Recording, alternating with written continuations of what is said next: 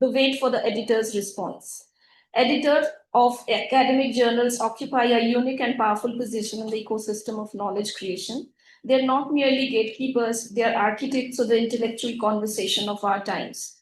They shape what gets read, what gets debated, and what becomes the foundation for the next generation of scholarship. Their insights into what makes research truly publishable and truly impactful are invaluable for every researcher in this room. Whether you are a doctoral student preparing your very first submission or a seasoned scholar aiming for the highest ranked journals in the world. Today, we have the extraordinary privilege of hearing from some such editors, scholars of global standing, whose contribution to research span continents, disciplines, and decades. I would request the convener of the conference, Dr. Gilli Chawla, to please come on the stage to welcome the chair and the editors. Now, allow me to introduce the chair of this session. Professor Ranuja Bhattacharya is a professor of economics at the Indian Institute of Foreign Trade, Kolkata, and specializes in international economics.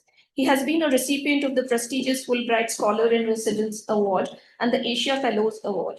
He has taught as a visiting professor at Roanoke College, Virginia, USA, and as a visiting fellow at Sejong University, Seoul, South Korea, and has also served on the faculty of the Department of Business Management and Economics at Calcutta University.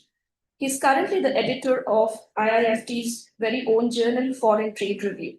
We warmly request Professor Ranuja Bhattacharya to take the chair for this session.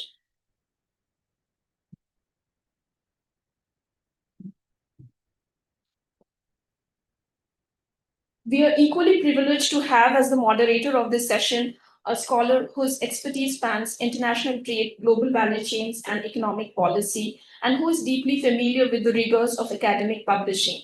Professor Bishwajit Nag is a professor of economics at the Indian Institute of Foreign Trade, New Delhi, and currently serves as head of the Executive Management Programs Division and as head academic coordinator at IIFT Delhi. A PhD from JNU, Professor Nag has close to 2 decades of empirical economic research to his credit. He has worked on major projects for the Government of India, the UN, the World Bank, the ADB, WTO, and DFID, and served the Poverty and Development Division of UNESCAP Bangkok. He is also the review editor of Foreign Trade Review, bringing his editorial perspective directly to today's session. We warmly welcome Professor Nag to this session as a moderator. Now, allow me the honor of introducing our distinguished editors. Our first editor is Professor Jitin Paul, who holds 4 doctoral degrees, a PhD in marketing from the University of Brighton, England, a PhD in international business from IIT Bombay, and 2 honorary doctorates, including one from Lower Danube University, Romania, awarded in March 2026 for his contribution to research. He is currently a professor at the University of Puerto Rico, USA, and former provost and dean at NMIMS University, Mumbai. For 6 transformative years from 2020 to 2025, Professor Paul served as chief editor of the journal International Journal of Consumer Studies, and under his stewardship, elevated the journal from Q4 to a Q1 journal on both Web of Science and Scopus, an achievement that speaks volume about his editorial vision. He has also served as associate editor with the Journal of Business Research, European Management Journal, European Management Review, and Journal of Strategic Marketing. His citation count grows at a staggering rate of 1,200 per month, and he has visited about or over 100 countries as a keynote speaker and personally interacted with over 3 lakh students globally. Ladies and gentlemen, we are deeply honored to welcome Professor Jitin Paul to the GBRC 2026. Our next editor brings with him the editorial leadership of one of Asia's most distinguished and venerable management journals. Professor Debashish Pradhan is a professor of marketing at XLRI, Jamshedpur, one of India's most prestigious and internationally recognized business schools. He currently serves as the editor-in-chief of Management and Labor Studies, a premier journal in the area of business and management published by Accelerate, and one of the few journals in India to be indexed in ABDC, CABS, and Scopus simultaneously. Professor Pradhan's scholarly work spans consumer brand relationship, celebrity endorsements and sponsorship, and interactive marketing, areas of deep relevance in today's digitally disrupted global world. Since taking over as editor-in-chief of MLS, he has championed the vision of the journal as a globally credible, rigorous, and a first turnaround platform for management research, one that welcomes empirical papers, conceptual papers, research notes, literature reviews, and meta-analysis from scholars around the world. Under his editorial stewardship, MLS has received over 400 submissions a year with a highly selective acceptance rate of 7%. Ladies and gentlemen, we are delighted to welcome Professor Debashish Pradhan to GBRC 2026. May I request Gimi Chawla to please welcome the editor and the chair of the session, and editor, moderator, and the chair of the session.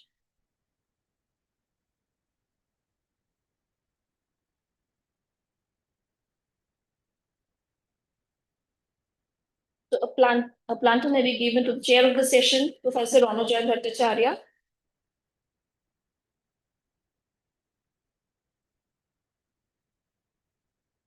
May I request Professor Chawla to give the planter to Professor Justin Paul?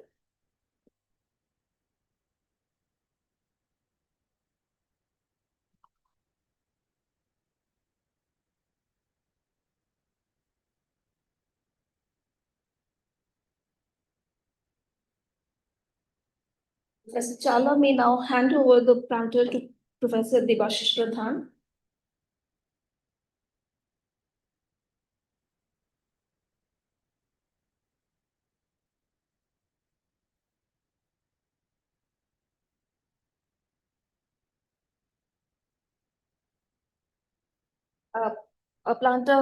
Professor Vishwajit Nag may be welcomed with the planter, please.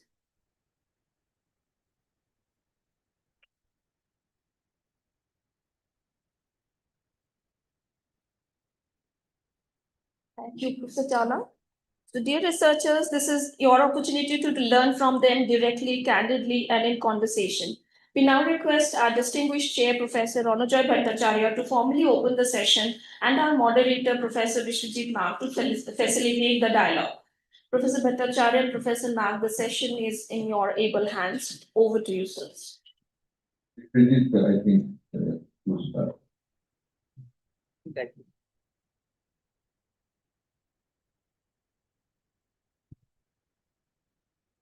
Okay, good morning, everyone, and all the editors here.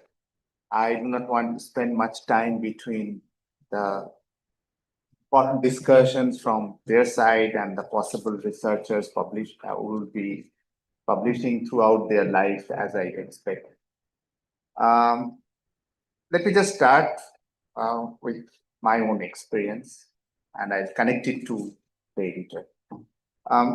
As all of us have been publishing, because we are in this profession for quite some time now, I have seen the world has moved from publishing with passion to publish or perish. So the world has changed. And in last 10 years, what happened, a lot of agencies have come up, a lot of ranking systems have come up, especially in social sciences. What started happening, they're trying to give us some kind of a streamlining. Every journals are facing different kind of challenges, as well as different kind of opportunities. Opportunities because the number of papers are coming to every journal has increased substantially.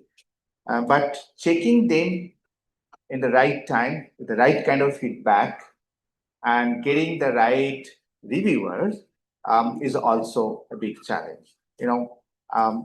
I know it personally. I get a lot of papers as anonymous referees. I do not know whether I'm able to do the justice, because many times I need to decline because there are so many papers that are coming in. So in a way, the publication has become the major issue in higher academics now, and it is going to stay.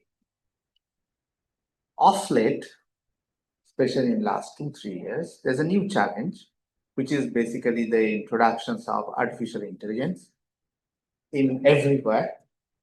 So it becomes a major challenge for the editors to identify the good quality paper, to separate them from basically overwhelming impact of AI in publishing mechanisms or the machines, that how actually the people are actually publishing. So this become a major challenge. For any kind of high ranking journal, another issue is, which I personally don't like it, maybe the editors will share their views, that the percentage of rejection is the credit to the journal. If a journal is having more than 95% rejection, the journal status go up. If it is 97% papers are rejected, then it's very good journal. And the top tier journals, at least in my subject, the top tier journals having more than 99% rejection. In this particular thing, there is another challenge has come up. Several journals are having some kind of a coterie being created, that you publish in my journal, I publish in your journal.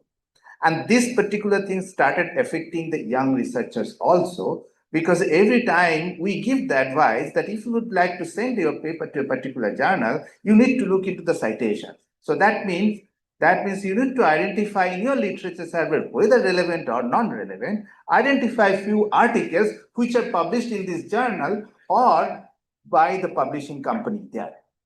So entire things have become very confusing, that whether we are really looking for knowledge or not. So keeping all these things aside, let me request our esteemed editors. Each one of them have their own experiences. We have roughly around half an hour time. So what I'd like to do, I'd like to divide it into 3 parts, maybe 5 to 7 minutes in each. So first, I'd like to ask everyone regarding their experience in taking the editorial role in the journal, how it has changed. So each one of you can take 2 to 3 minutes. And next, I'll basically tell that what are the new challenges you are facing at this moment. So you can also speak on this and the 2-3 minutes. And the last one is what kind of advices you would like to give to the young researchers who are here. And if we're able to finish it in 20-25 minutes, then we can keep 5 to 10 minutes for Q&A. So that's basically the kind of I don't say rule, but kind of a practice we like to bring it here. In that case, the discussions will be very much full. So we'd like to start with Dr. Devashish. So you can speak from there, no problem.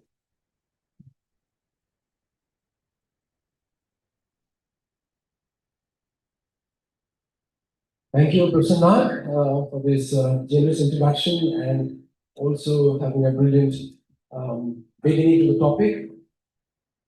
We are definitely in a world which has changed significantly. I think technology has changed the world irrevocably, so has the publication and the other scholarship. How exactly we see as the journal editors when we see that a lot of things which have really changed now, and how we really face those challenges. I see the kind of time when we are going through a sort of polycrisis, a kind of non-ergodic changes, that one major challenge is being compounded by another grand challenge. And this is how the world is being shaped by. And you look at the geopolitical turbulence. This also has shaped the world in multiple ways. It's also dramatically transformed the world. And that really brings the new challenge to the scholars, the reviewers, the editors, and all those important stakeholders who are associated with any journal. So should you be asking the right kind of questions? Or you are doing the same kind of research where perhaps many of these research may not have any implication, may not have any significance. So my point here would be that we actually would be doing something which would be relevant, which would be rigorous, and most importantly, it has to be responsible research. And as an editor, I would like to see the research to be interesting enough to have enough readers who be paying attention to the research and also read those articles carefully, cite them. And citing them is not a problem, it's not something to be seen as a negative thing. It has to be cited because I find that if a work is really worthy, if the work has an implication, it will naturally be cited by other researchers, and that is what the basic objective of all the journals are. And therefore, my key takeaway here would be how exactly we decide on the topic of research that we choose to do, and whether it is in relevance, and whether we actually are doing a research which is evidence-based, which is reliable, and which somebody can replicate and can take it very seriously.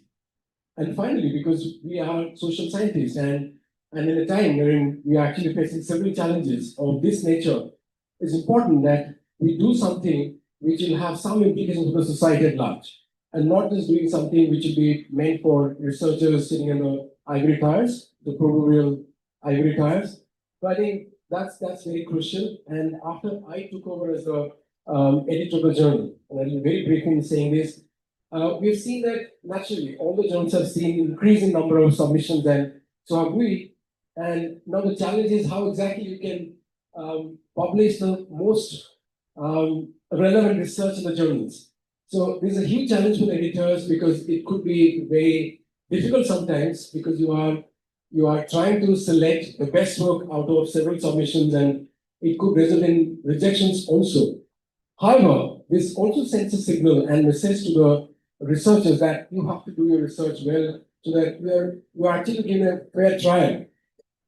And in the process, we are now left with the best set of papers which can finally be published in the journal. Right? And therefore, the choice is of the reviewers and the authors to take care of this quality aspect, the relevance aspect, and also the way we see the rigor in the research. I'll keep it short because my co-panelists have also to add. Thank you.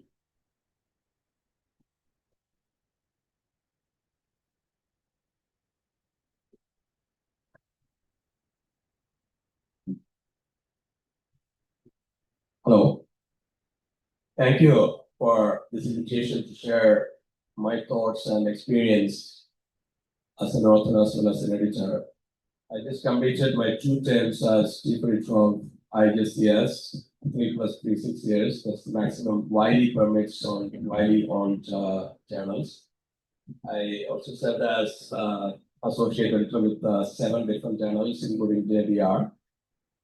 And what I learned is in almost every journal where you want to publish, you need to focus on 3 dimensions: conceptual dimension or conceptual contribution, and analytical dimension, and the presentation dimension. You need to try, you have to take efforts to submit a paper with near perfection with reference to these 3 dimensions in your paper. And you have to be also proactive in submitting your paper in journals. I would suggest that you need to prepare a list of 10 journals before you start submitting to a journal, because rejection comes automatically. And every time if you have to discuss or you have to think about which journal to submit your paper, you will unnecessarily delay the process. I would suggest that you prepare at least 10 journals as your target journals in the beginning itself, because almost every journal has an acceptance rate of 4 to 8%. So when journals have that kind of acceptance rates, I would also recommend that, I would also suggest that never get disappointed if your paper gets rejected. Sometimes, if I share my own experience as an editor, when I was appointed as chief editor in December 2019, I started with about 575 submissions in our journal. And last year, it went up to 3,000 submission because journal status got elevated from Q4 to Q1 from impact factor 1.5 to 9. All those, and I drawing inspiration for my own life in Japan. First 3 years, I worked like a Shinkansen Japanese bullet train to manage the journal, but I could not survive with that same speed during my second term because it takes a lot of time. So, and every author wants decision on time. I would also recommend you to take a look at websites such as Elsevier or Wiley or Springer to look at the average speed of the journal, because these days, leading publishers like Elsevier or Wiley or Springer, they announce the average speed of the journal on the journal website. So when you prepare the list of the journal, you have to keep in mind 2 aspects. Speed of the journal, that information is publicly available. And second, you have to submit to a journal that is appearing in your reference list to show that your paper is a match. You don't have to artificially cite anything, but prepare the list of journal looking at your reference list. Otherwise, sometimes they might reject simply saying that it is out of scope. They do not have enough time to check your reference list, to be frank. But some people might check sometimes.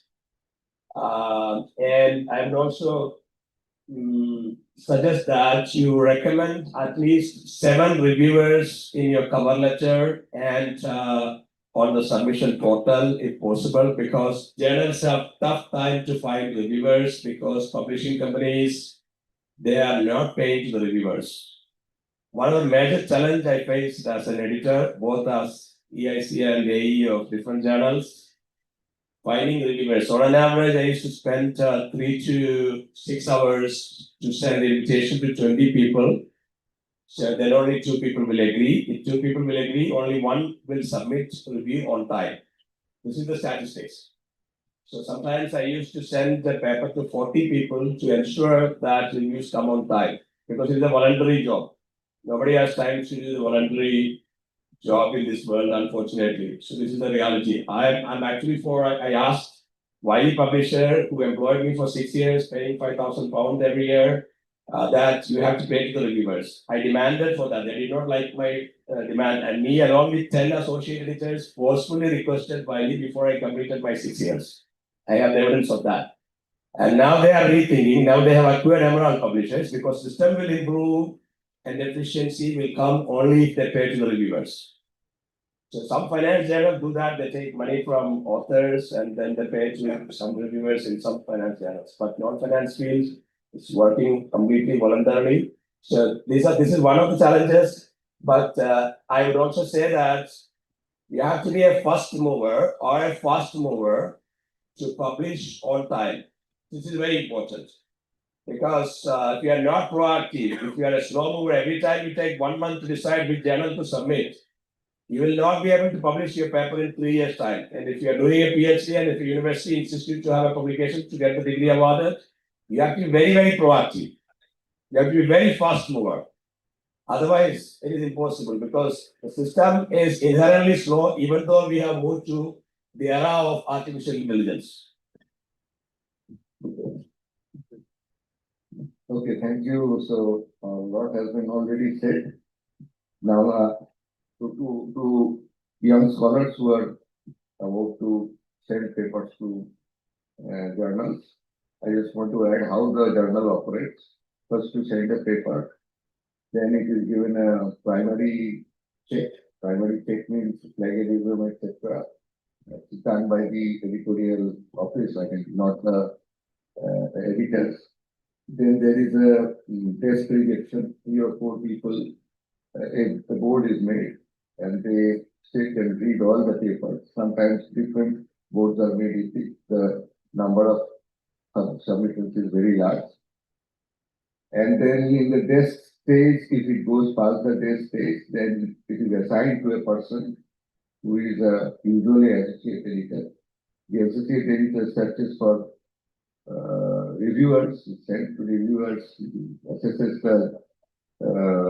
whether the reviews are up to the mark, and then recommend something to the editor. The editor again goes through the entire process, and so on and so forth.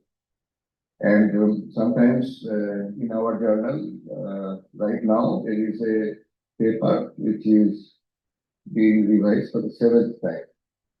So usually what happens is, now there is I don't know every journal follows this, but basically the same person who has reviewed is sent back the paper after revision has been made. And if he is satisfied, then unless he is satisfied, he will never accept it, and therefore we will not be able to accept it also. Because the decision, as soon as it goes to the reviewer, the decision goes out of the editor's hand. The editor has nothing to do with it at all. Because now there are portals, for example, we are in Sage, so Sage portal, and Sage won't respect all these things.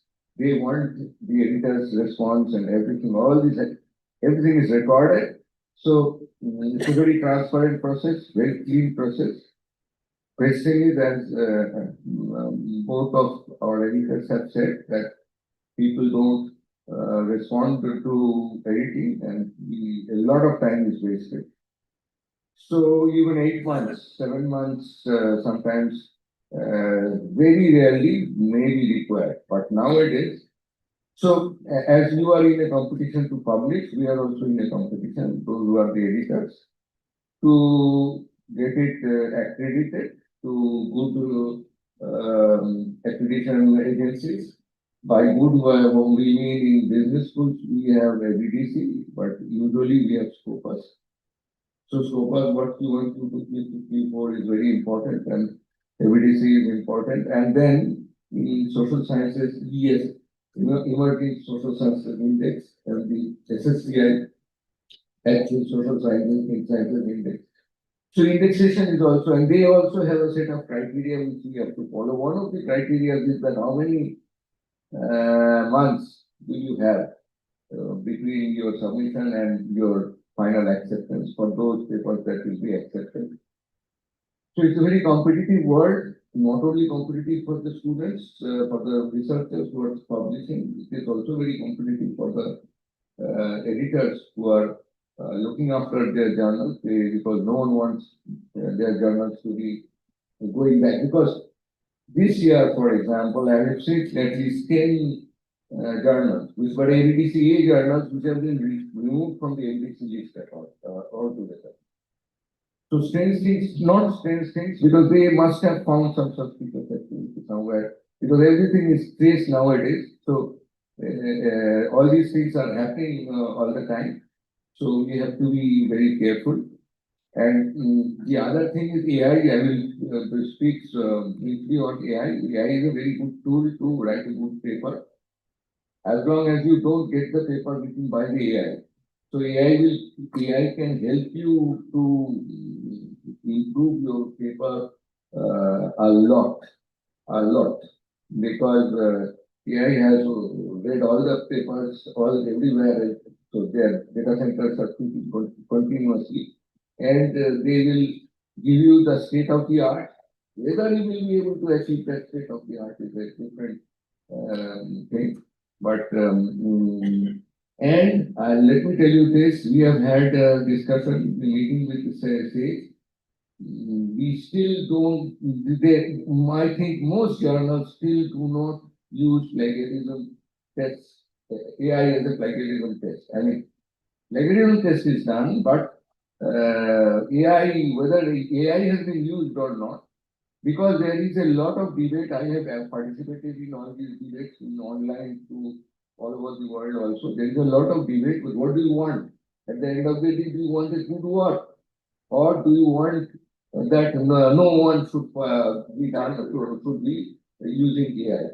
The debate is gradually going towards good work, because traditionally in all international universities, there was a person in every department who used to teach students how to write a paper.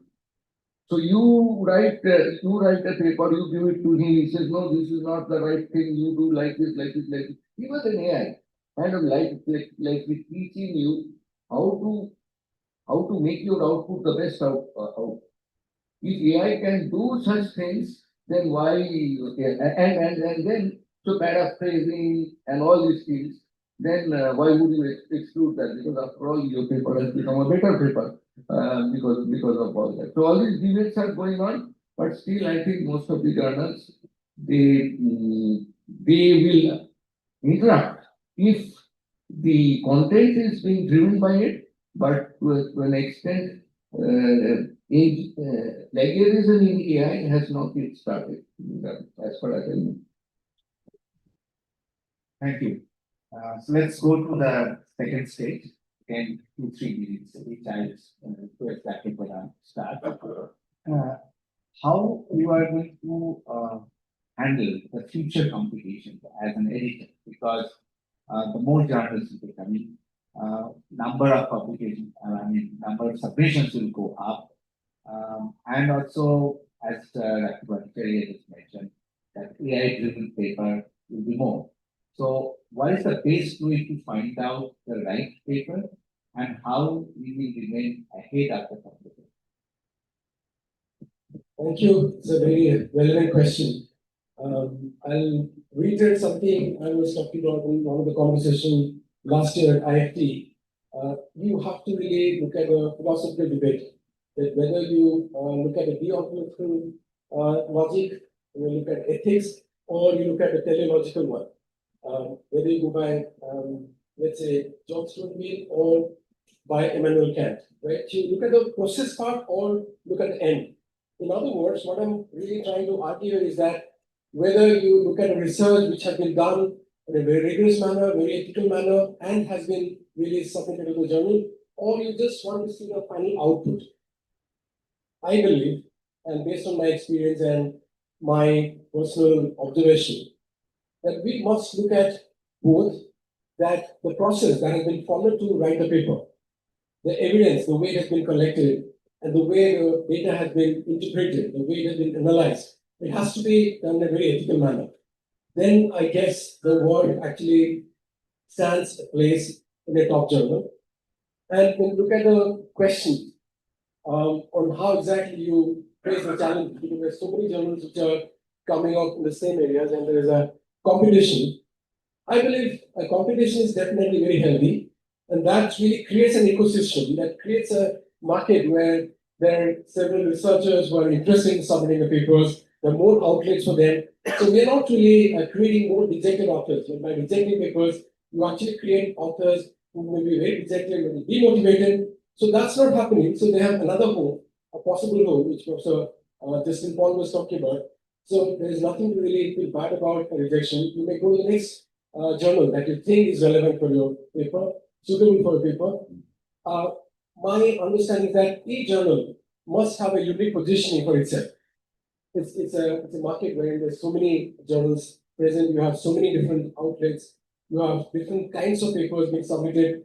So you have to really create a unique positioning for your journal, whether it's in a certain area. For example, if it's on foreign trade, it's on marketing, or it's on something which is mostly literature review and meta-analysis. What exactly is your focus? So if we are able to create that unique space for ourselves, then I think we are clearly signaling and sending this message to the authors, the researchers, that here is the home, here is the best destination for your research. You need not really look around. And I would rather say that when you try to craft a paper, please have the first journal in your mind, not many journals, just one journal in your mind, because you are writing for that journal.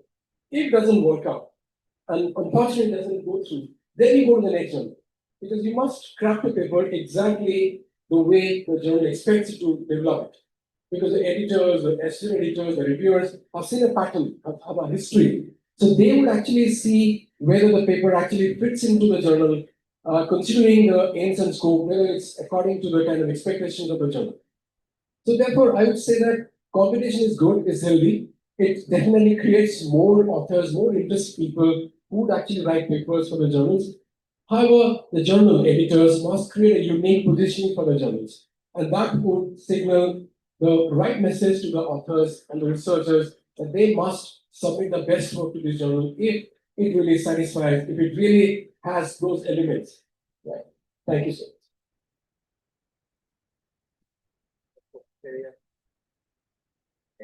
Any idea regarding the future application and as an editor, how we are going to handle it? What I have seen is that editor has to pay very dearly. I have myself gone through this unfortunate experience. If there is any error in a paper that he has published, I mean, there are everyone, we go to editors meets all the time, and you publish this paper there, they have done this, and that is wrong, you could have found that out. I mean, for a free paper, it's very important that there should not be any such mistake. If that can be ensured, the journal will gradually go up. It will remove other people it will climb up. Now, for an editor to ensure this is almost impossible because he does not know all the things that are being published. It cannot be a specialist in it. He has to rely entirely on the reviewers. So, good reviewers and carefully reading the review and understanding whether the lacunas have been addressed. So I think lots of journals are coming up, but lots of journals are coming up with a lot of trash also. The thing is, if you can, if the editors can try to ensure that no error, paper with error and weaknesses will be published here, and I will not publish unless all these are eliminated. Then I think one way, little bit you can go up. But still the competition with the top is the highest. And I know about my some of my friends who are top five economics. There are 5 economics journals in the world. We have got the top 5. They are not, they are much beyond A star. I mean, A star, there are many journals. So those students, those friends of mine, not students of mine, spend more time on review than writing a page. Because if they review something, it's like a club. If you review something and an error remains, and that error is being published, and the journal later has to publish a addendum that no, there was a or someone like write something like that, then that reviewer gets blacklisted. So gradually the aim is to go to that level. We are at a very low level compared to that, but slowly maybe that is one way of looking at the problem. So I would like to throw some light on the use of AI tools in publishing. So as of now, this is the transition time for almost all the leading publishers. They are only expecting authors to disclose which AI tool and the version that you have used in generating the content. They have not yet invested in AI similarity check very strictly. So, but in my view, they will do that at some point of time, but they do not own these AI similarity checking softwares. And for example, I tell you an example. Last December, there was a complaint from some reader regarding one of the papers that we published in December. And readers sent email to us, editors, stating that this author seems to have used a lot of content, AI-generated content. And we discussed with the publisher, so I mean the owner of the journal, and publisher said that our policy is right now is that author just disclose that the AI tool is used for this. In case if author has not disclosed that in the article, then we can think about looking at, and in case if it is found to be heavily used, and if there is no disclosure, maybe we might be able to retract it. But if the author has disclosed it, we are not going to retract it. So that is the current policy of leading publishers. I mean, the largest publishers in the world are Elsevier, Wiley, and Springer. and Taylor and Francis, all of them follow this same policy. And I have the documents of different publishers. But and another thing which I want to bring into your attention is certain AI tools that humanize AI generated content. There are some smart authors who generate content. I'm not asking you to do that, but we have reached a stage where we have some AI tools that humanize the AI generated content, which means if we use two different AI tools, we are not going to be caught.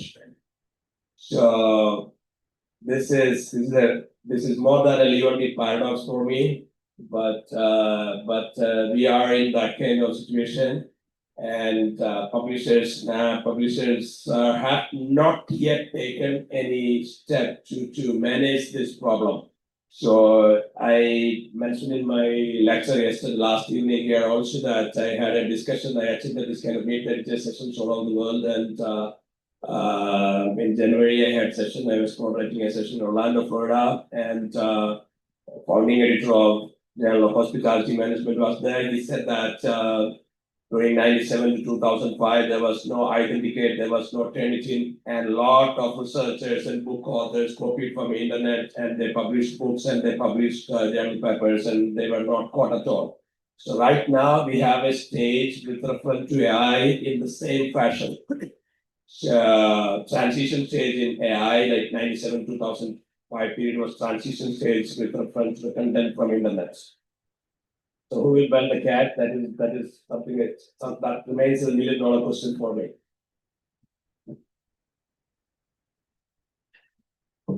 So that means, we are really at the time of transition. We really do not know. Okay, so because of paucity of time, let me just come to the last part of it. So I want a quick advice. I just want to say something. Journal of Energy Economics is started. You know, someone came here, I don't want to name, someone came here and gave a lecture in IIFT last year. You go to his LinkedIn page, and you will find that he has paper by paper, he has pointed out what are the mistakes. And why this journal should be pulled down from the status of it. He is a huge person, I mean, So basically, now with LinkedIn and the social media, everything comes out directly. Applied economics, oh, they have published this with this. So the competition is really in that day. But you will never be able to say about this American economic review, about this, or this kind of journal. So this is one way of climbing up. But I have thought of. I mean that I know about, but it's very difficult to do.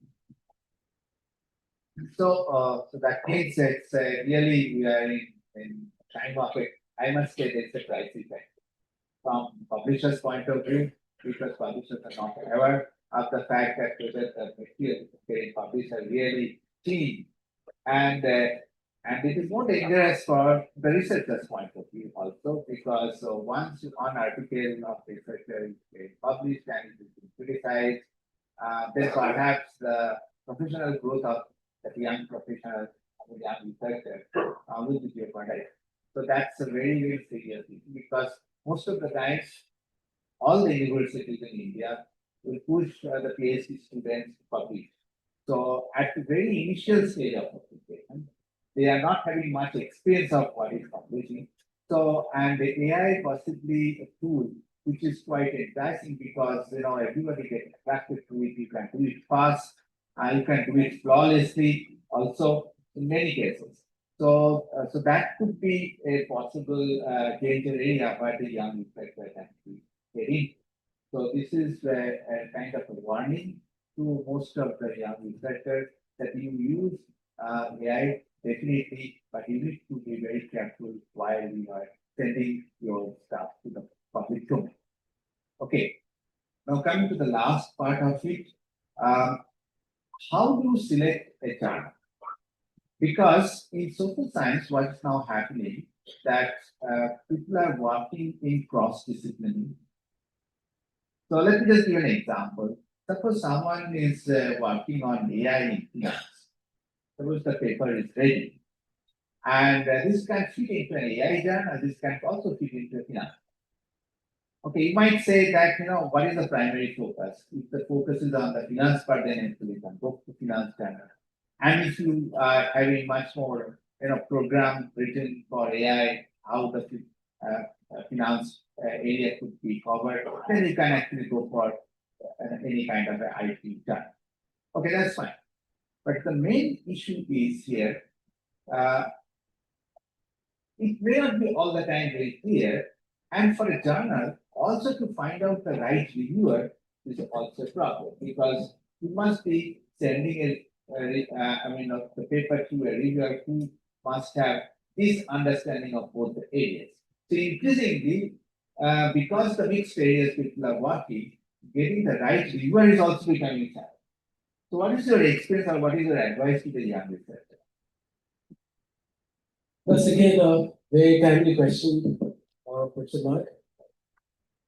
Now, how to select a journal?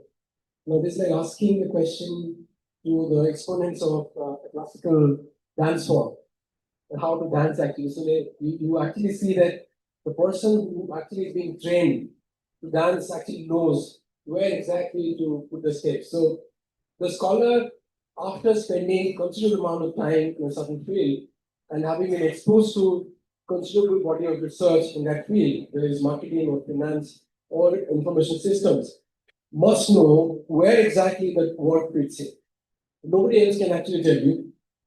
And this is something that comes only with experience. Maybe the guides can help scholars in identifying the right journal, the most suitable or relevant journal for their work. Second is, I would suggest doctoral scholars and early career academicians to have some disciplinary loyalty. Now, stated differently, what I really mean is that you must have a clear loyalty to a discipline. If you are a person who's specializing in, let's say, finance or marketing, try to send your paper to a journal which is in that area and not to information system or hospitality, right? Which may dilute your candidature later and also may not really put you in a kind of in a certain league where we see as a serious researcher of a particular field. Having said that, you may have some parts of the paper, some papers of yours, which may go to other area journals, but your primary focus should be the journals from your own area. That is very crucial. The second is how exactly you select the reviewers. Now, as an editor, I would see that if a paper actually is in a certain area, I have to select the best people. It's a challenge because we see the decline rate is also increasing by the time. And we do not really get people who are ready to do this job, which I think is thankless job, the voluntary work. So that is something that we have to motivate, and maybe do certificates or payments or something. The third is that if a paper actually is interdisciplinary, then we have to identify people from different areas, let's say marketing and production. It could be in the interface of both. So in that case, it becomes more challenging. However, you have to do that. And a paper must also have reviewers who look at the conceptual grounding of the paper, the novel contribution of the paper, and also the methodological rigor.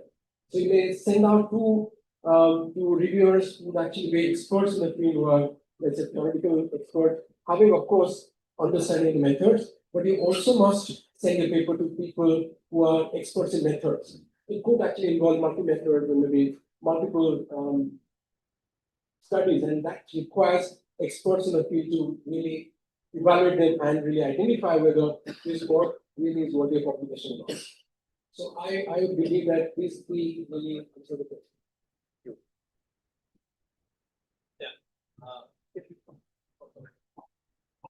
My suggestion regarding journal selection is that you look at various journal ranking because there is no uniform ranking of journals in the world. We have Chimago ranking with Q1, Q2, and Q3, Q4, and Web of Science also has Q1, Q2, Q3. Scopus has Q1, Q2, Q3. Then we have ABD series from Australia, UK CABS list, and FT50 from America, and UT the last from America. So what I found, having actively published in many journals with my index reaching to 108, I find that in every list there is politics and there is domination of where it comes from. We look at ABD series journals with Australian chief editors, the journals are ranked as A star or A. And I'm not saying that every journal, but in British list, you will find British Journal of Management, Son of the Soil journal ranked as 4-star. FT50 comes from America, all American journals like Inform, Sons Journal, they are in FT50 list because it was formulated by Informs. So you see such politics everywhere in this journal list. And even in the recent update in UK CABS list, they have created some journals with the UK-based chief editors. This is the sad part of it. And the Web of Science ranking is purely based on impact factor of journal based on Q1, Q2, Q3. And Simago has Q1, Q2, and Q3 based on citations in so-called premier journals which are classified by Simago. And Scopus has based on citations in Scopus listed journals. So some journals have top status across the list, but some journals like British Journal of Management or Journal of Business Ethics status is debatable. For example, Journal of Business Ethics was in FT50. Recently, they have removed it from FT50. So British Journal of Management is top only in UK, but it is not considered as top in America or Canada or anywhere else. So ideally, so if you have dreams to get better jobs and promotions in different locations in the world, you should compare this list and then make a list of journals which have premier status in maximum list. So that will be, or that should be your agenda, because you never know 5 years later whether you want to apply for a job somewhere else in some other country. So these lists are different. So, I mean, I would say that about 25% journal rank is different from some journals. For example, marketing science is an FT50, but it is only Q2 on Simago and Web of Science. Management science position has moved from Q1 to Q2 in the Web of Science because impact factor is very low, but it is still in FT50. So there are some differences that way. Okay, one way of finding out good where to send this to look at your own references. You argue it in reverse direction. If you are sending to that journal, give at least 5 references from that journal. That is usually the prescription that is given to students. So why don't you do it the other way around, that you do your references as normal, and then see which journal has come many times in your reference list. If the journal is too big for you, then you are in a soup. But there will be some journals which they are from where you can choose it. That's a very practical way of choosing journals, because for young students to choose a journal directly is very difficult. Then otherwise you just talk to your guide and try to find out where I should send it. We should be in a better position to do it. But don't do it yourself, because you'll be wasting a lot of time. Because the journals will take 3 months and then reject it, or 4 months and then reject it.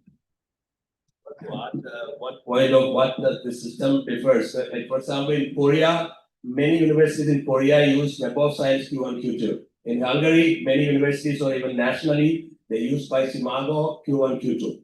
And in India, it's like ABDC, because somebody implemented ABDC in India. And UK and France, it is ABS. So France had CNRS list, but they scrapped CNRS because they were not able to do it. They just copied CABS. So there is no thing in Spain. It is Web of Science Q1, Q2, or JCR Q1, Q2, Q3. So there is no universal system. Okay, thank you very much. Organizers have told me I have to do a hard stop because I've crossed the time. We are going into the next session. So I need to stop it here. So no Q&A sessions. I'm sorry for that. But all the editors are here. So you can actually meet them during the tea break and can have more fruitful discussion. Once again, thank you very much for coming here and giving that advice. Thank you.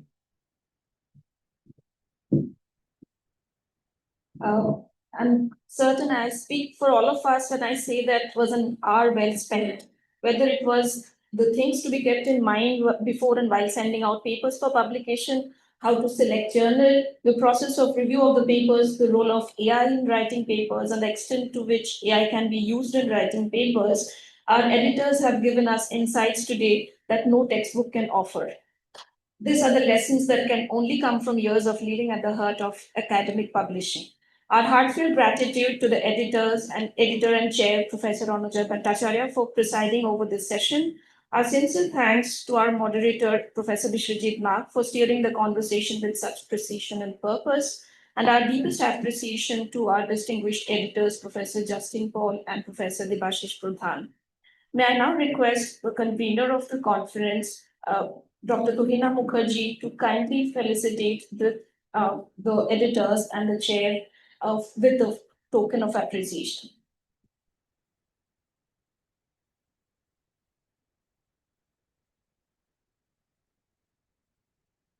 Request you to please hand over a token of appreciation to Professor Anuja Bhattacharya, the chair of the session. To Professor Justin Paul, a distinguished editor.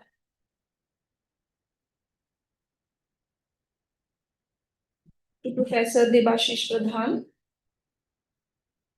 a distinguished editor on this panel. And the moderator and the review editor of Foreign Trade Review, Professor Shri. We now move directly to the first Directors Conclave of the day on theme Internationalization Strategies for B-Schools, beginning now. We request you to please remain seated in your seats as we transition to the next session. Thank you.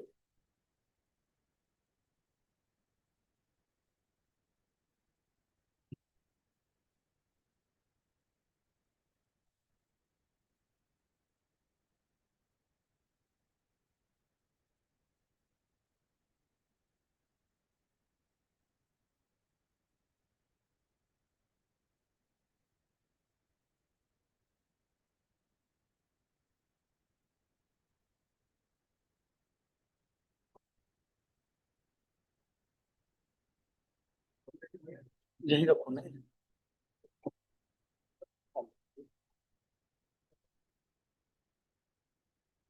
उधर चलिए उधर लगाएं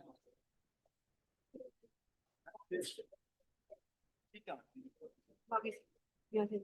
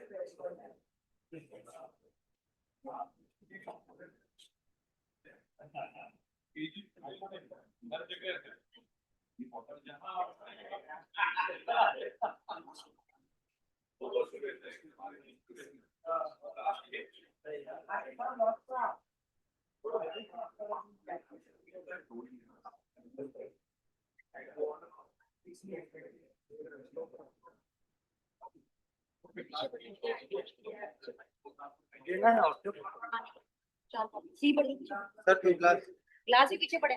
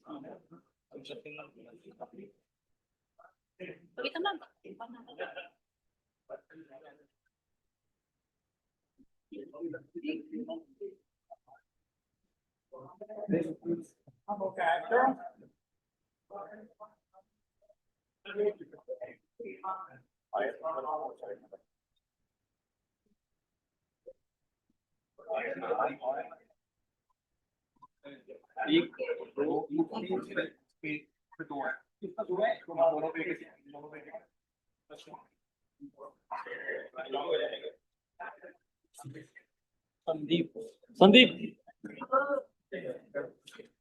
आ रहा है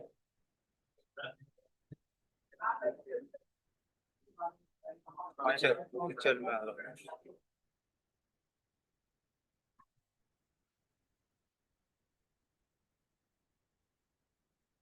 sir कह रहे हैं आराम से तीनों टेबल पे दो माइक करने हैं इन दोनों हैं नहीं है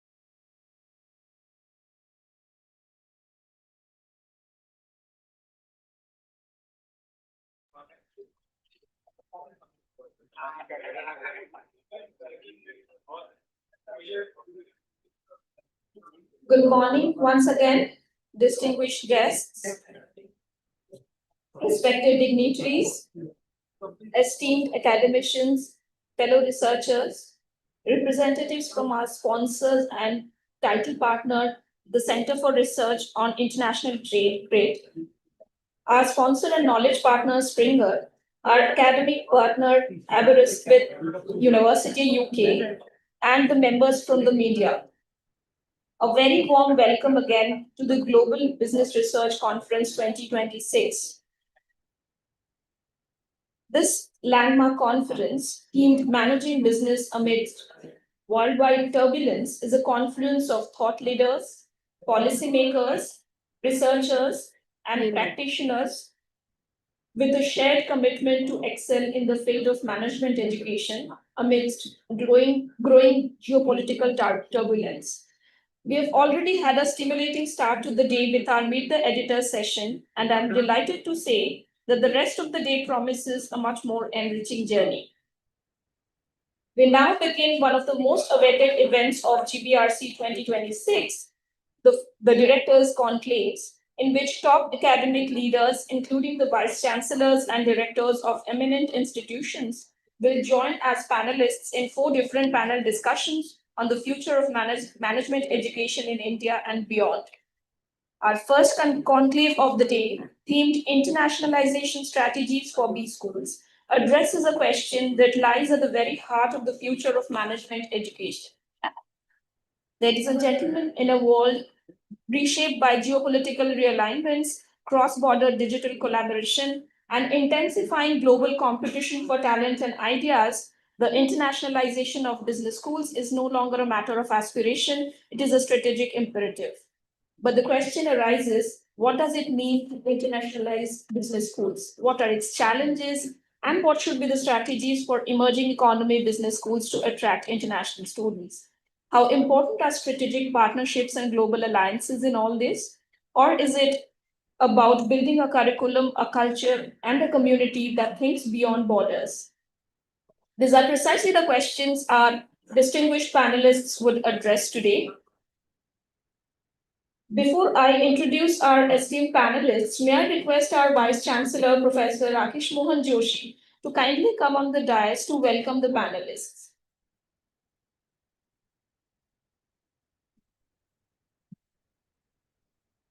Sir, please allow me the privilege to introduce our esteemed panelists for this session. Moderating this discussion is Professor Dr. K.G. Suresh, who is a senior journalist turned educator and currently the director of the India Habitat Center, New Delhi. He is the former Director General of the Indian Institute of Mass Communication, New Delhi, and former Vice Chancellor of Makhanlal Chaturvedi National University of Journalism and Communication, Bhopal. We are truly honored to have him steer this conversation. We warmly request Professor Dr. K.G. Suresh to kindly take his seat on the dais.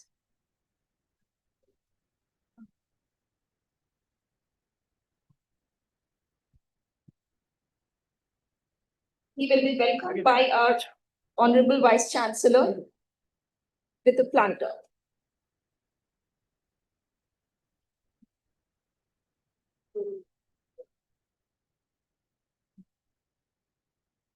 Our first panelist, Dr. Pragya Paliwal Gaur, is a senior officer of the Indian Information Service, having most recently served as the Director General of Akashvani and the News Services Division. She now leads one of India's most prominent media institutions as the Vice Chancellor of the Indian Institute of Mass Communication, New Delhi. We warmly welcome Dr. Pragya Paliwal Gaur to the dais. Our second panelist, Dr. Yashwant Singh Thakur, is the Vice Chancellor of one of India's prestigious central universities, Dr. Hari Singh Gaur Vishwavidyalaya, Sagar, Madhya Pradesh. We warmly welcome Dr. Yashwant Singh Thakur to the dais.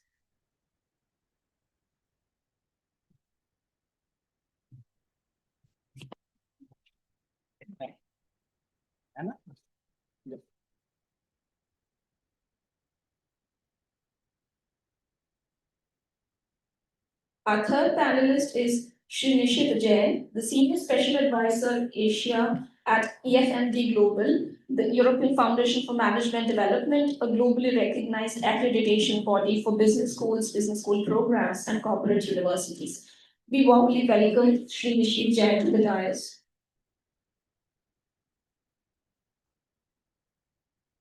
What a truly remarkable panel. A Vice Chancellor of a mass communication institution, a leader of a central university, a specialist in international affairs, and a global accreditation expert. Each voice brings a unique and invaluable perspective to today's theme. We are very grateful to each of our panelists for making time to be with us today.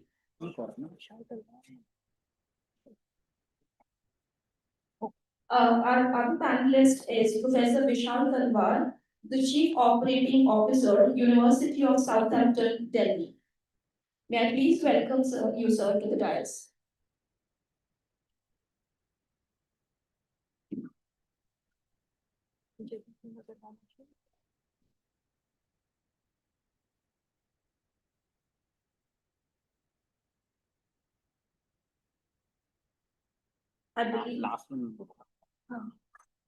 I believe the stage is now perfectly set for what promises to be a rich, candid, and thought-provoking discussion.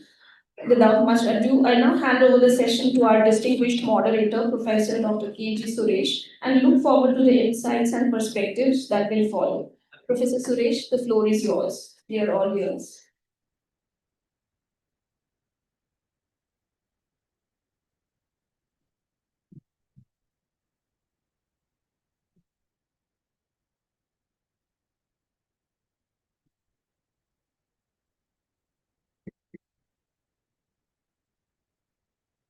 Thank you so much. Very good morning to all of you, all my dear fellow panelists and the distinguished audience and dear students. First of all, gratitude to Professor Rakesh Mohan Joshi for bringing us all together time and again. Earlier, we had the Vice Chancellor's Conclave at the Bharat Mandapam to discuss important issues pertaining to standardization of higher education and internationalization of education. And today we have this very important theme specifically related to business schools. we all have been associated with, business school in one or the other capacity.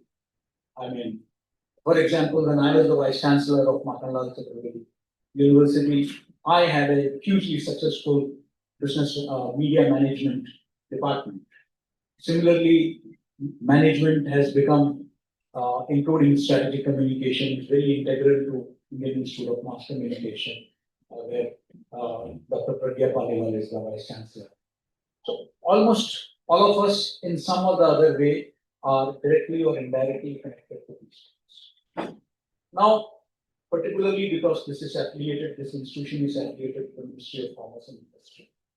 And rightfully, it is today holding this very important brainstorming session on globalization, how to attract global students, how to ensure that international practices are adopted by our own B schools. What are the challenges? For example, do the capacity of an IIFT, which is a deemed to be university under the center, will it have the same kind of facilities there for state universities which are often managed? Why B schools are more important than the other university? Is it something special? Well, if you ask me, history, political science, and many of the subjects of humanities or social sciences have a country-specific, background. Whereas business is across the world runs on certain principles. We may have an indigenous history as part of the Indian knowledge system, how we started, and we have some policies in, say, Arthashastra and others. But as a discipline, as a subject, I think globally we speak the same language. And that's where I believe that we need to focus on strategies to globalize our business schools, to ensure that, because we are some of the most successful ventures, international ventures, Indians, whether it is the Adani Group or the Tatas or the Birlas or the Ambanis, they are global ventures. Now, what is there for international students to learn from India? It's demography, it's challenges as a massive country with resources, human resources. So India can be the rightful place where global management students can come and learn. Because if you succeed in India with all its diversity, I think that you have every reason to be successful in the rest of the world. Friends, I won't take much time. I think that I'll start the discussion today on, first we will talk about the present scenario, the challenges, and then towards the end, the solutions, and of course, we will have an open house also. That's how I plan it. We have roughly an hour's time. That's what I believe. So let me start with Pragyaji. Pragyaji, how do you, given the national education policy which focuses on internationalization, how do you look at B schools emerging as educational hubs for India becoming the educational hub of the world? Or will we continue to cater to the poorer African countries or some Asian countries? When will we start attracting students not on scholarship alone? Scholarships are important. As a responsible, developing country, we have a policy of encouraging scholarships. But beyond scholarships, will students come here with their money? Will they invest it? What do you think is the current scenario, and how do you look at the challenges? Thank you. A very good morning to all of you. First of all, I thank Professor Joshi for inviting me to his institute. We met at in a program in the Parliament, and then we are here. So thank you once again for inviting me, and also it's a privilege to be part of this distinguished panel. So a few words about Indian Institute of Mass Communication, especially with respect to the internationalization aspect. We came into existence in 1965 as a premier institution in the field of media and education, media and communication education. So if we see right from the beginning, and also I would like to say that from the amongst the panel, I am a non-management academic here, but of course my career and entire experience has been framed by what the world is seeing, the media world has been seeing throughout these years, and my inputs are based on those experiences only. So when talking about the INC, right from the beginning, we have been a part of this internationalization aspect.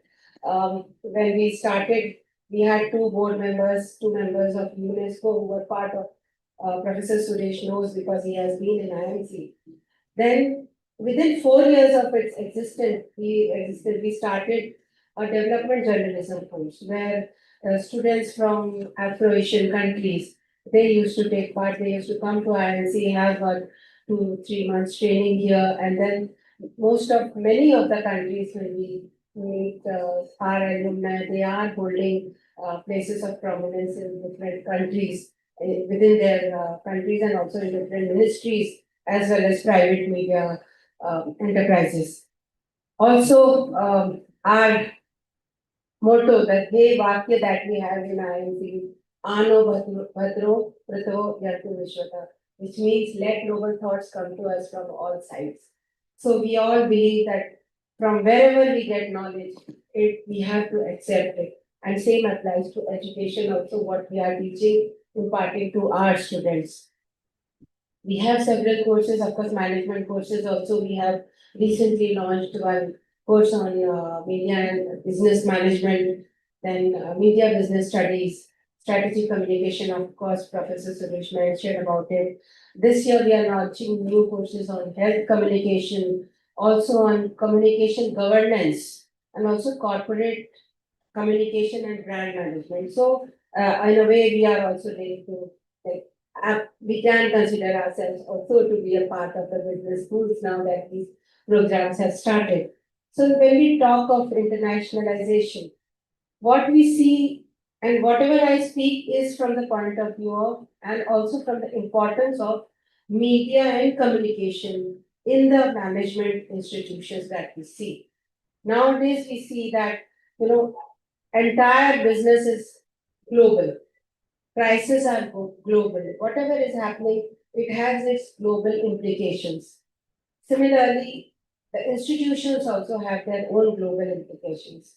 And we see a reputation of one brand, if it is, affected in one country, the effect reaches to other countries as well.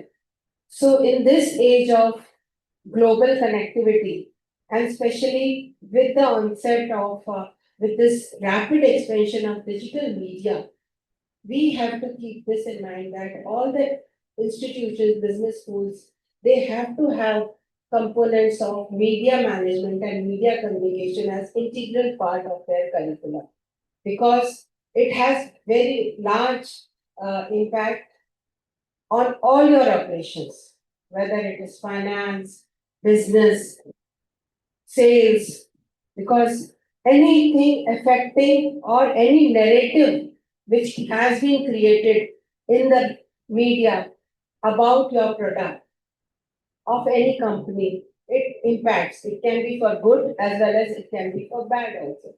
So, how to prepare our future business students to, first of all, to create positive narratives. Because if you don't create positive narratives on your own, the negative narratives will take prominence, and then it will be a tough fight for everyone to counter that negative narrative. So first is how to be ready with your positive narratives.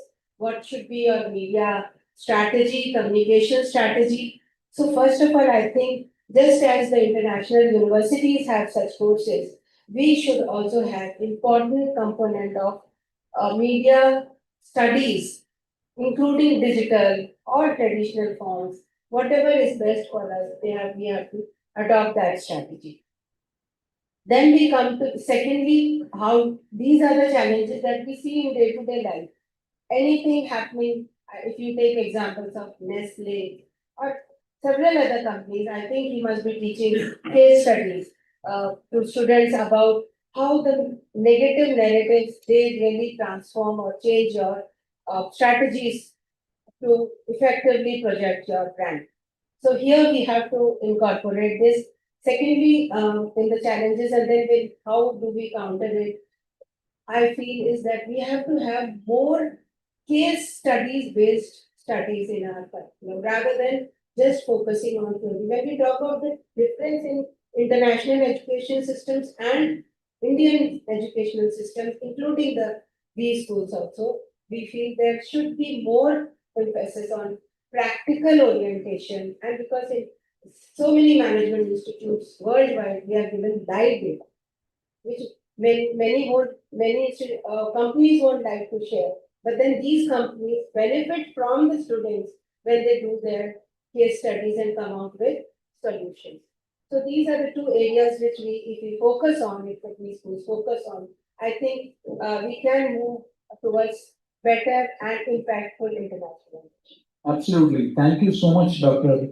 Pragya. I believe that, as a student of communication myself, I believe that communication is integral to, whether it is business schools or for that matter, any aspect of our governance or education. Communication is critical. I mean, some unfortunate incident in some university involving foreign students, we have heard about what happened in Odisha and other parts. It has its international ramifications. I mean, yesterday, an unfortunate blaze happens in South Delhi. Certainly, it's going to have an impact on, how foreigners are safe in this country. So, narratives are very important. And certainly, case studies, it's no more about theories, it's about experiences, experiential learning, as they say. Thank you so much. And now I would like to get an international perspective from Professor Vishal Talwar, who is the Chief Operating Officer for the University of Southampton, one of the first universities to respond to the government's invitation to set up their campus in India. One thing often seen as I won't call it a criticism, but a critique of the foreign universities is that, that Indian students go abroad for the experience, for the exposure. Why should they go to a foreign university located out of Gurgaon or Faridabad to get that? Because their basic idea is to get that exposure and experience. The second thing is that Indian universities have also set up campuses abroad, but they tend to largely attract students from NRI community rather than the locals. What gives you that confidence that, as the University of Southampton, that what is it in that internationalization process to ensure that while you give them exposure to the best practices, the world over, what would be uniquely Indian about whether it is your course curriculum or your ambience, if you can just throw some light. Thank you very much, sir. I think it's a very, very valid question. And I would link up the answer with what ma'am was talking about, right? So and you asked that question about challenges. So I think, with the new education policy, with the impetus that has been created, there's a lot of focus, obviously, on, let's say, globalizing education in the Indian context, but also ensuring that a lot of international students benefit from a lot of Indian problem solution systems. Right? There's so much, we've got 1.4 billion people, and automatically that also means that there are 1.4 billion stories to be told. The way we've tackled distribution challenges, the way we've tackled COVID, the way we've tackled GBRC. I think what India essentially needs, and this is what we believe as a university system, is the ability to not just be a part of the Indian context, but also from a global perspective. Right? So, what does the advent of let's say, international campuses coming into the country, what does it provide? When I say that, I also respectfully mention here that the Indian higher education ecosystem has contributed a great deal, not just to India, but to the rest of the world as well. If you look at the concentration of CEOs that exist all across the world, I think a lot of focus, let's say, on STEM, a lot of focus on some of the other courses, management courses, humanities, everything has contributed a great deal to the kind of resonance that India and Indian leadership has in different parts of the world. Now, where is it that a foreign university can add value? Like, it can add value from a perspective of let's say, a global thought process. I would also call it as part of the governance norms, the pedagogies, the interdisciplinary orientation, the student support frameworks, right? So it's about, it's not just about what's happening in the classroom, it is also about what's happening outside, how well-being is being taken care of, how assessment standards are being looked at, how global curriculums are being contextualized in the Indian context, which is related to what, we talked about. So it's not just about the extension, a true transnational education, needs to be able to contextualize to the country it belongs to. You can't obviously be truly global if you're not part of India. But then how do you contextualize, like Ma'am was talking about, the storytelling, the cases, the simulation, a lot of all this which is very, very popular in business schools, and also what is popular in practically oriented management institutions is how do you then bring in the practice into the classroom? So there's a lot of different benefits that structural advantages that international campuses working alone as well as working along with other universities in India can do. I think the other is this thing about the research ethos. It's this thing about how do you create blended ecosystems wherein teaching and research or just research itself can be integrated, can be incorporated into Indian mindsets. I think a lot of these elements, along with certain structures around what I would call as workplace advantages. So right now, if you're trying to attract international students into the country, and this is one big objective of the new education policy, currently there are about 35, 40 or thousand students across India who from international quarters and coming into the country. If you want to really benefit from a larger base to happen, I think it will have to be not just about the education ecosystem, it will also have to be working very closely with the ministries to be able to incorporate aspects such as how do you create work experience initiatives? How do you ensure that what they're learning in the classroom can also be helpful from a practice standpoint? What they go back, when they go back to their countries, they're able to implement a lot of these things. Right? So those kind of measures will need to be important. Coming back to the earlier question that you asked me about how do you create that global experience? How do you create a global mindset?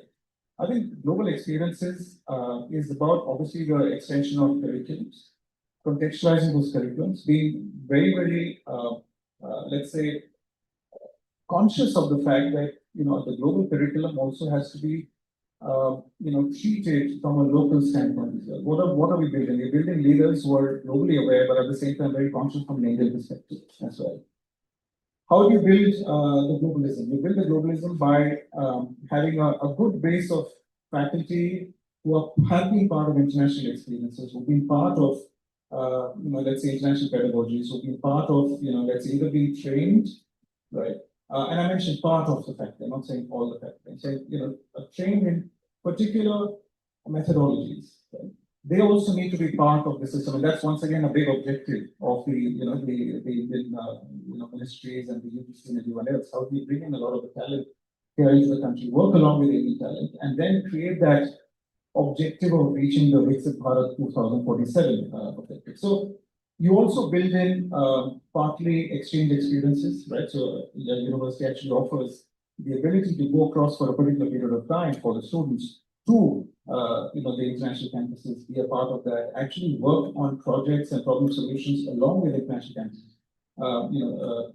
Southampton's got campuses in the UK, Malaysia, as well as India. How do you integrate a lot of the learning experience into the classroom are all objectives to be able to, let's say, create that objective of globalism, but in an Indian context. Thank you so much. Very important, point about contextualizing the entire curriculum, the syllabus, and of course the student supports. But I would be keen. I will come back to you. I would be keen to know what kind of, because one of the attractions, let's accept it, let's face it, is placement. and placement is something that will the University of Southampton, or for that matter, foreign universities would be offering international placements and internships. Will that be the attraction for the students? I would be keen to know. Let me now, go to Dr. Yashwant Singh Thakur. He comes from one of the leading universities in Madhya Pradesh, where I was also working, and I was a member of the EMRC, and it has produced some of the leading lights. But Professor, I wanted to know that when you do QS rankings and global educational rankings, there are certain parameters like number of international students, number of international faculty. These are the parameters where Indian universities lack. So they are not able to make it big time in the global rankings. Now, can a state university or a central university for that matter afford, or these are focused on infrastructure development, on faculty, rather than going for internationalization? So in that kind of a scenario, for a central university, how do you look at internationalization? Are we going to be just relying on exchange programs, or scholarships offered under the ITEC program of Ministry of External Affairs, like Professor Pali talked about, earlier IMG used to have that. It was under the ITEC program. Now, what is the kind of strategy you would be looking at?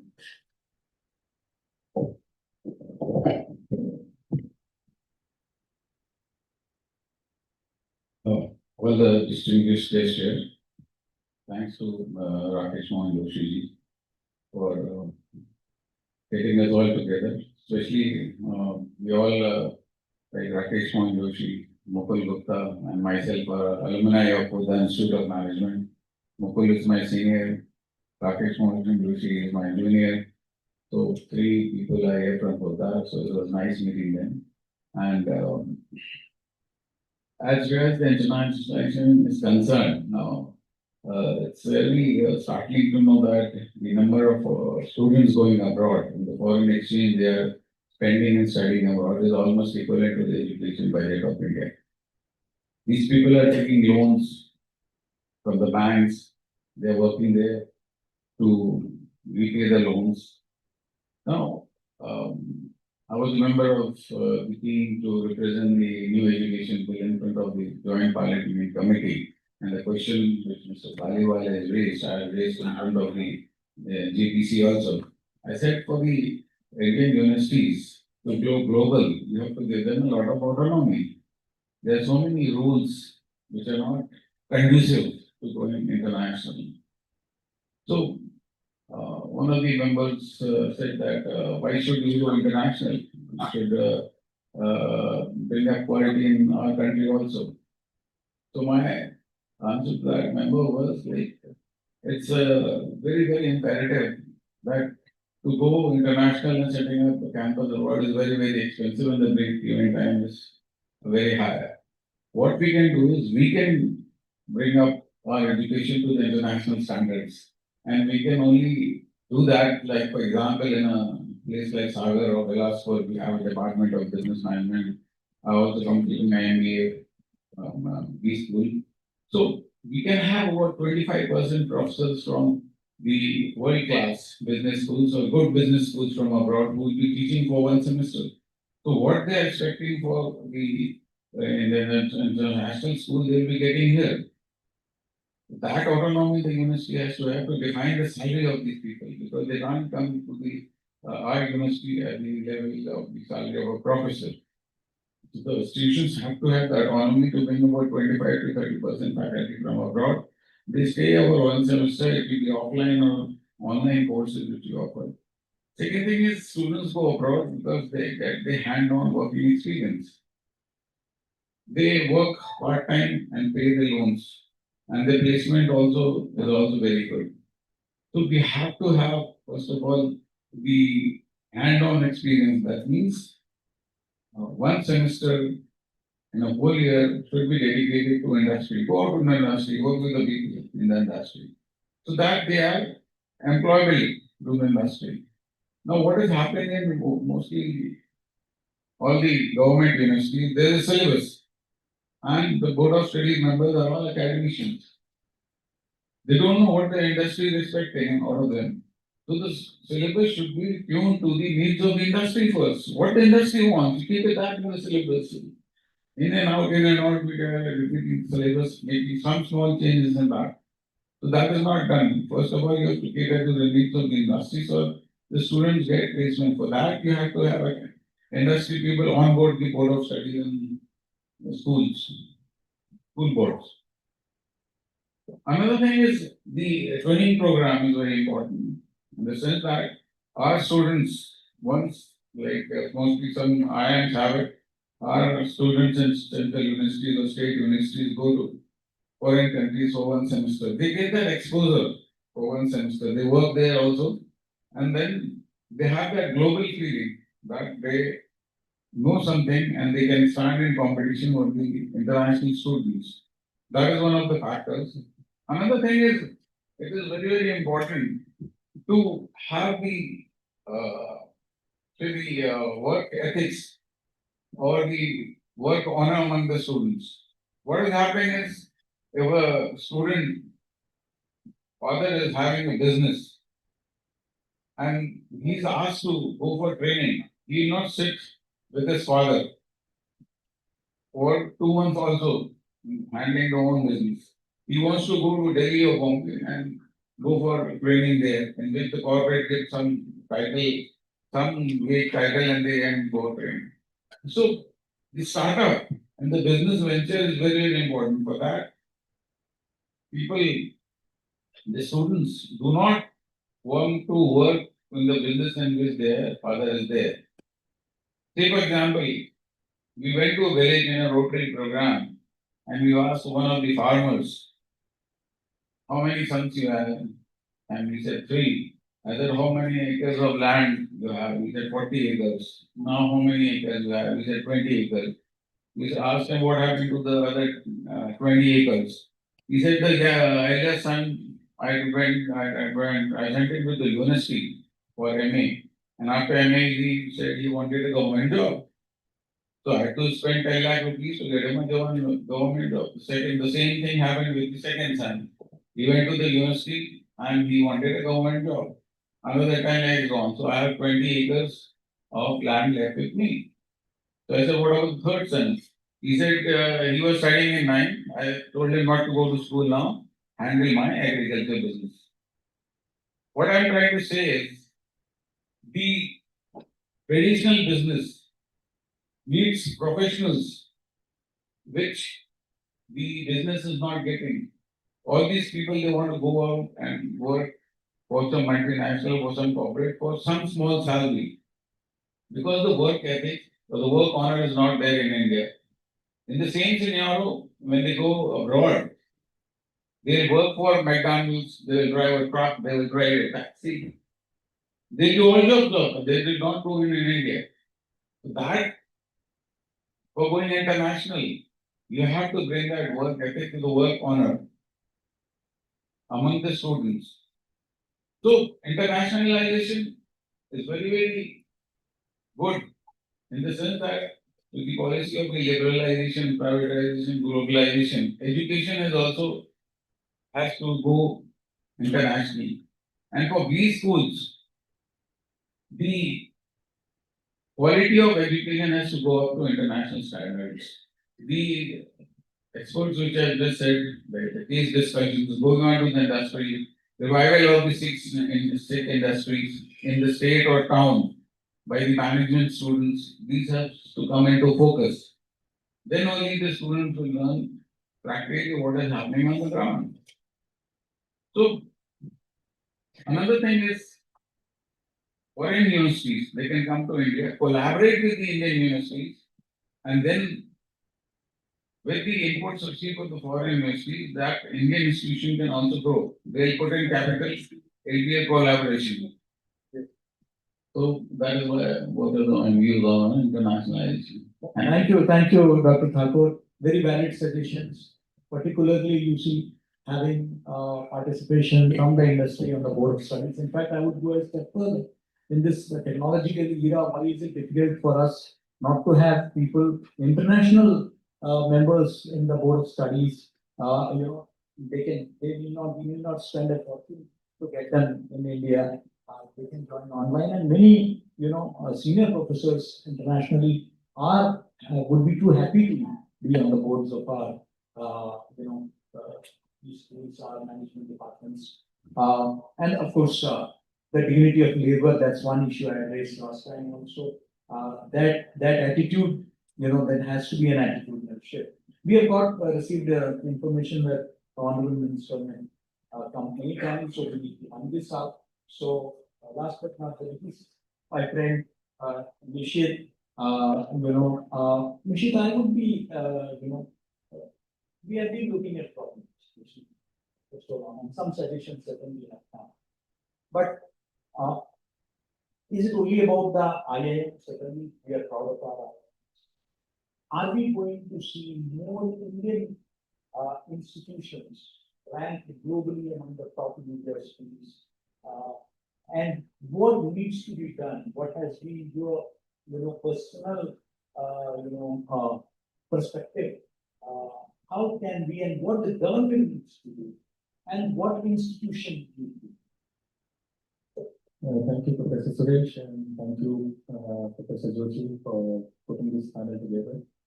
Just to give you the context a little bit, EFMD has been batting for international since its inception almost 7 decades ago, when European Union kind of initiated this whole concept of occupation with a twofold mandate: one to be global, and second to be as close to the corporate world as it can be.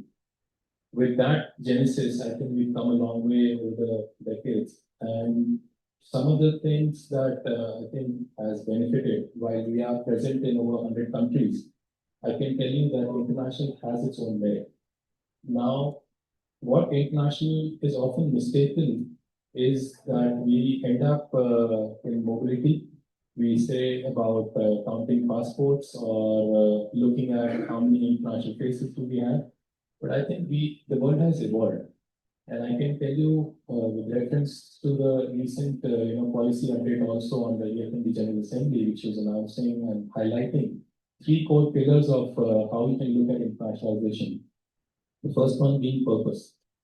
Second one being context, and we talked about enough on that. And the third being global mindset. Now, purpose, when I would say, is extremely crucial because every institution, every player has its own purpose, and it should not be imitated with the West or the Europe or elsewhere, because what makes you unique, or what makes which is aligned with your own mission, with your own governance, with your own resources, is meaningful. And when you look at the global mindset, I think what we are trying to say that every person, whether it is graduating with an international experience or whether it is graduating from an Indian classroom, has to have a global mindset. Why? Because not every student will go, like Professor mentioned, overseas as an exchange or even for a semester abroad or maybe for the degree. But they have to be working in an environment which is very well globally connected. Today, look at the geopolitical situation. I mean, irrespective of wherever you work, wherever you've been to, you need to have that understanding, you need to have that cognizance of what it is to be in an international context. So therefore, that global mindset training is essential. How you could do that? You could bring in AI. We just had, a session before. We can have technology. We've been talking about technology-enabled learning for a long time. We have enough and more global corporates in India. We need to align better with them and have them onboarded into our curriculum, not just the Indian corporates, but also the global. See, everybody brings their own cultural value and cultural perspectives. Then also, what we have been also looking at the trend that partnerships should never be measured by the number of MOUs and also the location. Most of the partnerships today we are sitting in IIFT. Let's check by which take that. What are the partnerships? The moment you talk about partnerships, we have X, Y, Z partners in US, such and such partners in Europe. How many partners do you have in Malaysia? How many partners do you have in Thailand? How many partners do you have in Korea, in Japan, in East, in Asia? So we have to see from a perspective that the center of the world is shifting from a global perspective beyond the West and the Europe. And we have to also be looking at maturing and creating some partnerships within Asia to Asia. And that will drive a lot of impetus. Also, when we talk about globalization, I mean, we are not just talking about globalization of the mobility again, but also of the infrastructure, of the faculty development, of the research, of the resources, of the technology that we use in the ecosystem. That have to be globally benchmarked. If you really want to be a global institution, if you really want to be a global player. I mean, to answer some bit, I mean, you talked about Southampton bringing that experience. I think what they are trying to differentiate is not just about having the foreign institution in India, but also bringing in that entire experience of what it is to study in a global ecosystem, which is very well connected and is of the best benchmark practices in that ecosystem. So some of these things will really transform. And I would also argue the fact that internationalization should never be a start and an end. It is a continuous process. So in order to have a continuous process, the core word is strategy. How many of us as an institution have a core strategy of internationalization, which is point A to B, B to C, C to D? The moment you put the word strategy, you automatically bring in resources, which are people resources, financial resources, time-bound approach, accountability. And when all of these kicks in, you will be able to see the KPIs, you'll be able to measure, and that's what leads to something called accreditation. And the moment you have the accreditation, which is of global relevance, you automatically have not just a good benchmarking, but also a global visibility and a global passport or a global visa. Because there are more than 14,000 institutions that we directly work with, but how many of us even know those countries, forget the names of the institution? The fact that you have that accreditation allows you to kind of transversally intersect and also be recognized in that elite or at least the value-based institutions around the world. Thank you so much, Nishit. And it was a very refreshing perspective, that it should not be the counting of passports or the presence of international cases that should define international. And certainly, it's a benchmarking of the curriculum, the syllabus. That's more important. And it's a process. It should not be a kind of a destination as such for us.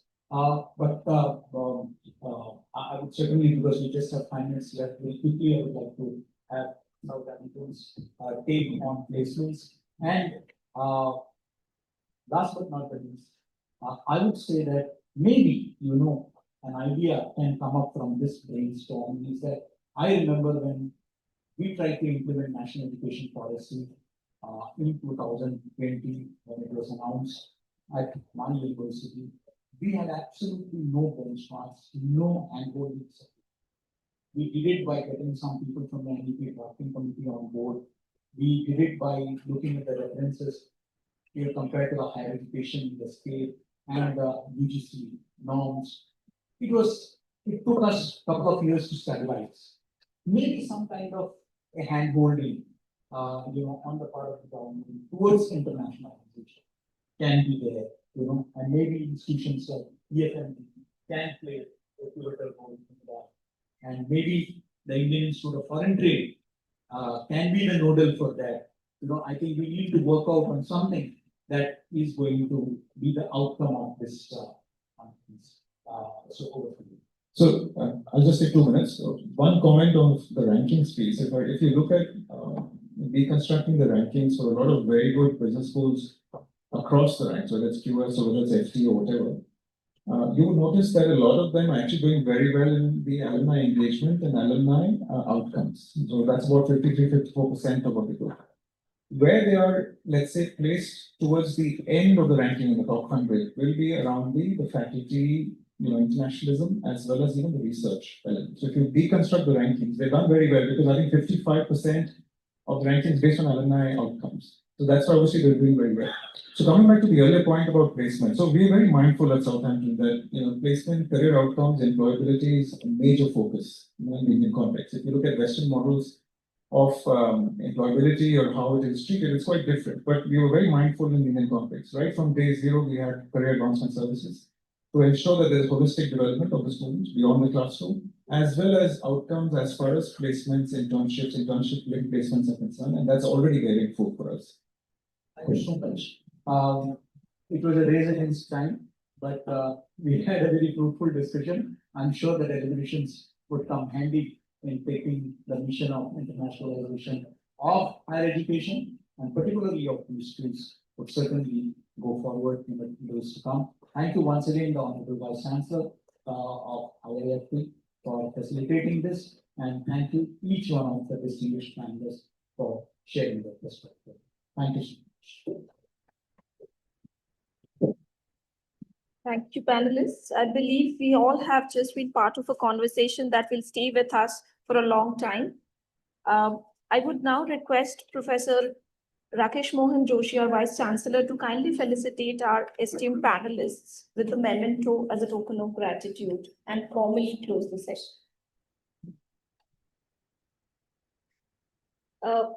I may request Professor Joshi to first hand it over to the moderator of the session, Professor Mr. K.G. Suresh.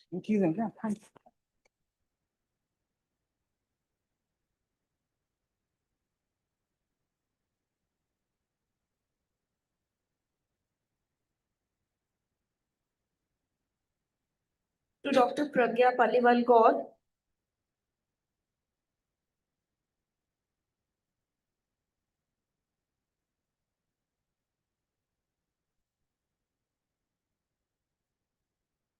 To Dr. Yashwant Singh Thakur.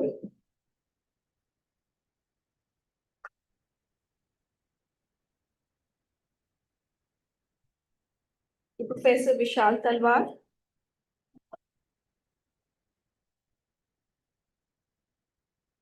And Shri Nishit Jain.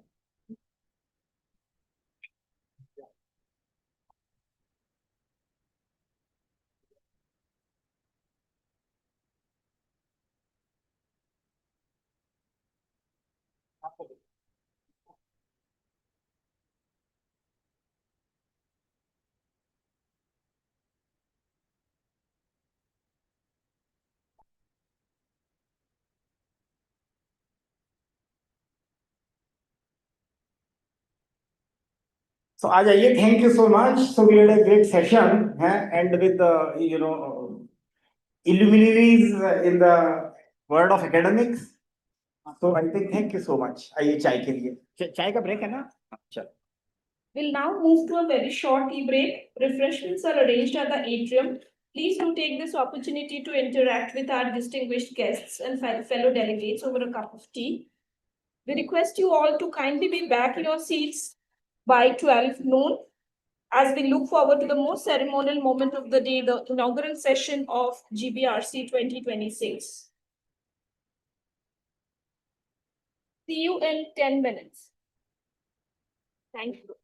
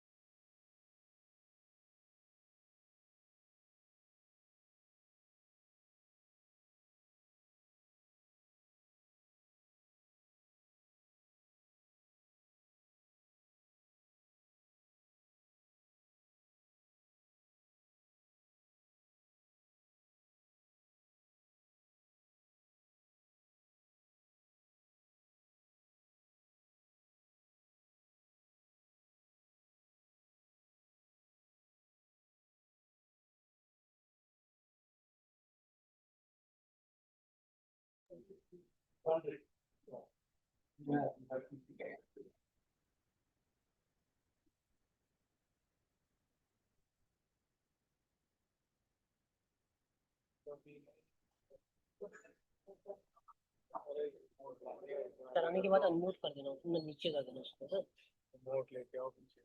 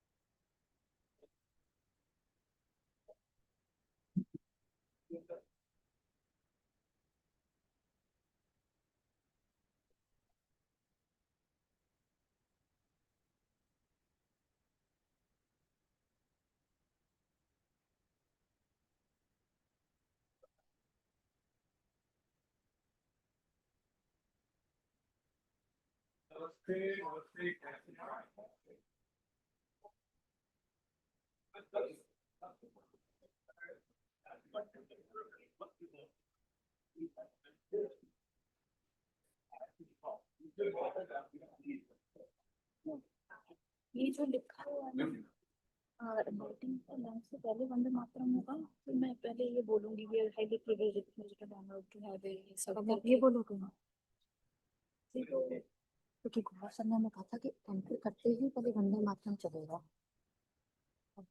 गौरव है minister को देने का पहले वंदे मातरम चलना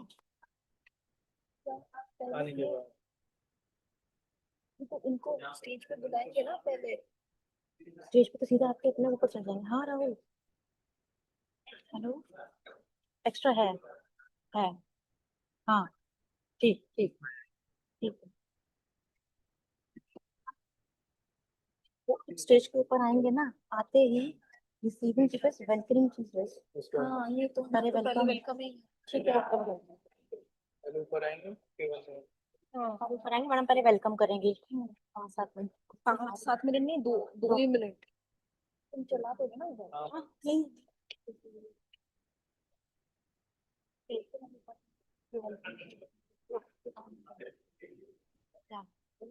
नहीं, वंदे मातरम पहले होता है। ये देखो ये देखो हाँ हाँ पीछे welcoming of the chief guest in the auditorium, welcoming of the chief guest in the auditorium, फिर वंदे मातरम, फिर lighting of the lamp, felicitation. ये ले लेगा तुझे।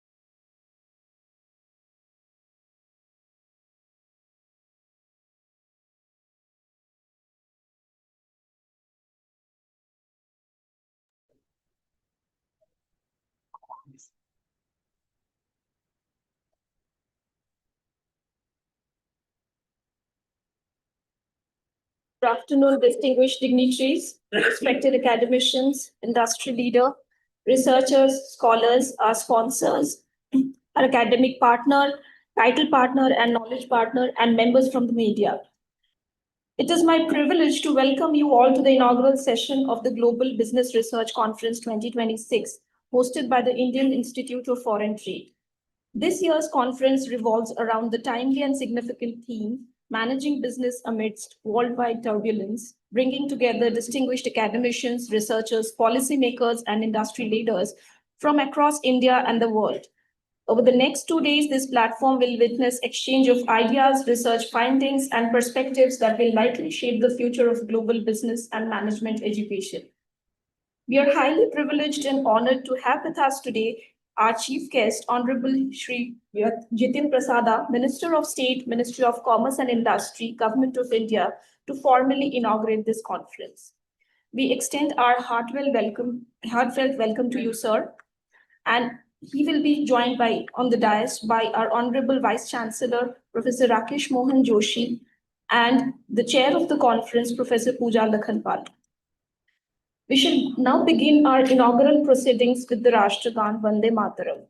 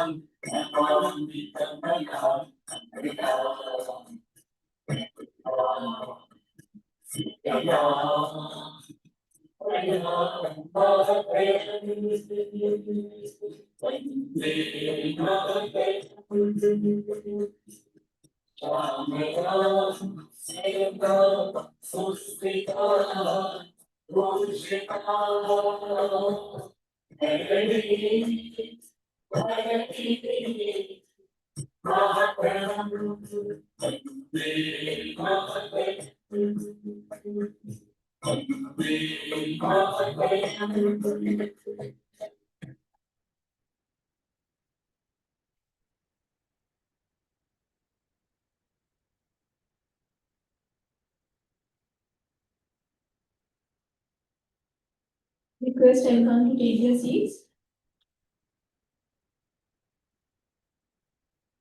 It is our It is our tradition to start any auspicious event with the lighting of the lamp. In our culture, the lamp is not merely a source of light, it is a symbol of knowledge that dispels ignorance, of wisdom that illuminates the path forward, and of enlightenment that inspires collective progress.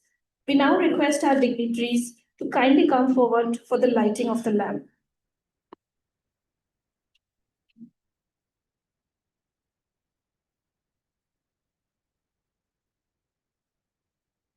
And few scholars will be singing Saraswati Bandhana meanwhile.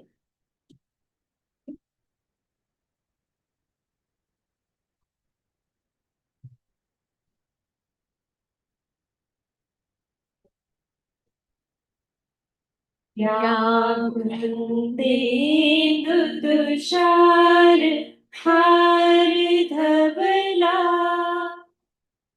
या शुभ्रवस्त्रावृता या वीणावर दण्डमण्डितकरा या श्वेतपद्मासना या ब्रह्माच्युतशङ्कर प्रकृतिः देवै सदा वन्दिता सा मां पातु Saraswati Bhagwati निशेषजाड्यापः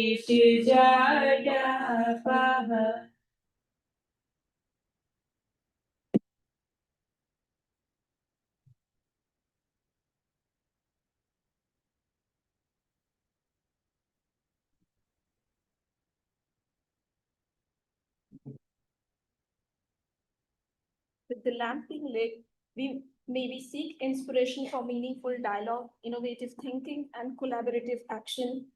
We now formally invoke the spirit of learning, inquiry, and excellence that will define the next 2 days of GBRC 2026. We next proceed to the felicitation of our chief guest. May I request our Vice Chancellor, Professor Rakesh Mohan Joshi, to please present him or welcome him with a shawl and a plant.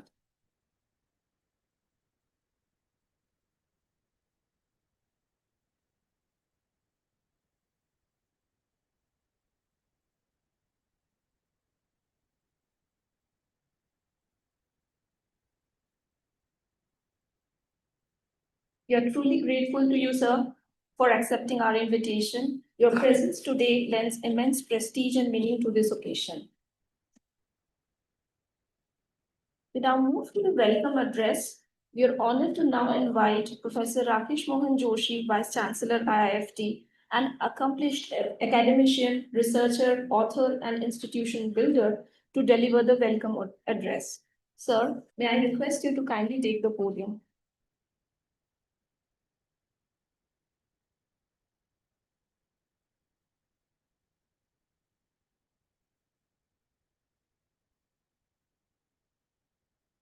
Honorable Shri Jitin Prasada ji, Minister for State of Commerce Industries, Government of India, distinguished delegates of this Global Business Research Conference 2026, distinguished vice chancellors, directors, academic leaders, eminent researchers, media person, scholars, and most importantly, our students. So I welcome Honorable Minister and each one of you at this momentous conference. And the topic of the conference we have chosen is managing businesses amid worldwide turbulence. And something, if you know about today, is the turbulence. Unprecedented in the economic history, for the last decades. And you have seen that, we have done many conferences on, VUCA, volatility, unpredictability, complexity, ambiguity. But those words have shrunken into only 2 words now. And that is Donald Trump. Everything that is going to be stable in time to come is instability. and something that you are going to certain is uncertainty. And Donald Trump is very predictable in his unpredictability. So the theories which were true yesterday, because I think the whole world in the B schools taught about hyperglobalization. We said that integrity of various economies, if economies are not integrated, then you cannot progress. Integration of the supply chains. And as the COVID-19 came, those supply chains got, absolutely got disrupted. And then the concept came that China plus one. And then, we wanted to position India for that. Now, only thing is that businesses today and management tactics today have to cope up with these uncertainties. If you don't cope up, we'll fail. We discussed about globalization. People in my generation with the kind of the gray hairs, we always thought that integration of the economies are good for the world. But I think the last election, liberalization. You talked about India's liberalization means no tariff, reduce the tariff and taxes, it get liberated. Now, liberalization day on April 2nd, 2025 in America means improve the tariff. So what you have learned in the traditional theories of the free trade, you need to reorient your mind. So put a control alt and delete, because that does not, will stand true for time to come. So what is true? What you do today is not true tomorrow. And the businesses need to have their strategies in a dynamic manner. Even governments have to.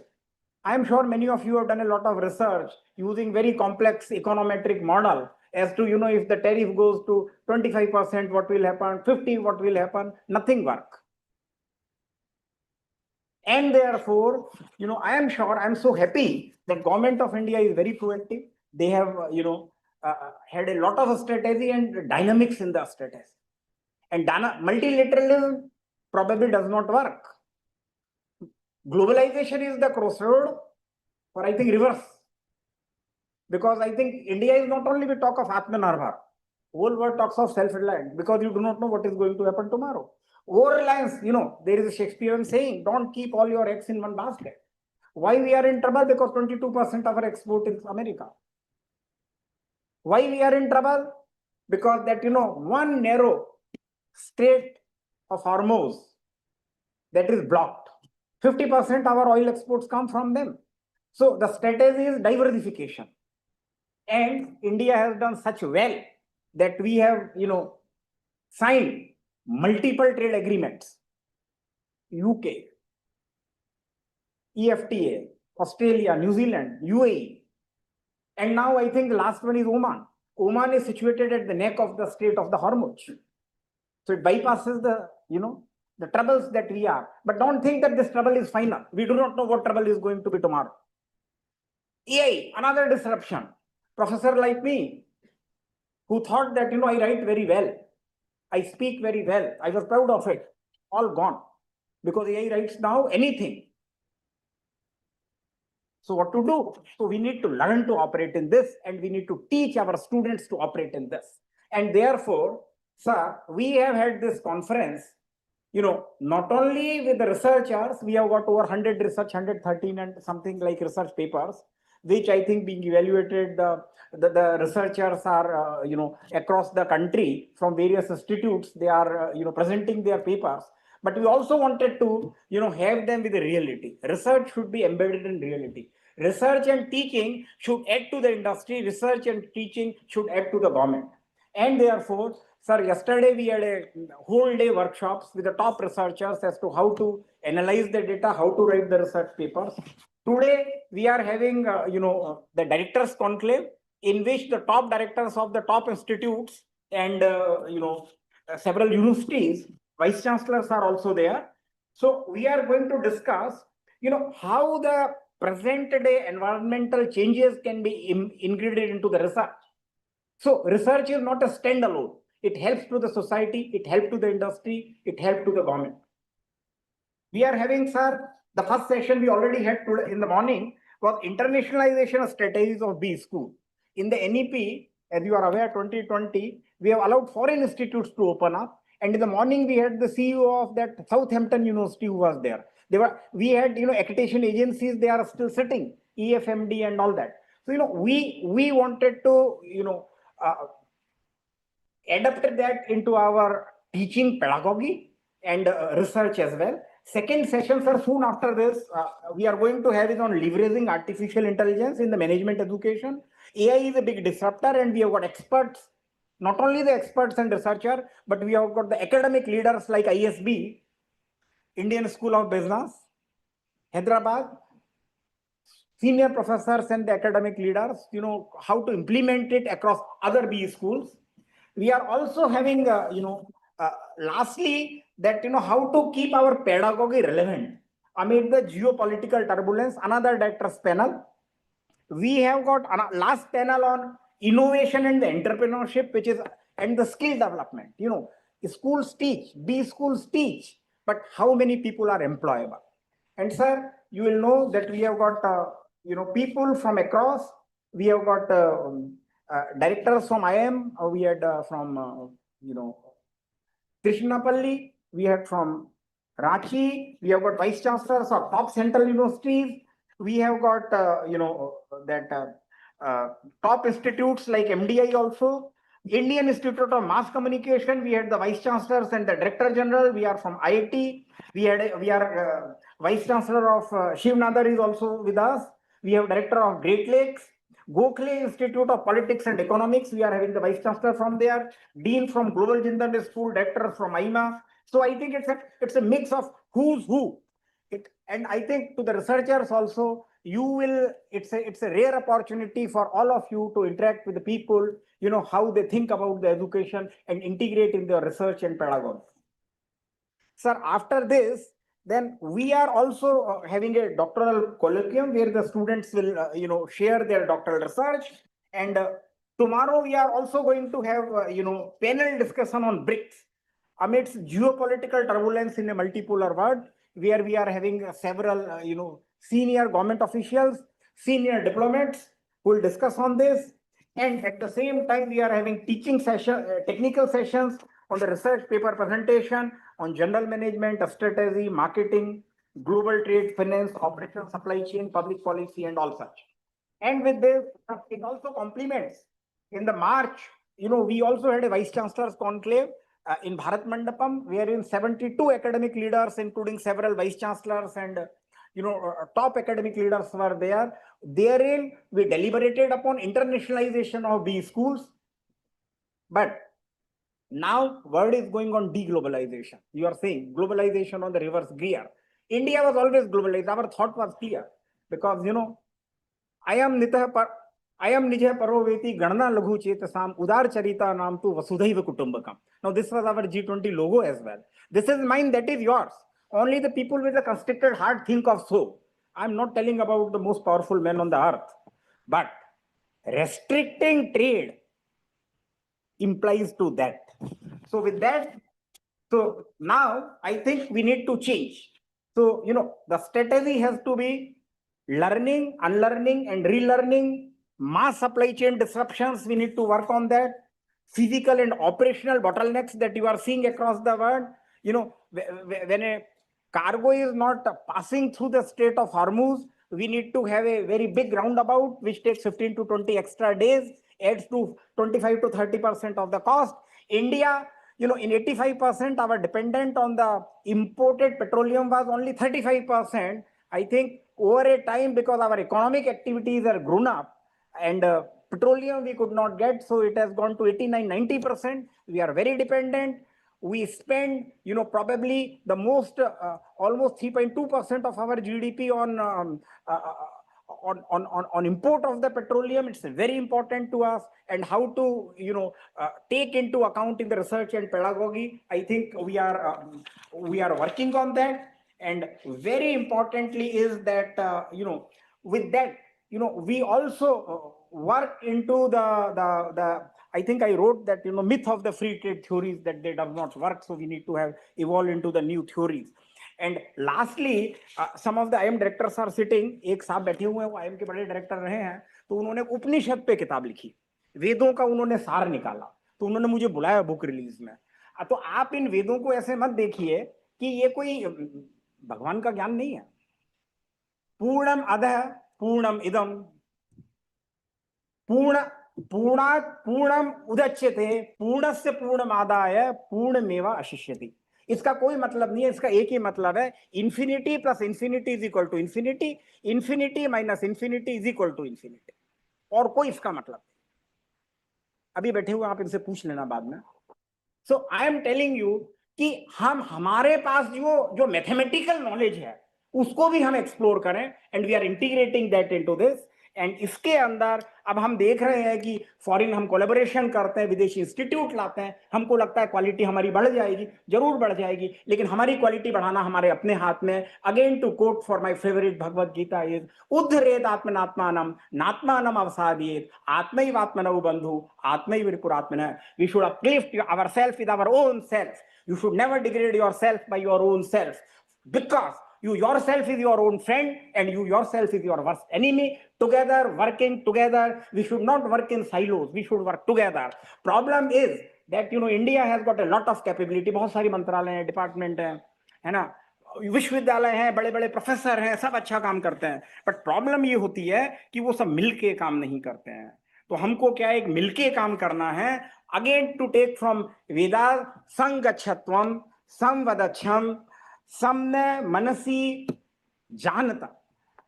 Some means together.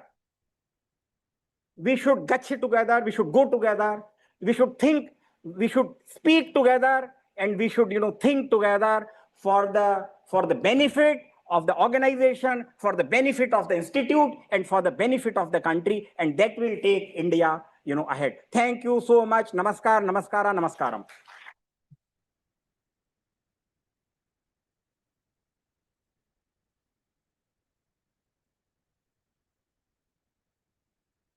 Thank you so much, sir, for those inspiring words of welcome.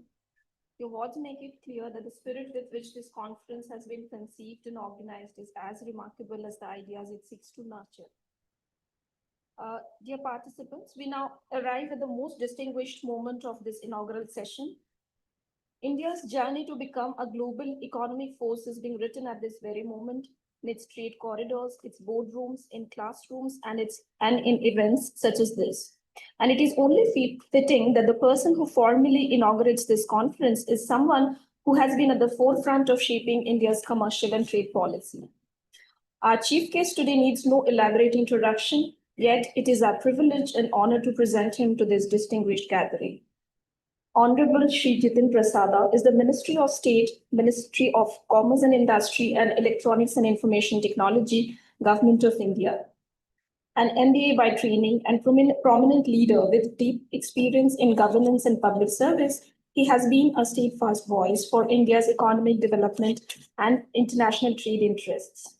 Since assuming charge as a Minister of State for Commerce and Industry and Electronics and IT in 2024, Shri Prasada has been a driving force behind India's most consequential trade and industry reforms.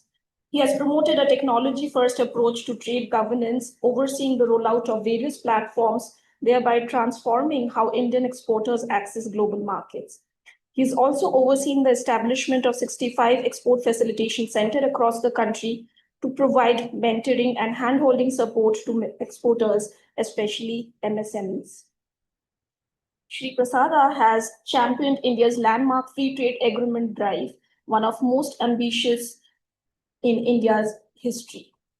In a career spanning over 2 decades of national governance, he has held some of the most consequential ministerial profiles in the government of India, including the Minister of State for Steel, Petroleum and Natural Gas, Road Transport and Highways, and Human Resource Development. His presence today is a reflection of the Ministry of Commerce and Industry's commitment to fostering research, knowledge, and academic excellence in the domain of global business. Ladies and gentlemen, it is with the deepest respect and warmest welcome that we request Honorable Shri Jitin Prasada to kindly deliver the inaugural address and to formally declare the Global Business Research Conference 2026 open. Sir, may we request you to kindly take the podium.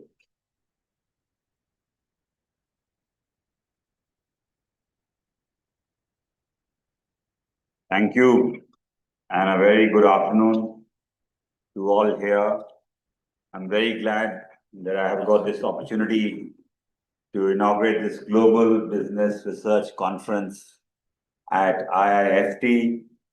And with me on the dais, whose words and pearls of wisdom we just heard Professor Rakesh Mohan Joshi, the Vice Chancellor, and also Professor Pooja Lakhanpal, the Head Research at IIFT, and also here in this hall, all the academicians, top experts from various institutes, some friends from the media, there are some researchers, some students, all people who are here. Firstly, I'm very thankful for that long citation that was read out, and it said that, I've done my business management. So I've done my business management from next door at IMI, who you have not invited, you invited the whole world. But your neighbors of IMI and For School, which is also supposed to be next door. I was seeing from Ranchi to, Gurgaon to, I'm glad that so many people have come from all the way across the country to give their views on this conference, and it's rightly titled "Managing Business Amidst Worldwide Turbulence." So I can tell you, as you're very aware now, this apart from the aircraft turbulence, this is the new catchword these days, the economic turbulence that we're going through. And I can say that, in spite of the uncertainties, the geopolitical, conditions across the world, India is pretty much better placed than other countries, given the size and scale of its own market and the policies and the programs of the government. But I'm glad that the deliberation will happen today at length and breadth with leading experts.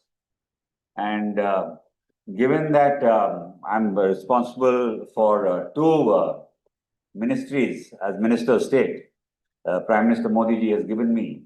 One is, of course, as Professor Rakesh ji has said, of Minister of State for Commerce, Trade, Industry Promotion, Investment Promotion, and the other is IT and Electronics. And these are the two, the tech and trade, twin engines that are, pioneering the growth story of India. In both fields, we are seeing great strides and achievements taking place, and that inherent strength which India has is showcasing itself today in these turbulent times where we are facing so much uncertainty. We have a great talent pool as far as technology is concerned. We are doing pretty well as far as the AI and the semiconductor, production is concerned. And why I bring up semiconductors is because we talk about Atmanirbhar Bharat and self-reliance.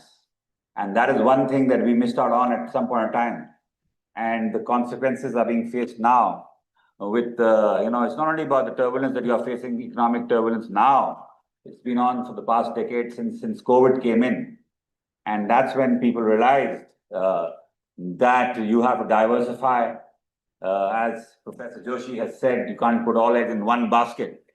And that's where the thinking changed to charter new territories, to get greater market access, to rework the export promotion mission, which the Commerce Ministry is at the moment in the process of, to ensure that, the way we used to look at things has to change. We have to prepare ourselves for the worst and hope for the best. And in that process, a lot of decisions have been taken. But, our researchers who've done research, they should know why we are going ahead with this new export promotion mission with the Commerce Ministry. Because, we've seen there's so much increase in compliances, certification, market access, visibility, logistical disadvantages, trade finance problems. So all those things have, come about over these last 5-10 years. And that's where we have to gear up and see and showcase to the world that what we talk about a resilient India, already it all stems from the people. And then comes the government. And government channelizes the strength of our people. And we are very lucky in these times that we have a strong leadership under Prime Minister Modi and clear vision where we are headed and what we want to do. And also, when we talk about uncertainties and instability, various countries, governments are changing, a lot of, things are happening across the world. But India is stable with 3 back-to-back victories of the same government, which has given us a big leverage in these times to take bold decisions, to think out of the box, to ensure that either doing business, to reduce compliances with bills like the Jan Vishwas bill, where over 1,000 criminal offences which are outdated, colonial era times are still in process today. Have they been done away with? We don't want people and our exporters and our investors to running pillar to post, trying to get NOCs from one department to the other. And so, things are being streamlined. Technology is being used. And that's where IIFT would play a big role.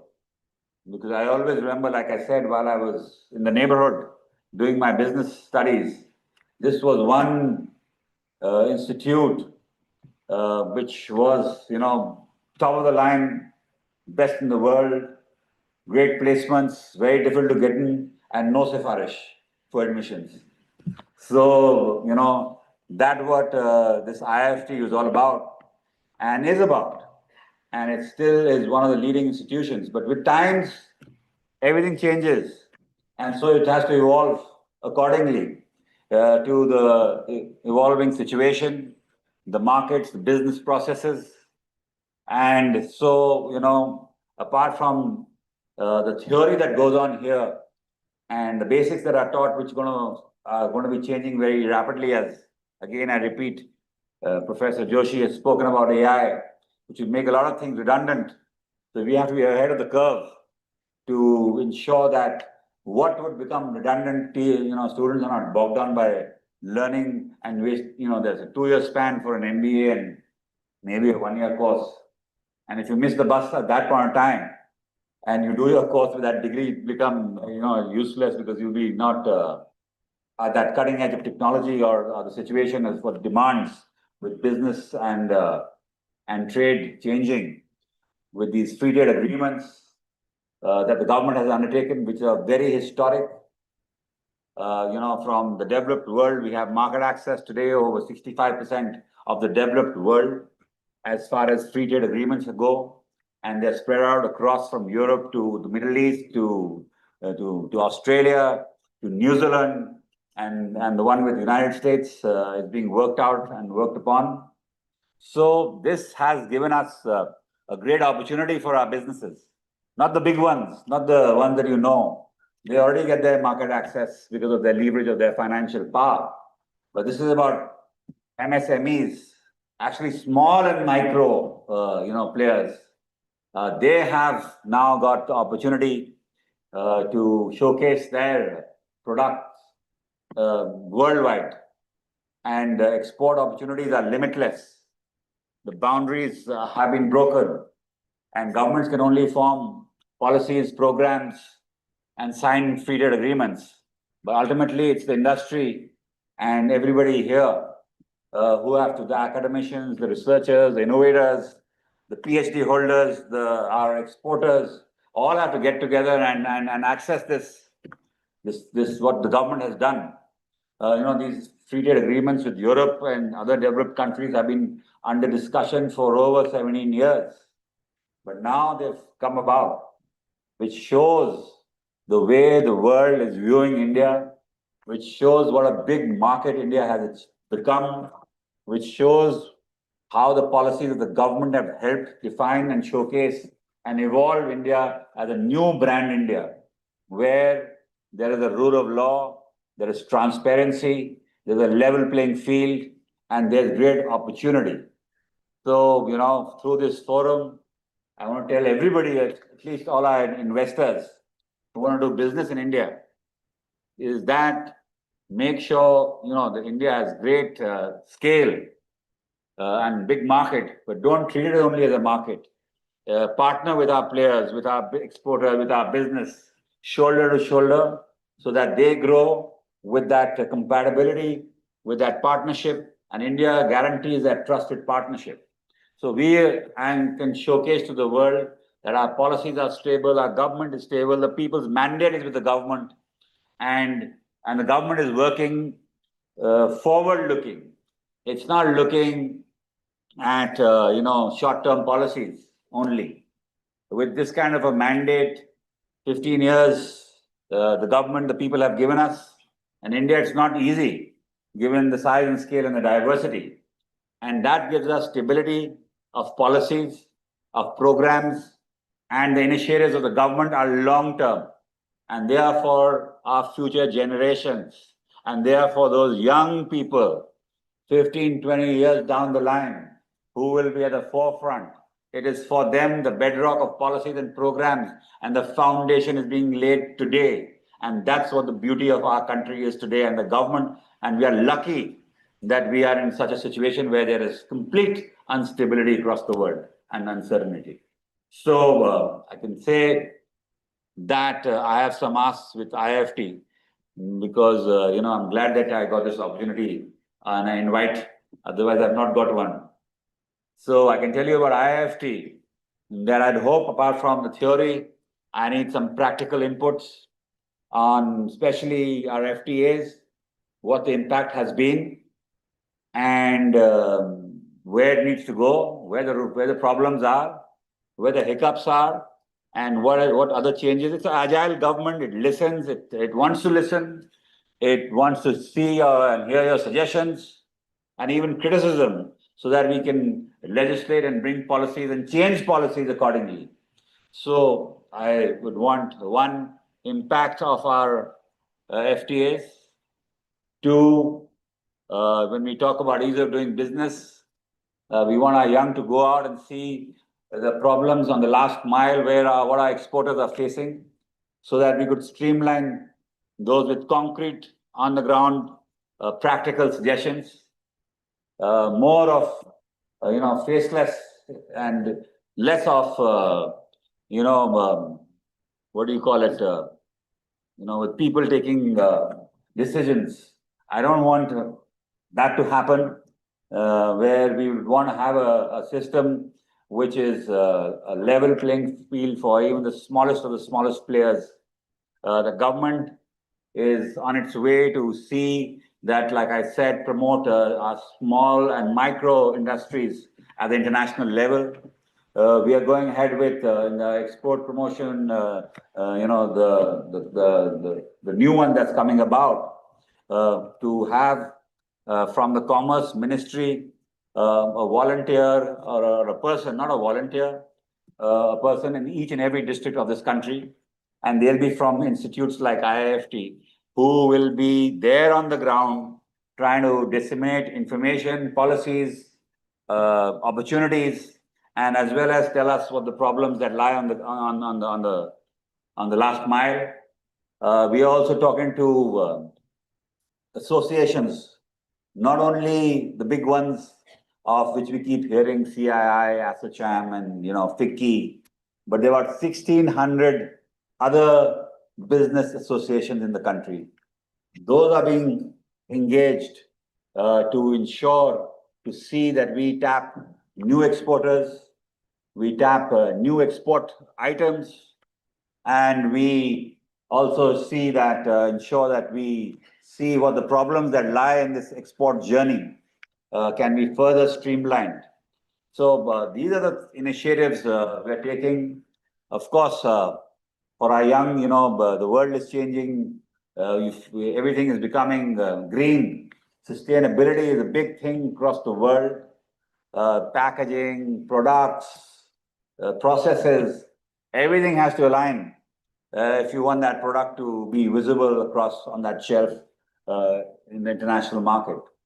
And above all, Prime Minister Modi, he keeps saying on this particular aspect, amongst the numerable things that he does outline for India, is that I have three things. And those three things are quality, quality, and quality. And that's where we have to ensure our products, so our exporters should keep that in mind, that there can be no compromise in today's world on quality. And any substandard, low quality product is going to dent not only their image, but the country's. And the government is willing to partner to help out in this quality improvement program. We are willing from the government's point of view to set up the best labs, the best certification processes. We talk about a lot of projects, a lot of items get rejected, be it agriculture or other products, citing compliances and certifications. So we are happy. We don't want our substandard products to go abroad. We don't want to dump any reject mal outside. We are happy to give you the best, and they can have and send their teams to test in our labs, which are world class. We are happy to have our products tested across whichever part of the world they want, but there can be no compromise on quality. And even within India, those days are over where, when you used to go at certain markets here, I don't know, these young people won't know. There used to be that underground market. Palika Bazaar, yeah, and Gaffar market and all, this is export quality products and all. That means, the export was good, the best was going out, and the kachra was being dumped for within India. So those days are over. The new India under Prime Minister Narendra Modi, people have become very aspirational. They have the spending capacity, not only in the cities, but in the rural areas. They don't want any dumped products on them. They don't want to tolerate any low quality products given to them. They want the best. They're willing to pay. And that's what makes India the best market in the world as well. And so, it's a confidence of all. And I think my asks have been pretty clear that I need a roadmap and a clear kind of, sense of what's push the government in areas where the government's push is required, where our problems lie. So I hope this two-day conference will have concrete suggestions which are visible and practical, and the government can adopt. And it will be a continuing process because it's very evolving. Yeah, and one more thing that comes to my mind where Professor had spoken about the shloks, and you had said in one of them that the different departments of the government are not working. Those days are over. At one point of time, they used to work in silos, but now it's a whole of government approach under Prime Minister Modi. There is no, different departments. And one such example I can give you, kind of the Commerce Ministry, every day in the morning, 10 o'clock, since this war has broken out and the Hormuz Strait is creating, all ministries, interministerial meetings happening every day, trying to figure out how we can help our exporters from shipping to transport to agriculture to, it's all over. So it's working with a new outlook, a new vision, a new process, and there's a whole of government approach. It's not only one department and then you have to run for a NOC to the next department. So those days are over. I'm very glad I've got this opportunity to speak to you. I hope, I repeat, I will get great feedback from these leading lights who are sitting here in front of me from across the country. And even you talked about some international participants who are here. So we get a whole view of how things are. And with those, my best wishes for this conference only, and also to the institute to keep up that flag flying high, the quality, the faculty, the students, the placements, and the learning that happens there. Thank you.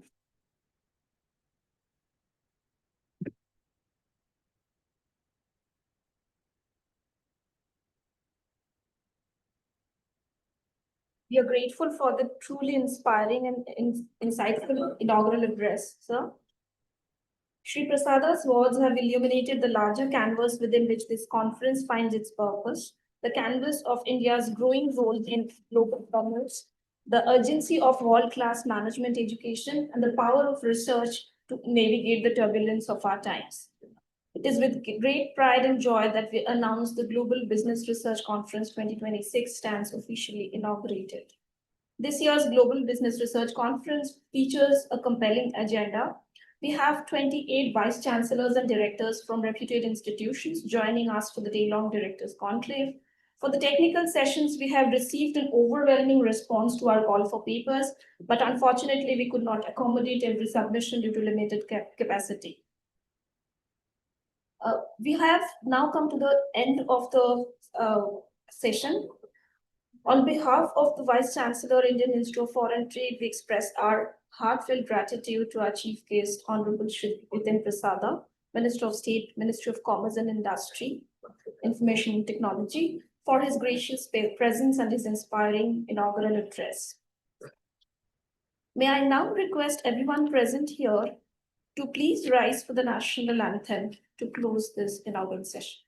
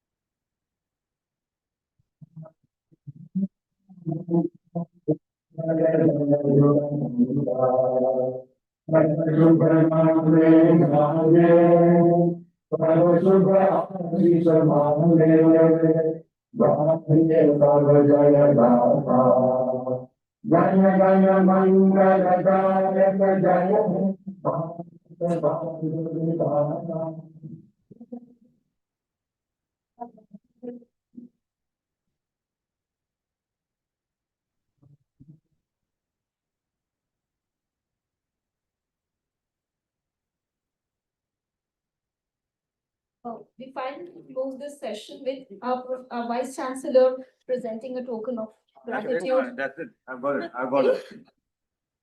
Yeah. Right. Got it.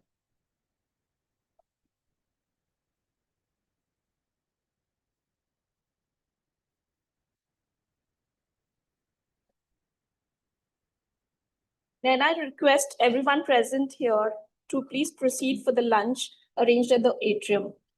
Very early lunch. Yeah. We request our panelists, delegates to kindly reassemble at 2 p.m. for the afternoon session, beginning with the second director's conclave. See you here again in an hour. Thank you.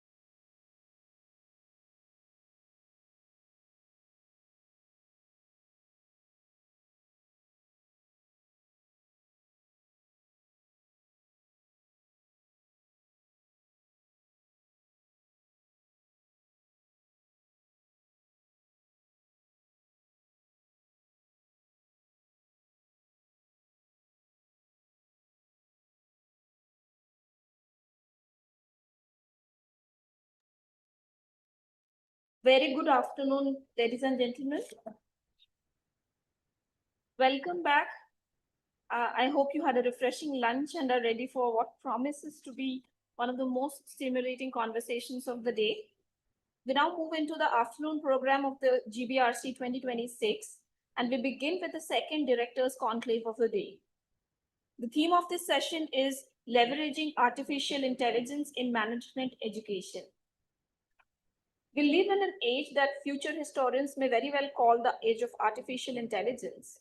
From large language models that can draft legal briefs and write software codes to AI systems that are diagnosing diseases and designing supply chains, the pace and scope of this transformation is unlike anything humanity has witnessed before. For management education, this is both a moment of enormous opportunity and a profound challenge. Today, we have the privilege of hearing from our panelists their thoughts about opportunities and challenges and future direction in transforming business education through AI. They'll also discuss how AI literacy, ethics, and responsible leadership can all be integrated into management curricula. This is going to be an interesting discussion, particularly because each one of the panelists are actively working through this in their institutions every single day. May I request the panelists to please come on the dais?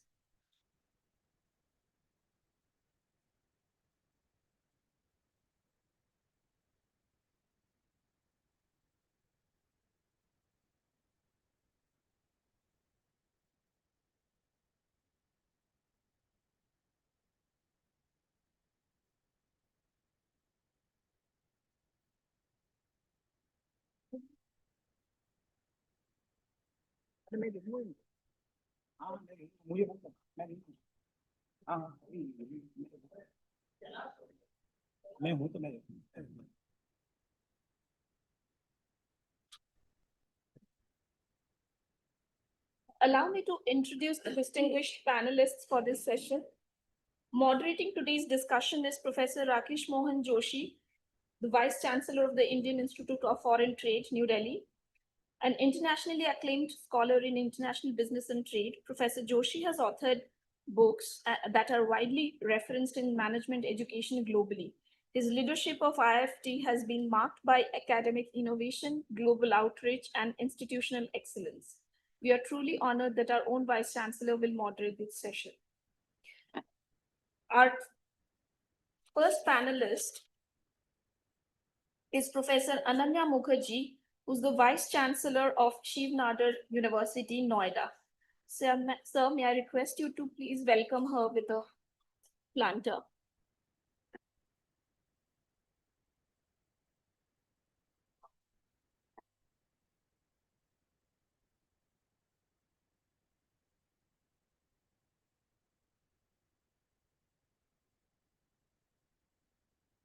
Our second panelist, Professor Chandan Chaudhary, is the Executive Director of the Punj Lloyd Institute of Infrastructure Management at the Indian School of Business, Mohali. We warmly welcome Professor Chandan Chaudhary to the panel.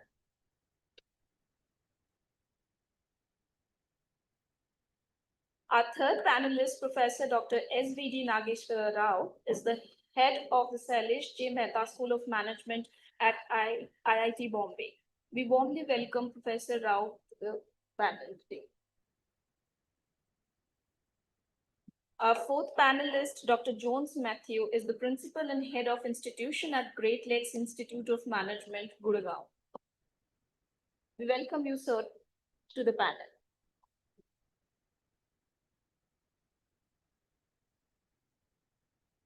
Our fifth panelist for today is Dr. Prabina Raje, who's the Director of Birla Institute of Management Technology, BIMTech, Noida, a highly regarded institution with deep industry linkages and growing research culture. We warmly welcome you, ma'am. What an exceptional panel we have assembled today. Leaders from IIT Bombay, ISB, MDI, Great Lakes, and BIMTech, moderated by the Vice Chancellor of IIFT. Across these institutions, thousands of management graduates are shaped every year, and the decision these leaders make about AI in their classrooms will define the future of business education in this country. We are truly privileged to have them all here. We now request our distinguished moderator, Professor Joshi, to kindly take charge of this session and guide our panelists through what I'm certain will be a rich, candid, and forward-looking conversation. Sir, the floor is entirely yours.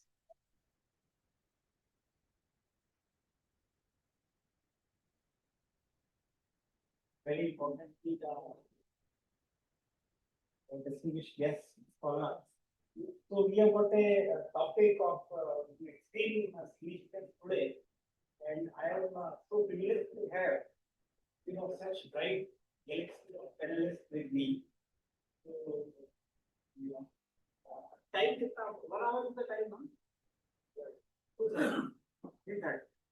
So I think time management is very important. 3 plus 2, 5 people, so everybody can take almost 8 minutes to hear what something to do.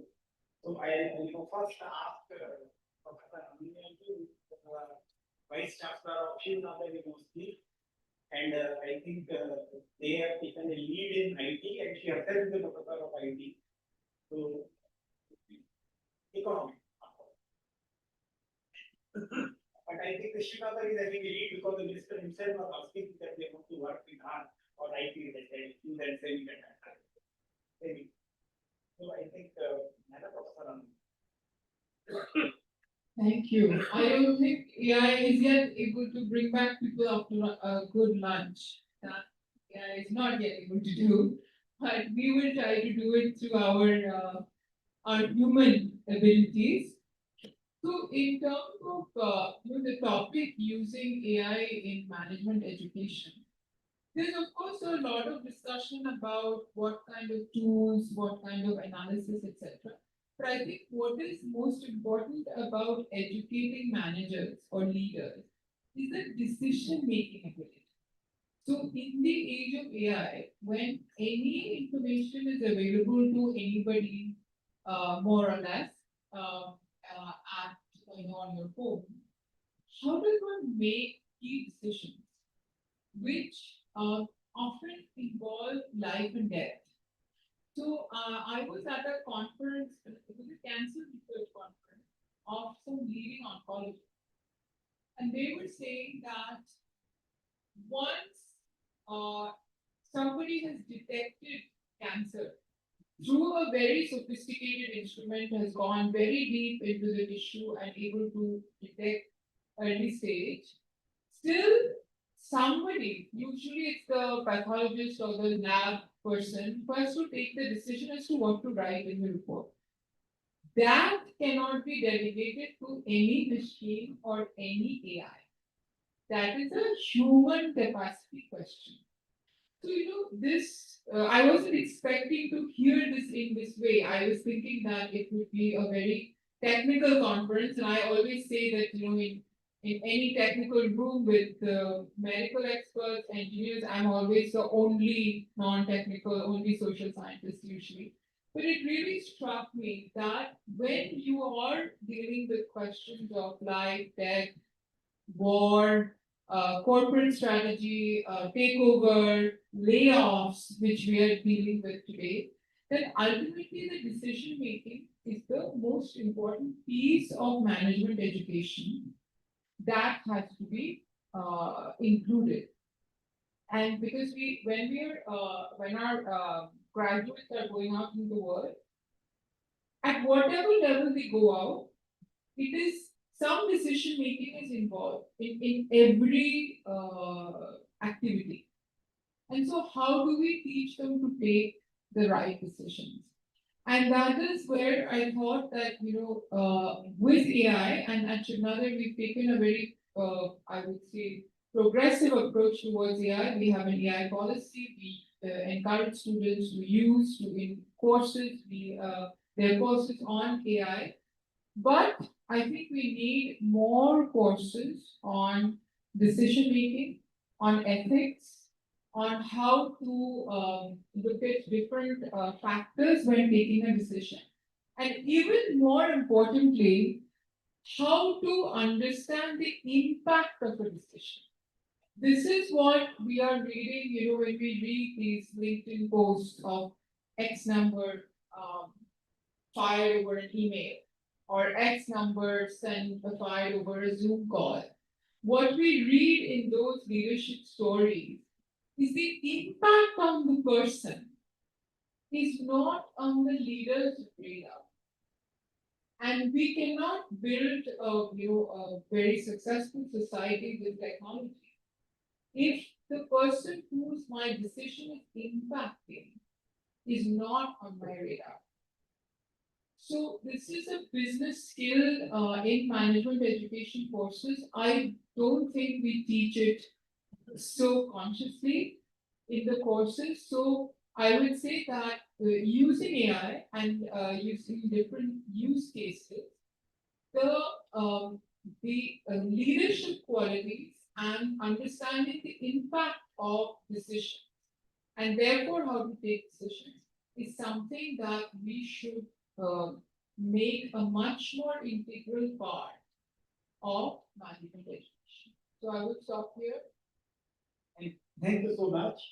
And I think, Professor Chandan from ISB, they are integrating AI in their pedagogy. So we like to ask him that how they have used it and what are the challenges and the shortcomings they are facing. So one round that I think will go.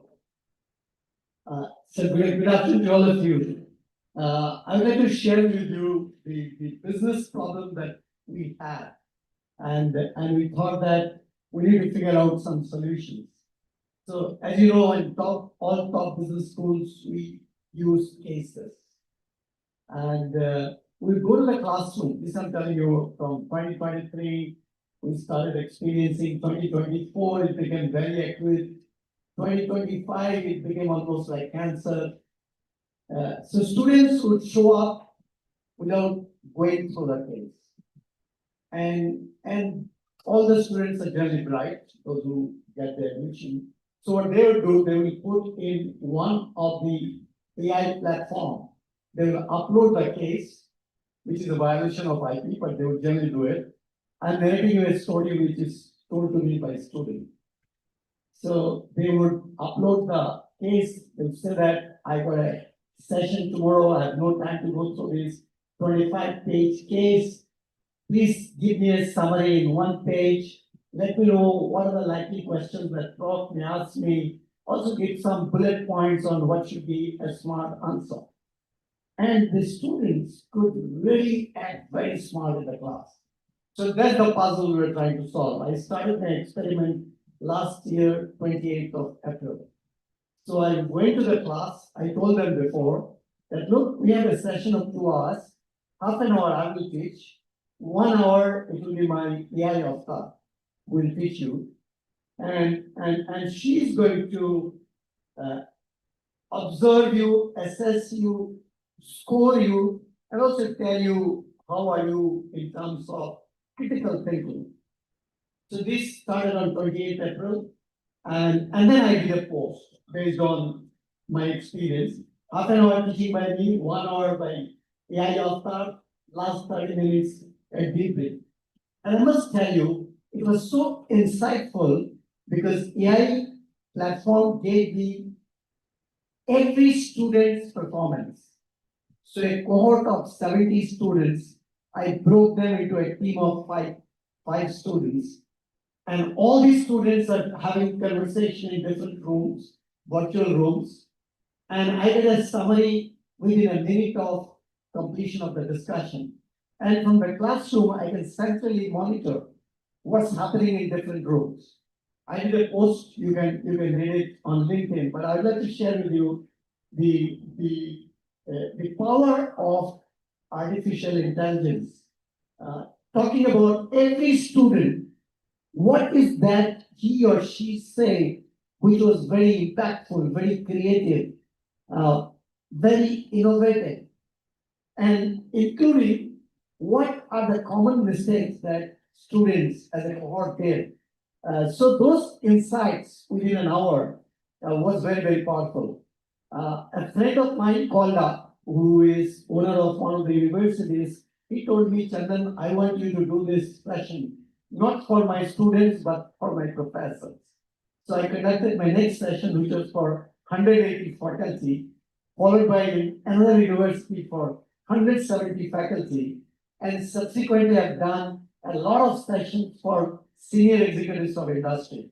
The point that I would like to say, I think by leveraging AI, I use about 30% of my sessions. I have my AI avatar running it. So that was in teaching. I think it is very powerful. You got to experience it to believe it. So that's number one. Number two, 21st of May, I did my first experiment, which was how can you collect qualitative data in research by leveraging AI? So I had focus group discussion where owners of industries joined, and at the end of 1 hour of focus group discussion, kind of qualitative insights we got from the platform, I found it very, very interesting for accelerating the speed at which you do our research. Thank you. Thank you so much, Professor Chandan. Now we have got Professor Nageshwara Rao. He is at IIFT in Bombay, Shri Mehta School. So, they are also using a lot of AI in their pedagogy and others. So let's listen to them. That what are the key areas where you use the AI, and what are the challenges that you face in using in pedagogy? Thank you, Mr. Rishi. We are a management school in an engineering school, so we are bound to be influenced or affected by technology. We have a Center for Machine Intelligence and Data Science. Essentially, in the institute, they are trying to compile the AI expertise discipline-wise, identify the gaps, and then see whether the gaps can be filled by developing the expertise within, or let's say higher expertise from outside. So in the management school also, we are basically focusing on AI expertise function area-wise. We haven't, let's say, implemented AI massively so far, but we have been offering function area-wise AI applications courses like AI marketing, AI finance, etc. And during my term, we have set up a funded lab called the Outdoor AI Innovation Lab. So the engineering departments will be interested in AI algorithms, whereas business and management schools will be interested in application of AI algorithms. So we would be application focused. Like my earlier panel said, AI is basically compressing the time horizons, and it's improving the productivity. And it's like you said, the student, instead of reading a 25-page case, we can ask an AI tool to give a summary and then also perhaps suggest some smart questions, which I don't know if they're doing it. If they're doing it at your school, I think you're lucky. I mean, I don't see that in our school. So similarly, these days, the students are currently recording the sessions and then asking AI to give the summary and also generate some questions and then also generate answers, etc. So how smart those questions are, answers are, will also depend on the kind of data that it is trained on.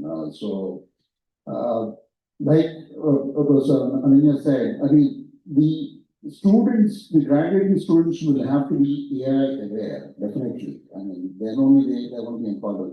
They may not necessarily be AI experts. I mean, in their chosen area, I mean, what are the AI applications is something that they need to know. Like she said, if somebody is going to join the healthcare industry, heart surgeon, his time is spent on performing surgeries, but then to decide whether a patient is fit for surgery or not, he or she has to look at different diagnostic reports and then decide. But apparently these days, the AI algorithms are scanning all those diagnostic reports and then giving a nice summary to the surgeon so that the surgeon can quickly decide whether the patient is fit for surgery or not.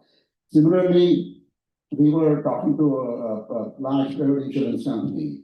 They are employing AI tools in terms of capturing the prospective policy buyers' preferences. You capture those preferences and then design some new insurance policies to suit their preferences. And of course, in claims processing, it's much faster now. Supposing if a general insurance company has sold a vehicle insurance policy, and the vehicle was met with an accident at a remote location on the highway.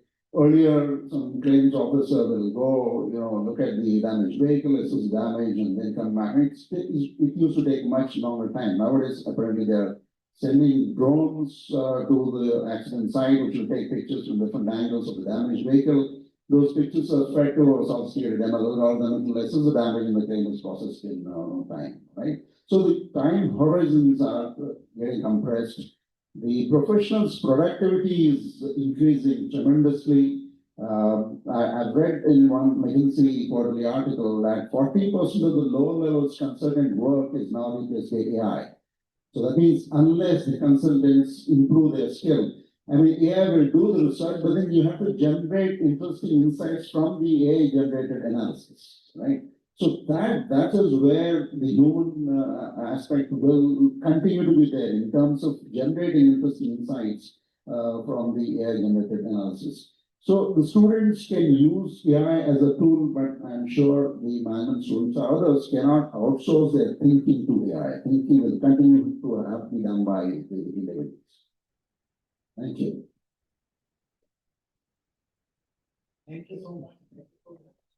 And then I think I'll go to Professor Pravina, because she has spent her major time in teaching at Krakow, and now she's in fintech, heading fintech, and she also has to put some using there. So please let us know that when you are using AI in pedagogy and both in the teaching, case research as well as the research, how did it help and what are the shortcomings? And the shortcomings, whatever were, how did you cope with that? Before to answer your question, the first question that how integrating AI into the pedagogy. As Professor SBD said that we have been, domain-specific AI subjects, AI in digital marketing, AI in insurance, AI in retail, AI in finance. So we have introduced this full credit subjects which is predominantly taken by the industry people, because getting the right quality of teachers to teach these cutting edge subjects is not available in the Indian academia, specifically at fintech at this point in time. So this is the, as a management school, the industry academia need was always there, but probably today is the time where the industry the academia has to very, very aggressively reach out to industry to fulfill the training needs. So that is what we are doing. In fact, we are in the process of setting up a center of excellence. We have already identified people in the industry who are in the process of AI transformation in their organizations.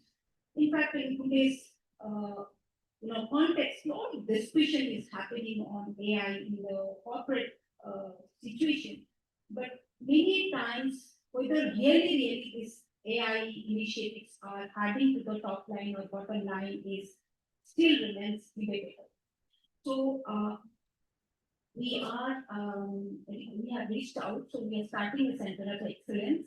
So not only this center of excellence is going to be facilitating student learning and journey, it will also help us in probably undertaking certain research along with them for the industry. So that's for the new initiative.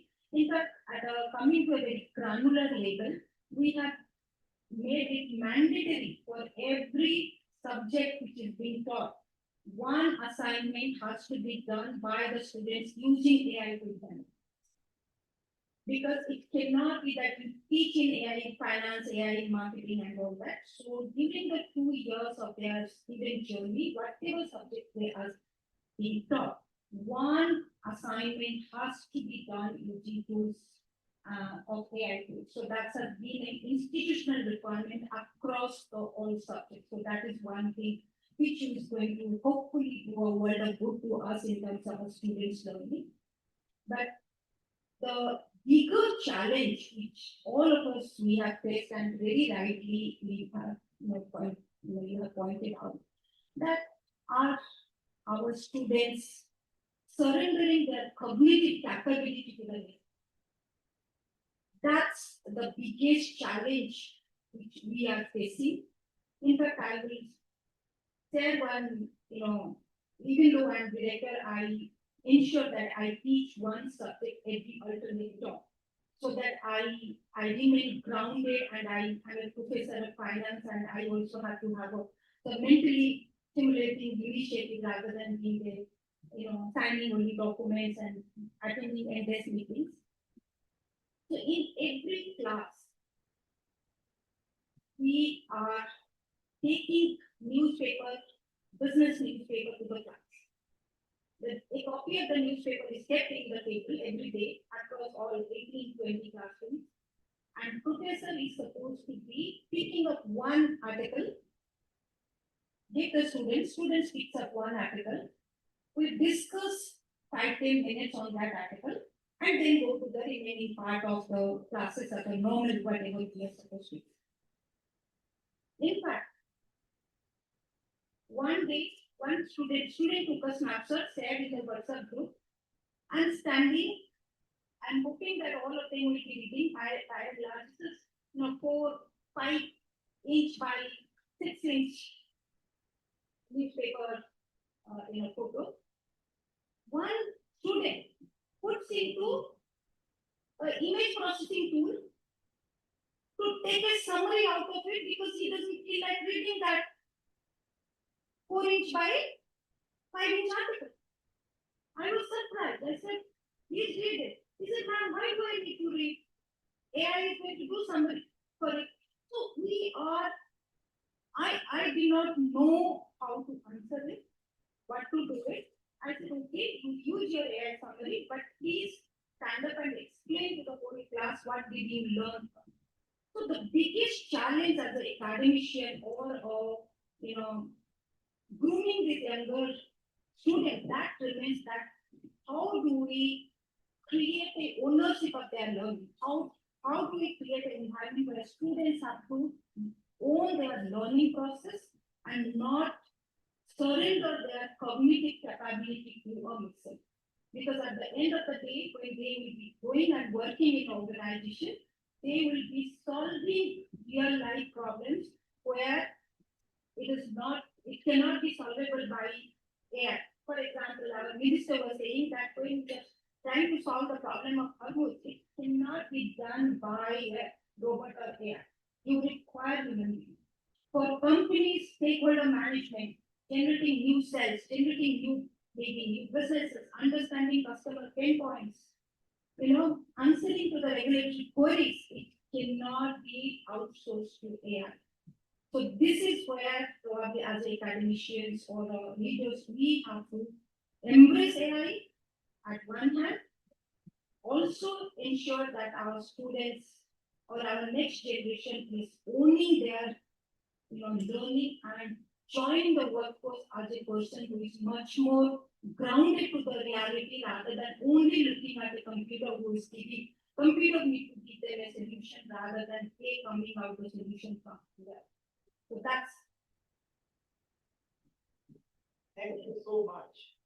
So I think she got a very important point that patiently our cognitive ability should not be mortgaged to it. So and this is very important. There are multiple things that AI cannot do. I think despite of all the computers in place, human brain is still in the past. And it's still living. There are certain things which AI cannot do. They need to work on child. After 2 hours of child coming, we understand at least the sensation of the sensation as no advanced model of AI can understand. The multiple things AI can do on a repetitive task, but certainly it is disrupting, especially the helping is one, but it is disrupting the cognitive thought process. So that I think we need to preserve and speak to the mind. So I think now we have got Professor Jones is heading NetLab.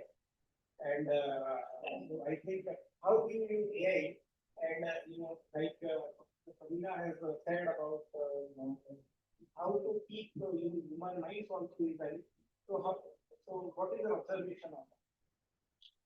Thank you, Dr. Joshi. Good afternoon to everybody, my esteemed panelists as well.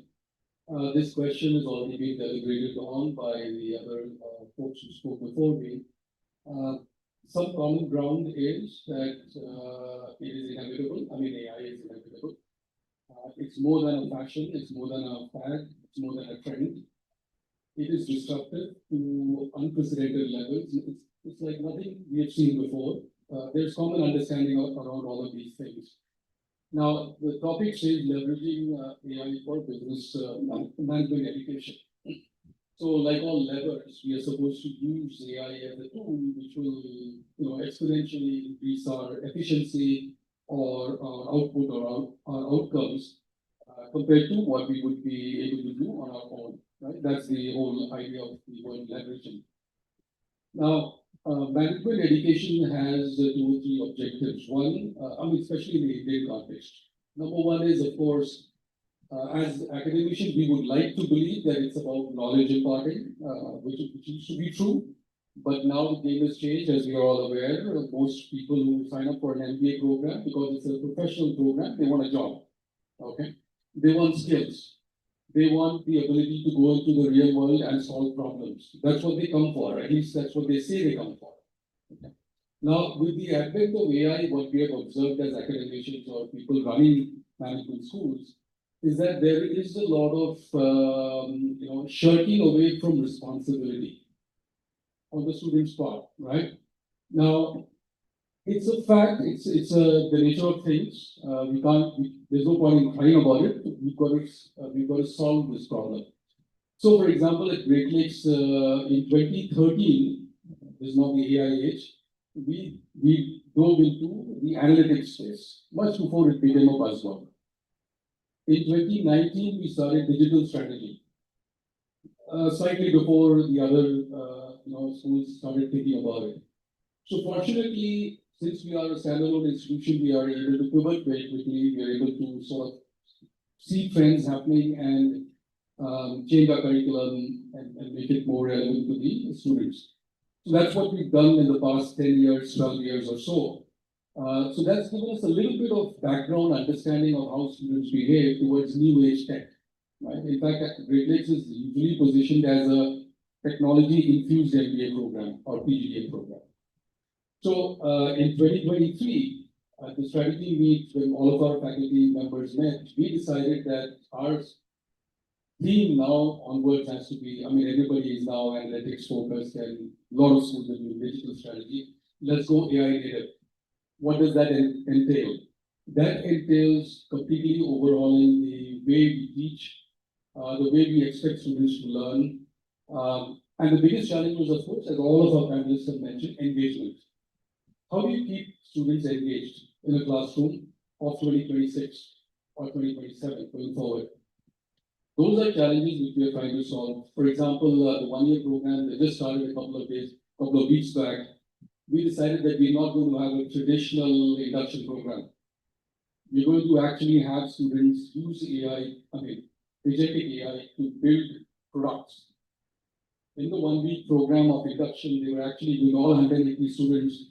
They would be building products related to maybe hostel life, maybe case solving, maybe getting a job, maybe getting how to do mock interviews better. And it was unbelievable the creative element that these supposedly jaded students have. They were out of the box. And therein we realized that the problem is not AI. The problem is how do we present AI to these folks and how do we encourage them, how do we motivate them to use it in ways that can help themselves as a cohort. This experiment was for the student body, the 180 students. So what I'm trying to say here is that the future is amazing. AI is definitely going to, it's a game changer, no doubt about it. Schools which will be able to pivot very quickly on this will benefit. Corporates out there have already started demanding, I think 3-4 years ago, they started demanding that, we don't want a theory specialists. We want people with skills. We don't really care about the degree so much because anyway the degree is going to be relevant after 2-3 years or maximum 5 years. Give us students who can go running from day one. That became our sort of clarion call that we have to do this. Right? So those are the things from the academic part. For all these scholars here, this topic may not be of great concern to you. Probably what you're looking at is, how do I make this into a research topic? What are the trending topics in AI, in management, or in managing problems, or solving problems, etc. So I think one of the common discussion points in research has been the human-machine interface. What are the antecedents? What are the consequences? What are the challenges that humans are facing? What are the solutions to these problems, right? So I think this is a perfect time for young researchers to really delve into this topic. There are not many journals yet, and I think my honorable esteemed editors who are here in this room can vouch for that. There are not many journals in this space yet because it's a very new field, it's a very upcoming field. So there's a lot of scope to do some really seminal work here. Never underestimate yourself in terms of that I'm just a PhD scholar, what can I do in terms of writing a paper which a lot of people will read. I think that should be the challenge. And what I've understood so far is, my last point here, all the effort that a traditional PhD scholar used to put in has been, I think, I would say reduced by about 50% already using AI tools, right? Whether it is SLR, whether it's hypothesis framing, whether it is implication drafting, a lot of the work can be outsourced, but of course intelligently. That work definitely goes to play. Now, there are very interesting topics. For example, one last thing that I leave with. One of my faculty members is doing this research. What is the level of ownership that a researcher has for a paper that is being done mostly by AI? Does he or she feel proud enough to say that this is a paper that I created? Right? This ownership factor is something worth researching. As young people looking ahead into the research domain, this might be a topic that you want to explore and see. With all the help at hand, the process of discovery of a topic, is it so easy now that the research paper doesn't feel like a labor of love or a labor of hard work? So I'll just leave it at that for the scholars.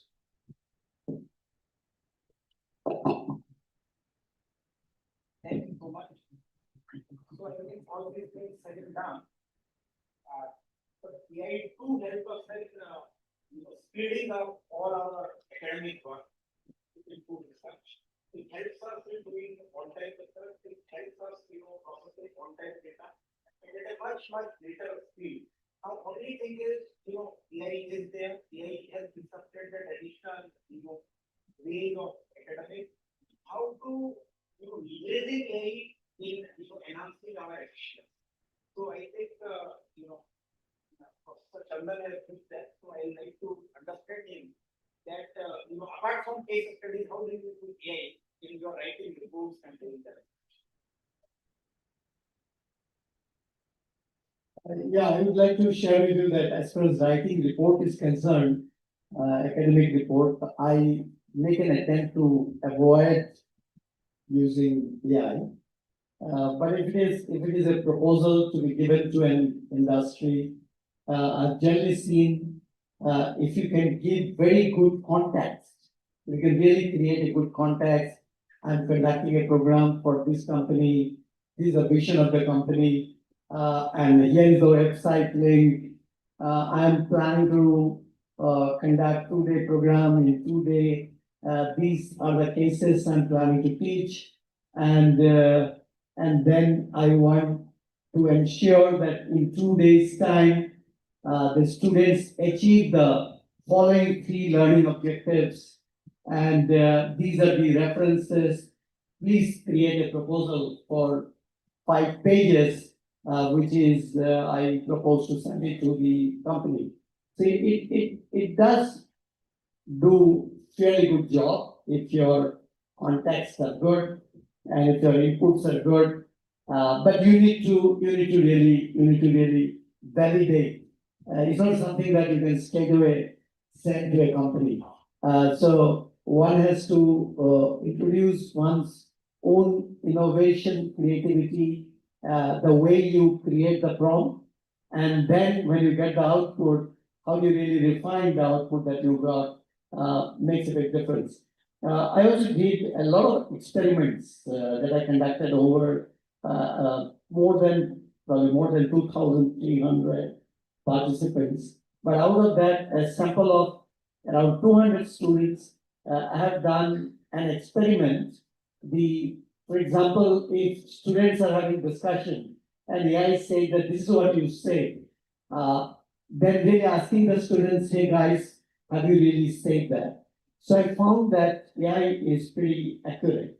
But those who are scholars here, I wanted to share with you my experience of using AI in focus group discussion. So I have a pan-India level MSME research to really figure out how India can accelerate the growth of MSMEs, because somehow over the last 20 years, MSMEs contribution to GDP has not increased.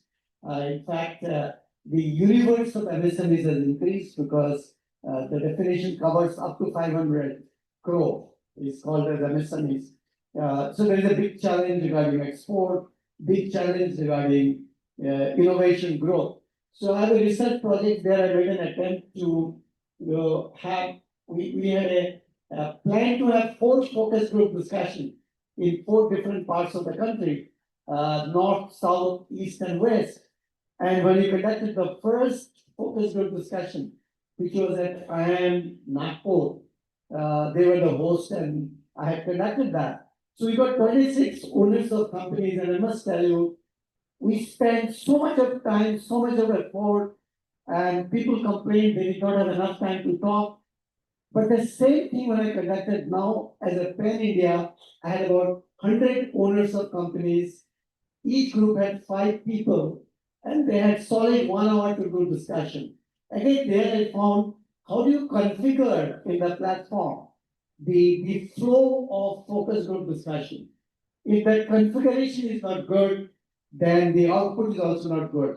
But if you can do a good job of configuration in the AI platform, a focus group discussion, the kind of information that you can gather, 20 groups, each group had discussion, and you can later on do a prompt. You can say, hey, I would like to know the top 3 recommendations that can go to the government. I would like to know the top 3 recommendations that should go to the company owners on what they should do. Please give me top 3 recommendations that I can give to academic institutions on how they should engage with corporate. So I found, that collective insights from 20 rooms discussion that happens, I think is amazing. On 21st, 22nd, my last input over the 22nd May, I was at Niti Aayog in one of the committees, and I was telling the roadmap that you are planning to do in a year and a half, you could probably crash it to 2 months by leveraging that. Thank you so much. Now, Ananya, the 2 areas where you use AI in your university and you succeeded, and 1 area where you failed. By using AI, please say from. So the later one is easier because I think it's more in what we discussed, that in some of the writing exercises, we are seeing that there is too much dependence on AI, and it is not, for us, it's not so much the question of cheating, because we are actually allowing AI to be used, but we do not find, we sometimes have found that the students have depended too much on AI. In terms of the successes, so we have also just launched our AI Center for Excellence, and we have chosen 3 areas of focus. One is healthcare, particularly rural healthcare at scale, where, because the Shri Foundation also has a lot of presence, has a lot of work with the rural community. So to develop AI intervention with which large numbers of patients can be impacted or contacted at once to get information, and then to empower the users to ask questions to doctor rather than coming for a checkup and saying that waiting for a bus very far away, I'm not feeling well, I don't know what to ask, should I go to a doctor?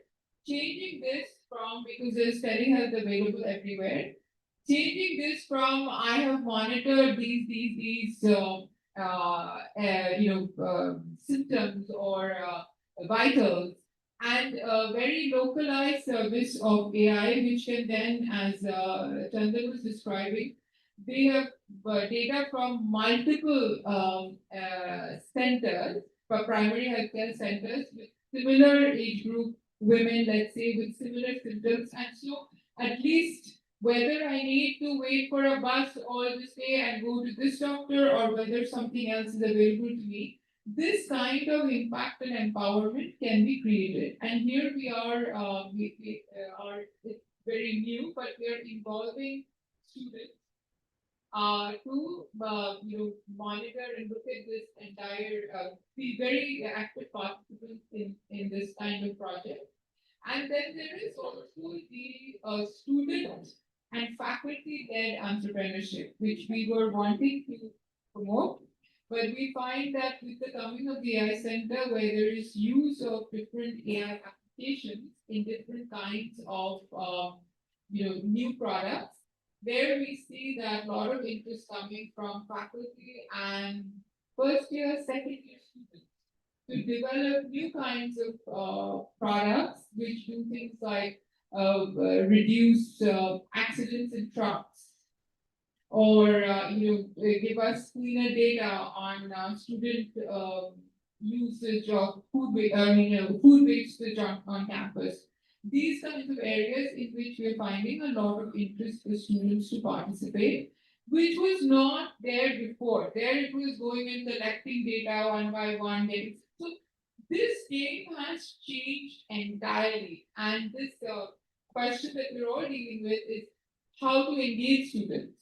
The moment we put students in projects, in live learning, in what we call campus as a living lab, the whole approach to learning changes, because the students feel of ownership. The students feel a lot more ownership of what they're doing.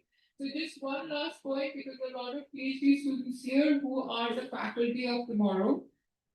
So you will, unless you're already faculty somewhere or teaching associate, so you will feel this problem a little bit even more than it is there today. So you can prepare, since you're going to, you have the all of the tools available to you to look at data, to do new kinds of human interaction design of research. You can think of when you walk into your classroom, how best can you be AI enabled, so that you don't miss your student attention for a day. By the time you become professors, my goal is this problem, AI will have developed tremendously, but the problem of student attention would go away, because we have learned how to harness attention using AI, but not giving in to AI. That would be one challenge we would love to solve. Thank you so much. How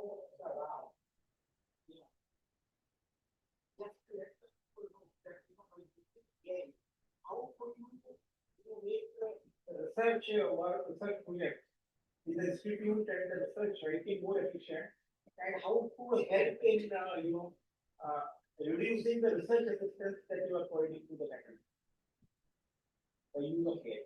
And what are the limitation of that? As I think the very important point she brought out is the ownership. In primary collection of the data that goes. So primary collection is primary collection. So I think we are at a crossroad as to how to go ahead about it. And we are also in a situation to evaluate pros and cons for both. So Prasada. Yeah, fortunately, I don't think I faced those situations so far. Basically, Like you mentioned, in review of literature, etc., students are using AI. I mean, they get those PDFs of the young papers and then use AI to summarize the literature. I'm not sure, I've come across a case where the students actually generated research questions and hypotheses using AI. I don't know if they're limited by the ability of the AI tool or they are afraid of being caught. I'm not sure. The quality of the reports has gone up. That much I can see. Recently, one of my students came to me and submitted a report. I just read through it and I said, look, it doesn't look as though you've written it. Then he said, yeah, I use AI tool. But it's very difficult to satisfy you. So once the structure, etc., is fine, then I'll write it on my own. To that extent, it's fine. So in terms of, let's say, the structure of the document, some pointers to how to, write the report and how to improve the report content, etc. To that extent, that's fine, as long as the intellectual content is their own, but the way it is presented is, where they actually use the AI tool.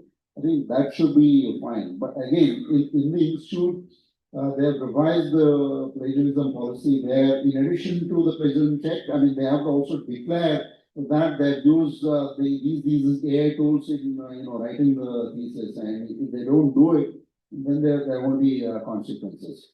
But I mean, in terms of, let's say, their performance as MBA students, I give them an option. Look, I mean, I can give you the option of using AI tools to solve the equation but then I will go by the accuracy of the outcomes. I will not, let's say, give you weightage for the approach and all that stuff. And they said, no, we will not use it. We will go for the traditional exam itself. So in that sense, we haven't come to a stage where the higher level of human intellectual capacity is going to be replaced by AI. Just to give an example, we have set up a new center for capital markets, and we are hiring a program director. We have one professor of practice who's a former CEO of Kotak Mahindra Bank, Deepak is a great enthusiast, AI enthusiast. I keep arguing with him that AI cannot replace every human. He says no. I said, for example, understanding human emotions, etc. AI is incapable of doing that, but he says no. So essentially, AI tool can summarize the facts better and maybe do a relative ranking based on the facts, etc., but definitely not based on the ability. So when we received a large number of applications for the program director position, I shared the CV with him. He used the AI tool to come up with the ranking of those candidates. And then after the interviews, after we did the interviews, the candidates who are ranked number 1, 2 are not even in the consideration set. They're out of the. So in that sense, I don't think. And secondly, like one of the panelists said, it should not limit or it should not, let's say, discourage students from challenging the ability of the AI tool. One of my colleagues from the engineering department said, why are you looking down? He said, look, one of my MTech students, and I gave him a problem. He used ChatGPT for the first level problem. Then it worked. He used it for the second level. It worked. For the third level, he tried to use ChatGPT. It didn't work. And he came to me and I said, why didn't you write the code yourself to solve the third level problem? The student apparently said, if ChatGPT cannot do it, how can I do it? And that is a situation that I think we should be scared of. I mean, if the student starts saying that ChatGPT can't do it, so I can't do it, is something that we should try and avoid. And to any kind of Professor Rao, you have been so meticulous that you could identify that once the student got it, he's really writing and doing that. I have a very small question to Professor Praveena. How do you think that AI is disrupting the ethical practices among the researchers? So two things. Number one, it depends on individual researchers as to what extent is considerate about the AI tools, and B is what do you see or foresee among the B schools, say a professor of IIT Bombay and as a generic term, and Professor Nageshwar Rao as an individual highly ethical person. We could identify that. But what do you see in peak categories, these schools and the general university system in India, the top of the big universities in the big cities and the state universities and the universities in the internet of the country, because India now has got over 1100 universities and we have got over 50,000 colleges which are rolling out the PhD scholar. And I think now what we roll out PhD scholar in a year, earlier in 2 decades we did not. So rapid pace of such scholars have risen. So your two observations on the ethical issues and then the ethical practices what Professor Rao has mentioned do prevail in B institute, and I'm not saying C, I'm only saying the majority of the B educational institutes, which include 50,000 colleges and 1100 universities. Easy question. No.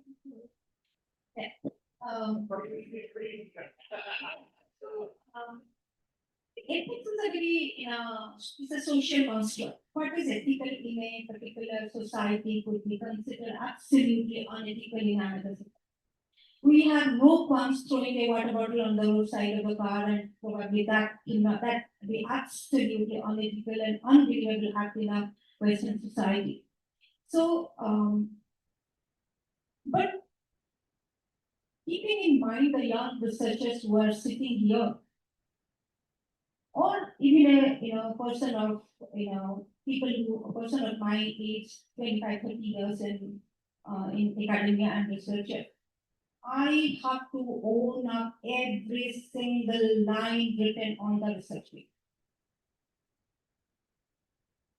Every single word. If my name features on that paper, I should be knowing that and know. I am in the other side of the table now. I'm recruiting faculty members, youngsters, wonderful publications. Probe little further, scratch the skin, the wounds are visible. Because the student who's coming for a faculty position has not gone deeper. He or she is not passionate about the research question. Why he or she has done this work, what kind of a data modeling he has done, why he has used this methodology and not other methodology. We will be producing large number of research papers, you will be publishing research papers. For me, if I am on the other side of the table, I would be very happy even if you have a big publication, one paper, but you own up the paper rather than having 20 papers with multiple authors. We know in Indian academia what is going on. It's an open secret. We call it a network paper. Some institutions accept it. Some institutions have an absolutely strong policy against it. And it's as an academician, as a leader, we set the tone, and the ethical tone comes from the top. If the concept of ethical way of research or owning of the research is spoken, discussed, openly debated in an academic institution, that same thought process gets imbibed by younger faculty members and younger researchers. So the responsibility lies with us people who are sitting here. How do we set the tone at the top? But having said that, my suggestion to young researcher is going to be every single line of your research or thesis paper has to be owned by you. So I know, I may be sounding a little old and antiquated. Whatever research paper I do not inject. Recently, one of my case study got published in a Harvard business case because I strongly believe, I'm a little old fashioned, all of you maybe youngsters may be laughing at me. Okay. So I still believe that every single word has to be owned by me and I'm going to do it. Good, bad, ugly, it's my baby, I'm going to own it. That's my take. I know many of you will be not agreeing to it. Okay, thank you so much. Thank you so much. Now, Professor moves very, I think, 2 minutes only, that, she has been very explicit about, expressing her views. Now, what are your views? We are all a bit old session. What are your views when you put a young of them? And last minute you will have your, because she knows the answer, which most of you will not agree. I heard a little bit of being old-fashioned, but I think certain values are eternal. And one of those eternal values is integrity. And I very strongly believe what Professor Kavina said about this going from the top.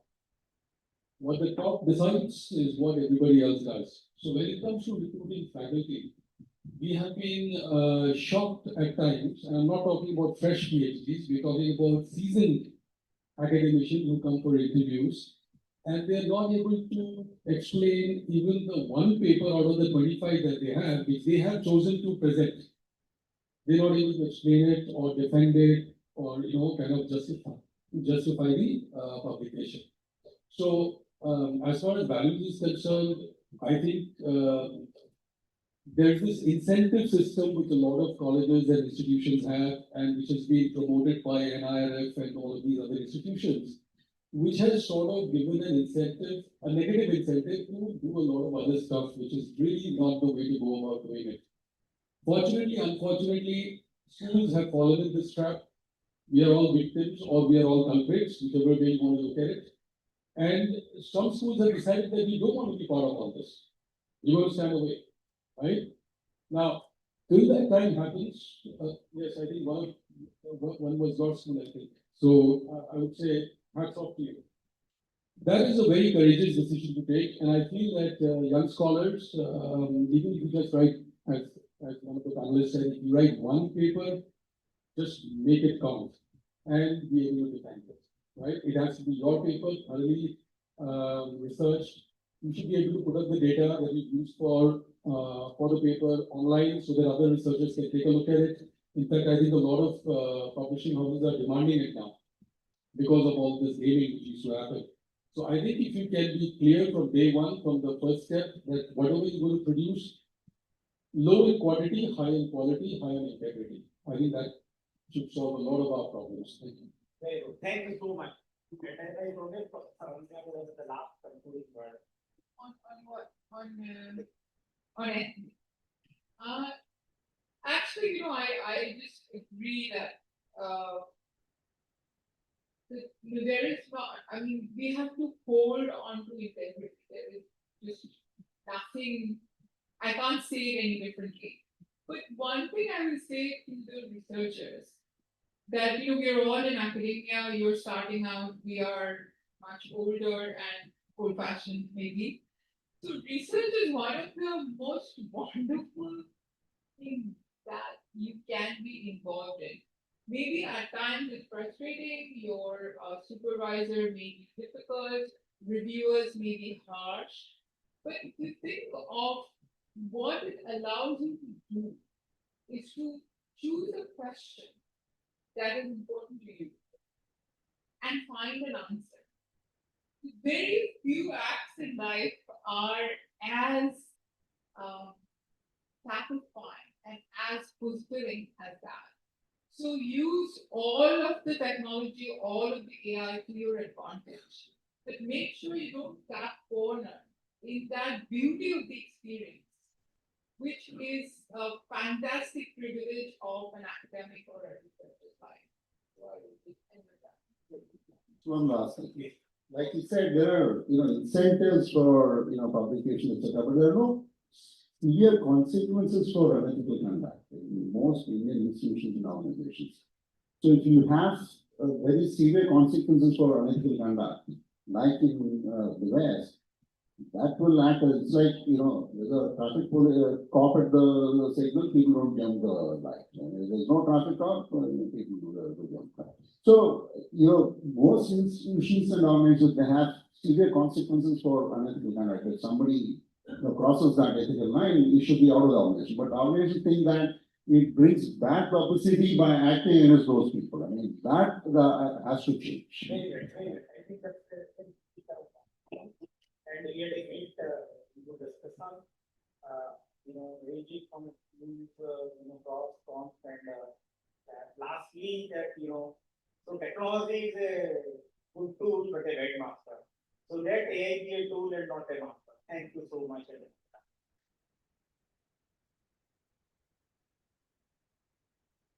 I think it I think it would be fair to say that the conversation we just witnessed was as thought-provoking as the technology it sought to examine. From the promise of AI-powered personalized learning to the perils of over-reliance on algorithms, from curriculum redesigning to faculty upskilling, from ethical AI to the very identity of the management graduate and the researchers of tomorrow, today's panelists have given us a panoramic and nuanced view of a landscape that is evolving faster than perhaps any of us anticipated. We owe a deep gratitude to our distinguished moderator, Professor Rakesh Mohan Joshi, for facilitating this discussion with such intellectual depth and dexterity, and our heartfelt thanks to our outstanding panelists, Professor Chandan Chaudhary, Professor S.B.D. Nageshwar Rao, Professor Jones Matthew, Dr. Prabina Rajiv, and Professor Ananya Mukherjee. May I request our Vice Chancellor to felicitate each of our panelists with a token of gratitude.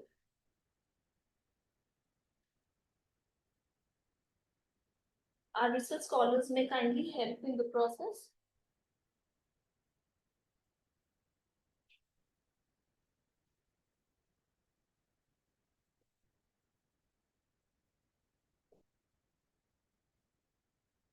Sir, will you please hand over a token of gratitude to Professor Chandan Chaudhary?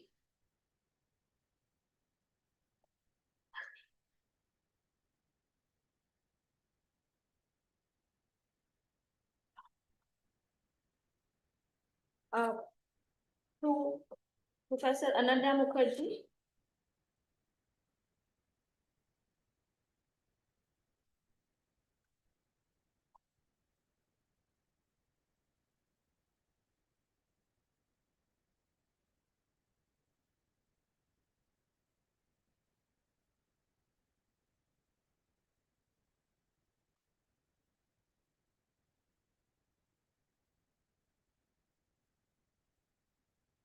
Professor Nageshwar Rao.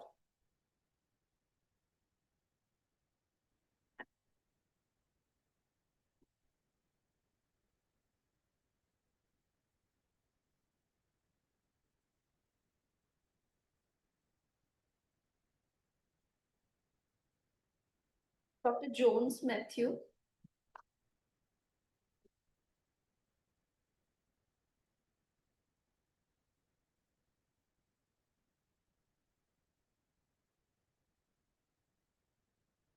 And to Dr. Prabina Rajiv. We thank them for their time, their candor, and their invaluable insights. We'll now take a short tea break of 10 minutes. Refreshments are arranged at the atrium. Please use this time to reflect, recharge, and reconnect. We request you to reassemble at 3:30. So in 10 minutes for the third director's conclave of the day on the theme B School's Pedagogy, Keeping Pace Amidst Growing Geopolitical Turbulence. See you all shortly.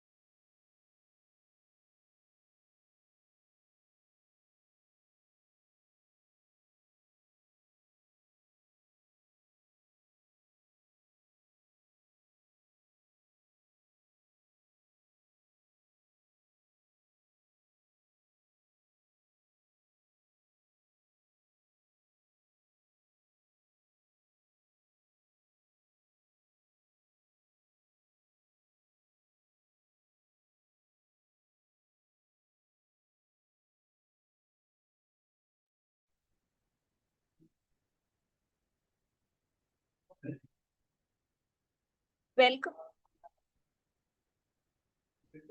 Welcome back, ladies and gentlemen. I hope the tea break was refreshing.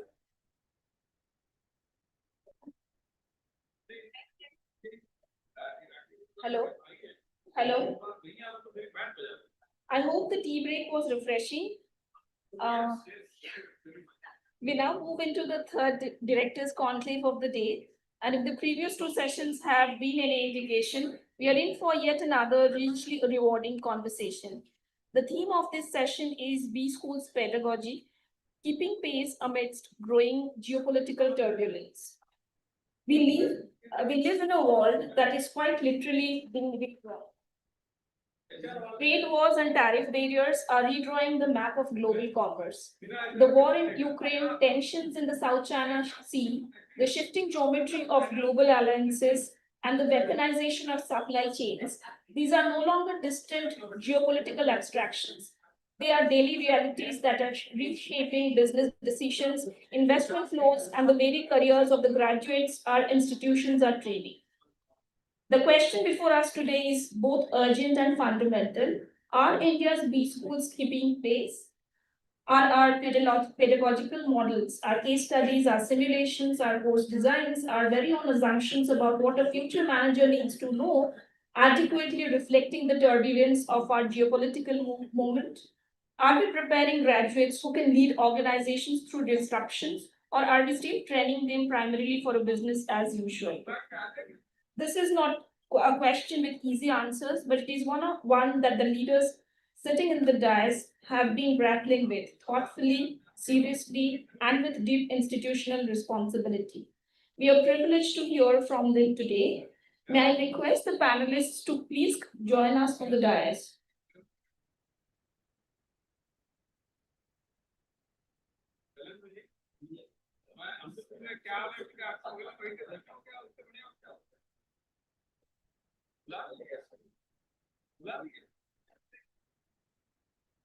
The panelists will please come on the dais and take their seats.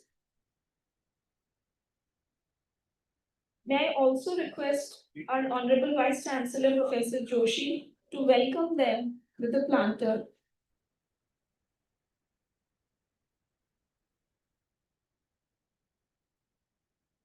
Allow me to introduce our distinguished moderator and panelists for this session. Moderating this panel today would be Dr. Harivansh Chaturvedi, who's the Director General of IILM University, New Delhi. We warmly welcome Dr. Harivansh Chaturvedi to the panel.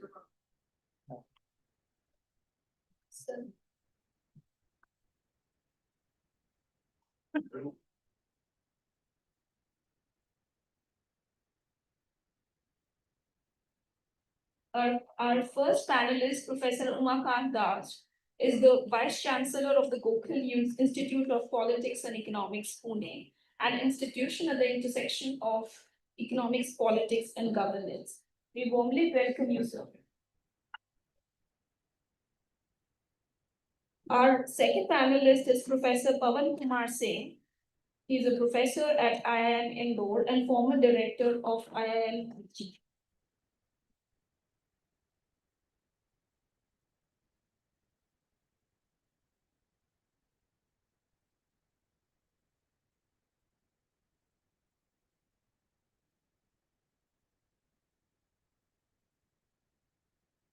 We next have as our panelist Professor Alok Kumar Chakrawal, who's the Vice Chancellor of Guru Ghasidas Vishwavidyalaya, Bilaspur, Chhattisgarh.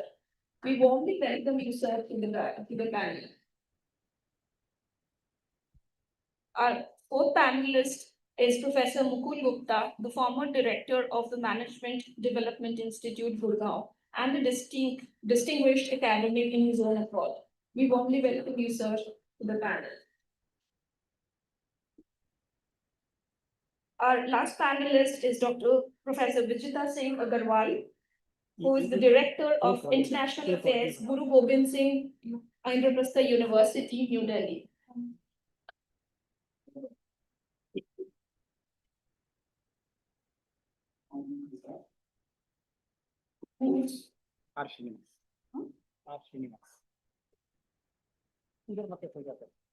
Okay, so we also invite, so we welcome Professor Dr. R. Srinivasan, Director, Soil School of Business Design, Mane sir, to this panel.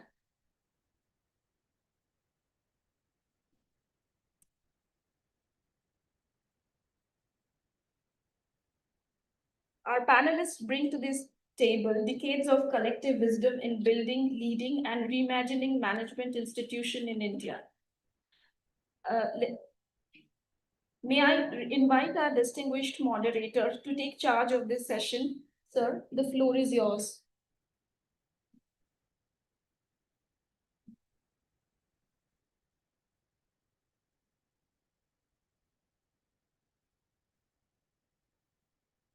Good afternoon, friends. This is postman session. So we have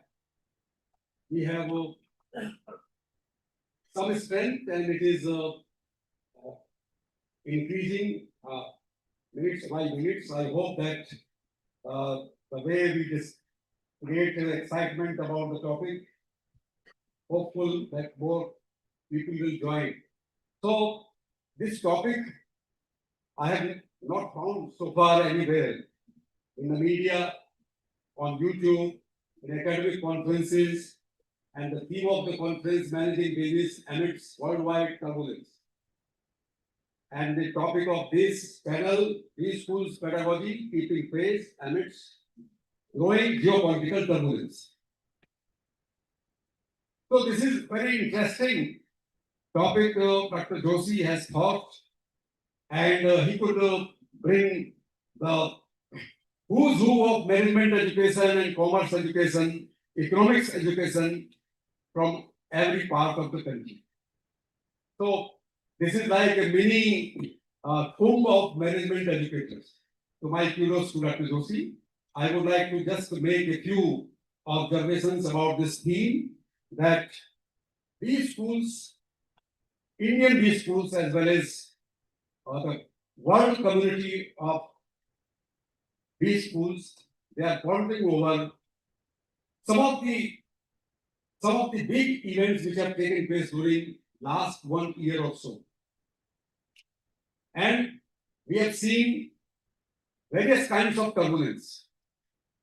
And not only last year, it started with COVID epidemic.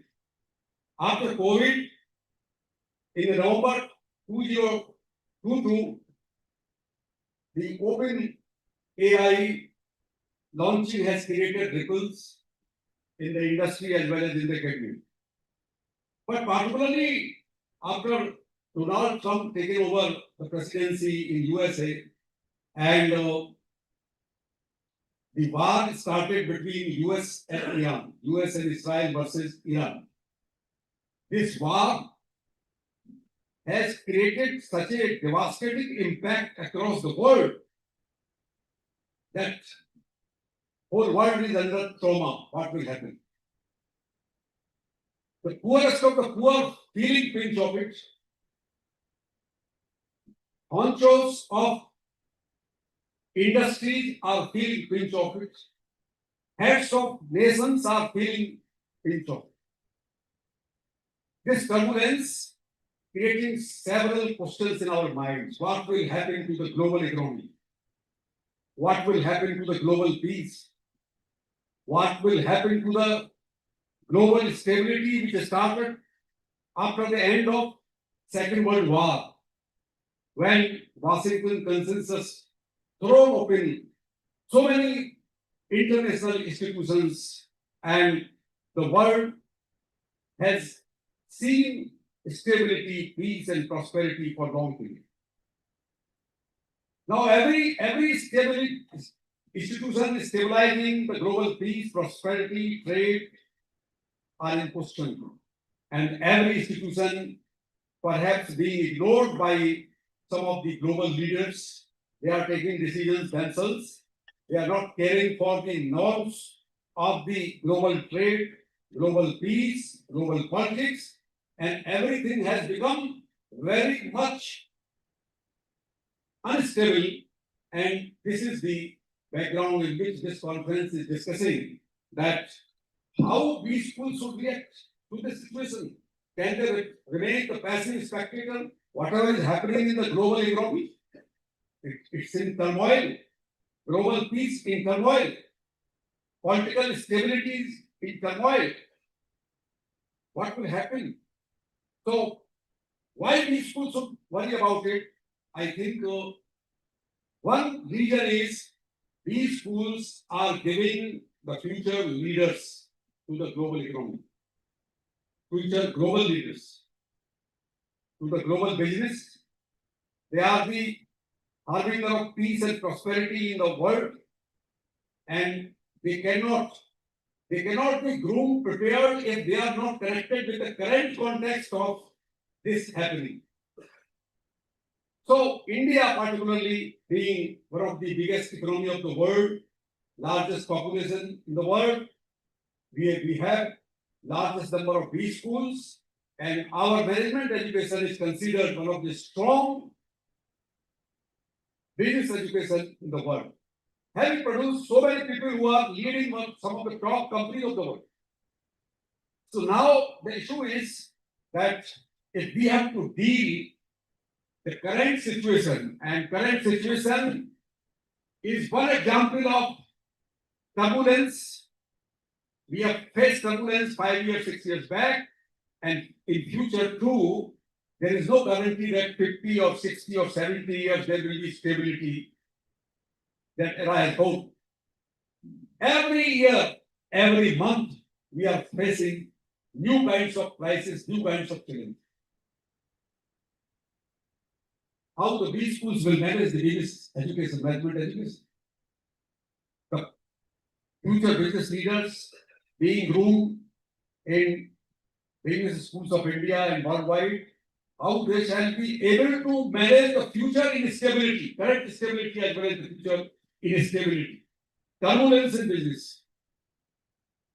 So many unpredictable incidents, unpredictability, anxiety, instability. All these things require new kinds of business leadership.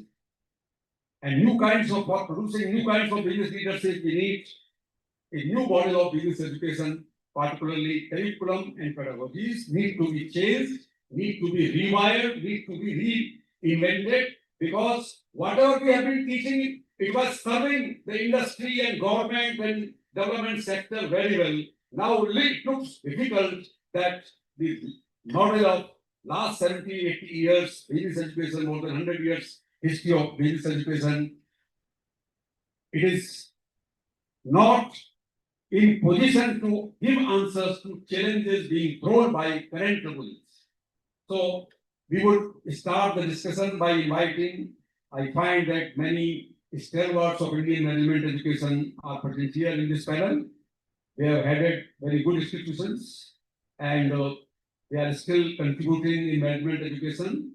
They have been introduced by the organizers. I would invite all of them one by one to give their initial thoughts and observations for 3-4 minutes. Then we will start discussions by taking over some of the questions, challenges.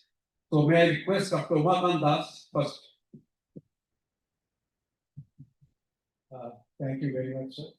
I think first of all, I would congratulate for organizing this event. And while setting the context today morning, of course, he was talking about the kind of turbulence that we are facing, and even the chief-based Honorable Minister also highlighted some of the points and the kind of initiative which are being taken by the government of India.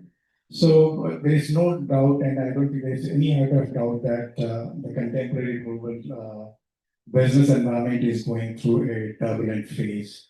And this is partly because of the geopolitical uncertainties, or you can say partly because of the wars that we are into, or partly because of the technological rivalries that we are facing in the market, or you may call it economic, say, nationalism, because now everybody not only India, but almost all the countries are talking about Atmanirbhar, self-reliance. So it is some kind of economic nationalism that is growing up worldwide.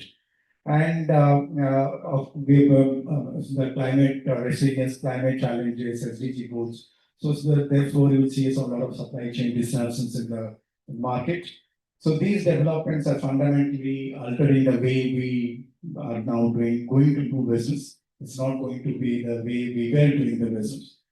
So the way we consider the market, the way we consider the competitors, the way we see the market, so everything has fundamentally changed. So therefore, being academic institution, as Dr. Chaturvedi rightly pointed out, we are one of the leaders as far as production of management education is concerned, and number of institutions producing MBAs and other business programs. So the key question therefore is, if we want to become again whether you call it Vishwaguru or whether you call it a developing country by 2000, developed country by 2047, we have to therefore prepare ourselves. And keeping all these things, so two questions, two things which I want to highlight in the first round, maybe your time permits, I will touch upon some of the other things. So first, therefore, is redefining the purpose of management education. So when we were student, or even some couple of years back, we usually used to keep to, we were thinking the profit maximization is the main objective of business organizations. And therefore, the primary objective of our curriculum was hovering about how are we going to help them maximizing the profit. Now it has definitely, or you can see it has moved beyond profit maximization. And we now talk about resilience, sustainability, and how are we going to be, as you rightly pointed out, the leadership is going to be responsible. So responsibility or responsible leadership is something which is very much important.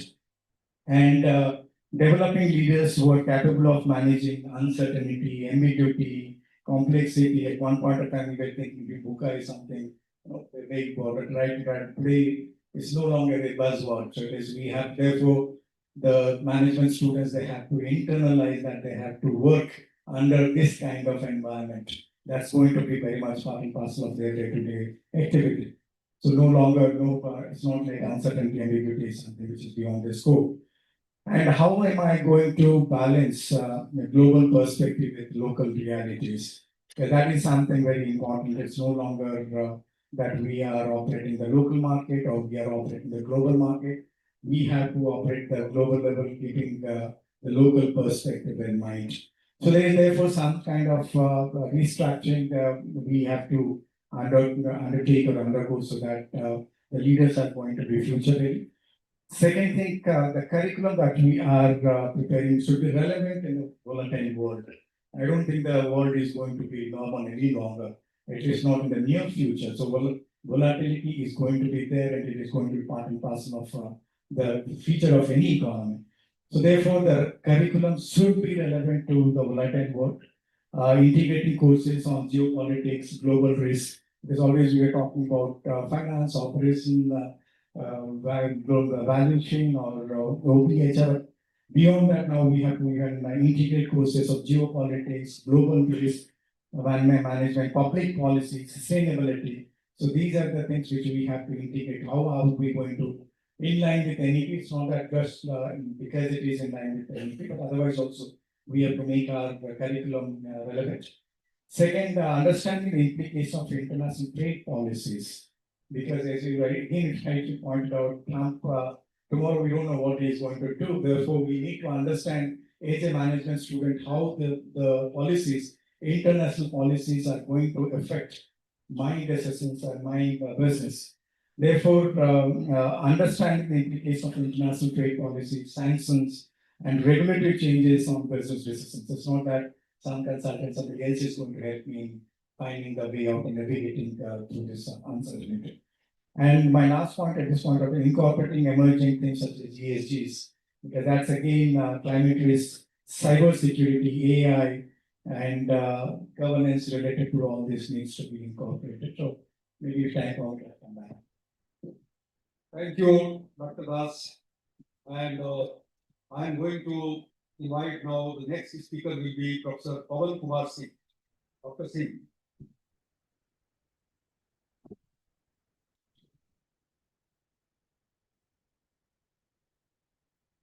Namaskar, good evening, and my sincere respect to all the dignitaries in this room and best wishes to all young researchers.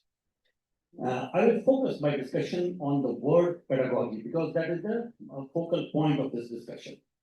And surrounding points are that keeping pace in this growing geopolitical turbulence, what pedagogy has to do. So pedagogy is the queen word here. Number one, of course, pedagogy, we know that peda word means basically the child. So we should use andragogy anyway, that is just to inform our young colleagues here, researchers. So andragogy, that it means that the method of imparting learning to adult is called andragogy. Fine. Now, I will quote one sutra from Upanishad, which says, Paroksha Priya Hi Deva.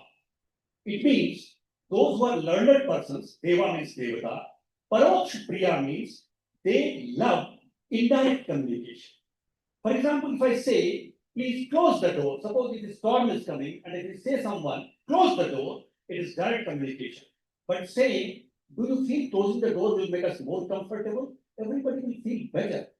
And they are implementing their own decision. So pedagogy has been invented to give learning in indirect way because everybody is not so intelligent that tell them that be honest and they will become honest. That's why we have to go in indirect way. They give them a case study where a dishonest person ultimately lost and honest person ultimately had the last laugh. So indirect method is very important. That's why all future researchers who will become, if you become professor, you should know how to actually inject learning through indirect method, which is less aggressive and let us say less attacking, and people receive it better. That's why pedagogy is there. And first example we find of wonderful pedagogy is when Vishnu Sharma, when he took the sons of king to jungle and said, you need not to learn anything. And he made all the princes to learn everything by indirectly sharing stories of lion and jackal and all. Panchtantra usi se bana. So this can be called as Panchtantra method of learning. Now come to this geopolitical turbulence, all these things I will come. See, three things I will say should be somewhere included in our learning method at B school. One is what Fritz Perl gave as Gestalt therapy. Gestalt therapy deals with synthesis of ideas. Because I find that these schools mainly are more emphasizing on analytical skill. But what about that grand synthesis? So Fritz Perl should be reminded in the content. Secondly, Jittu Krishnamurti should be reminded to all students because Jittu develops ideas and the reader thinks this is the way to go forward, and suddenly Jittu says this is not the way. So Jittu keeps creating and keeps dismantling. So this dismantling pedagogy, I understand that nobody has done better than Jittu Krishnamurti. He builds ideas and crashes it. He does not allow the reader to settle. He believes in unsettling. And if we, through our pedagogy, we help the students to get unsettled, I think getting unsettled they will feel more comfortable with because in future we have to remain unsettled on. That is second. And third, at the age of 40, I was more egoistic than what I am today. I thought when I'm reading Upanishad, why I should read Quran. So at the age of 40, when I started reading Quran, so late in my life, I started crying because Quranic story has a beauty that it talks about, it narrates a story about settled king and suddenly says that he was completely annihilated. This is how the story of Quran also tells that uncertainty has to be welcomed in life. Anyway, so I reminded the audience about Fritz Perl, Jittu Krishnamurti, and of course, Ved Vyas who wrote Quran. Now, in our pedagogy, we have to develop this very precious approach, I think. Developing mind that is not doubting, but that is alert and questioning. basically questioning in nature. I have been saying to these school students for a long time that you come here after paying hefty fee not to get right answer from professors. Getting right answer from professor is like getting silver.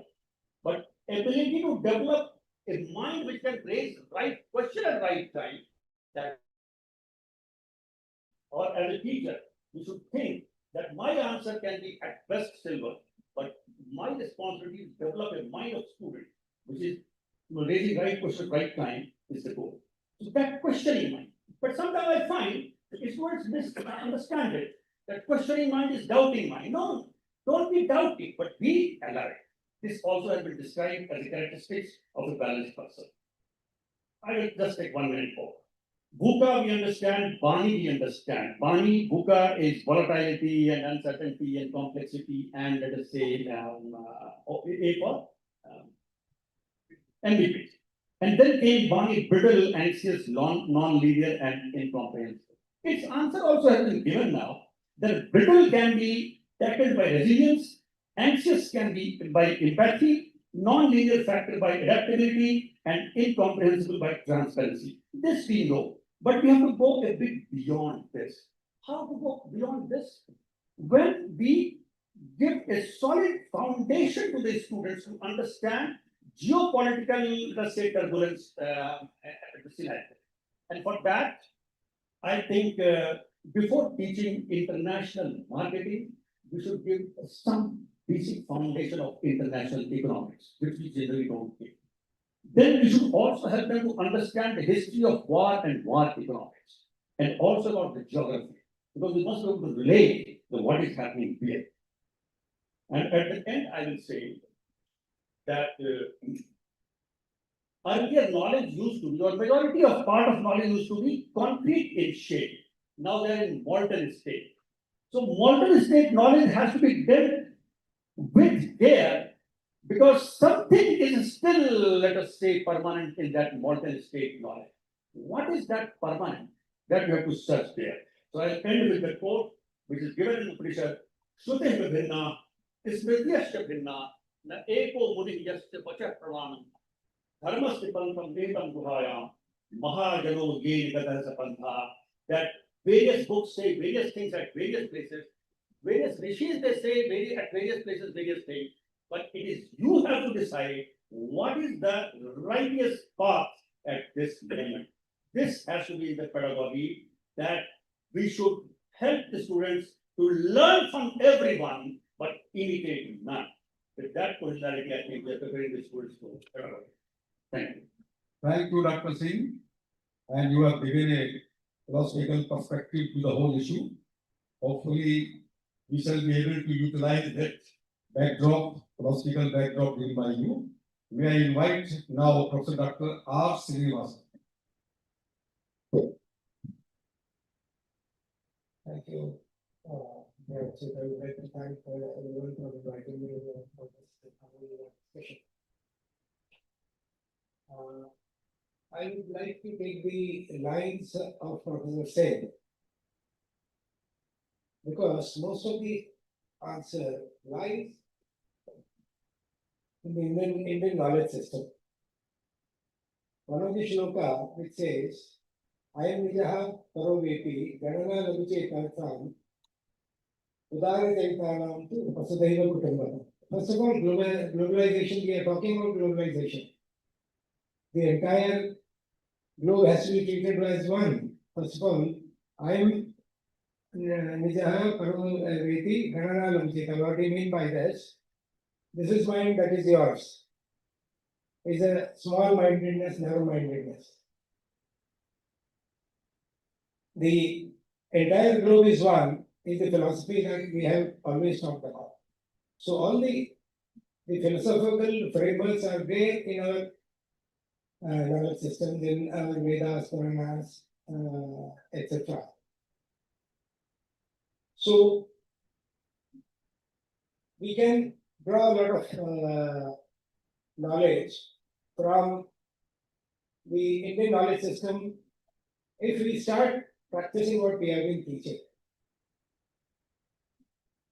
Because we need to transcend from the the left brain to the right brain orientation.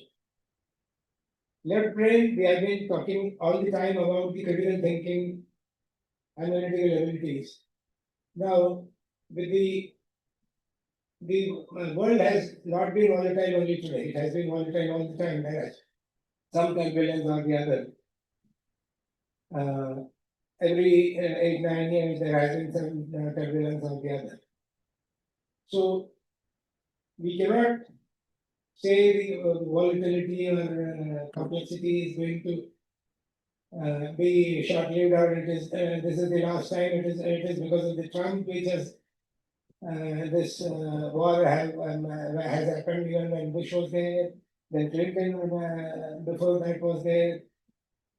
Other presidents were there. They have always looked at Laguchetasam, the small-mindedness or narrow-mindedness, where they were looking at their personal interests rather than the global interests.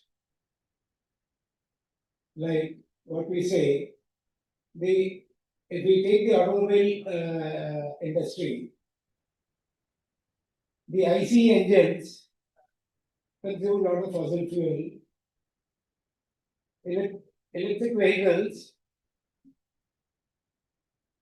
are run by renewable energy. Of course, there are debates whether it is really sustainable or not, because there are other challenges related to the electric vehicles as well. But one of the arguments that come, electric vehicles are not being promoted just because of the reason there is vested interest in that. USA has large deposits of oil, which they want to encash. They want to completely exhaust the oil available in the entire global system, and then start with their oil, which is there in their region. So that is the Laguchetasam, the narrow-mindedness mindset, which is selfish in nature, is making them act in the way they are acting.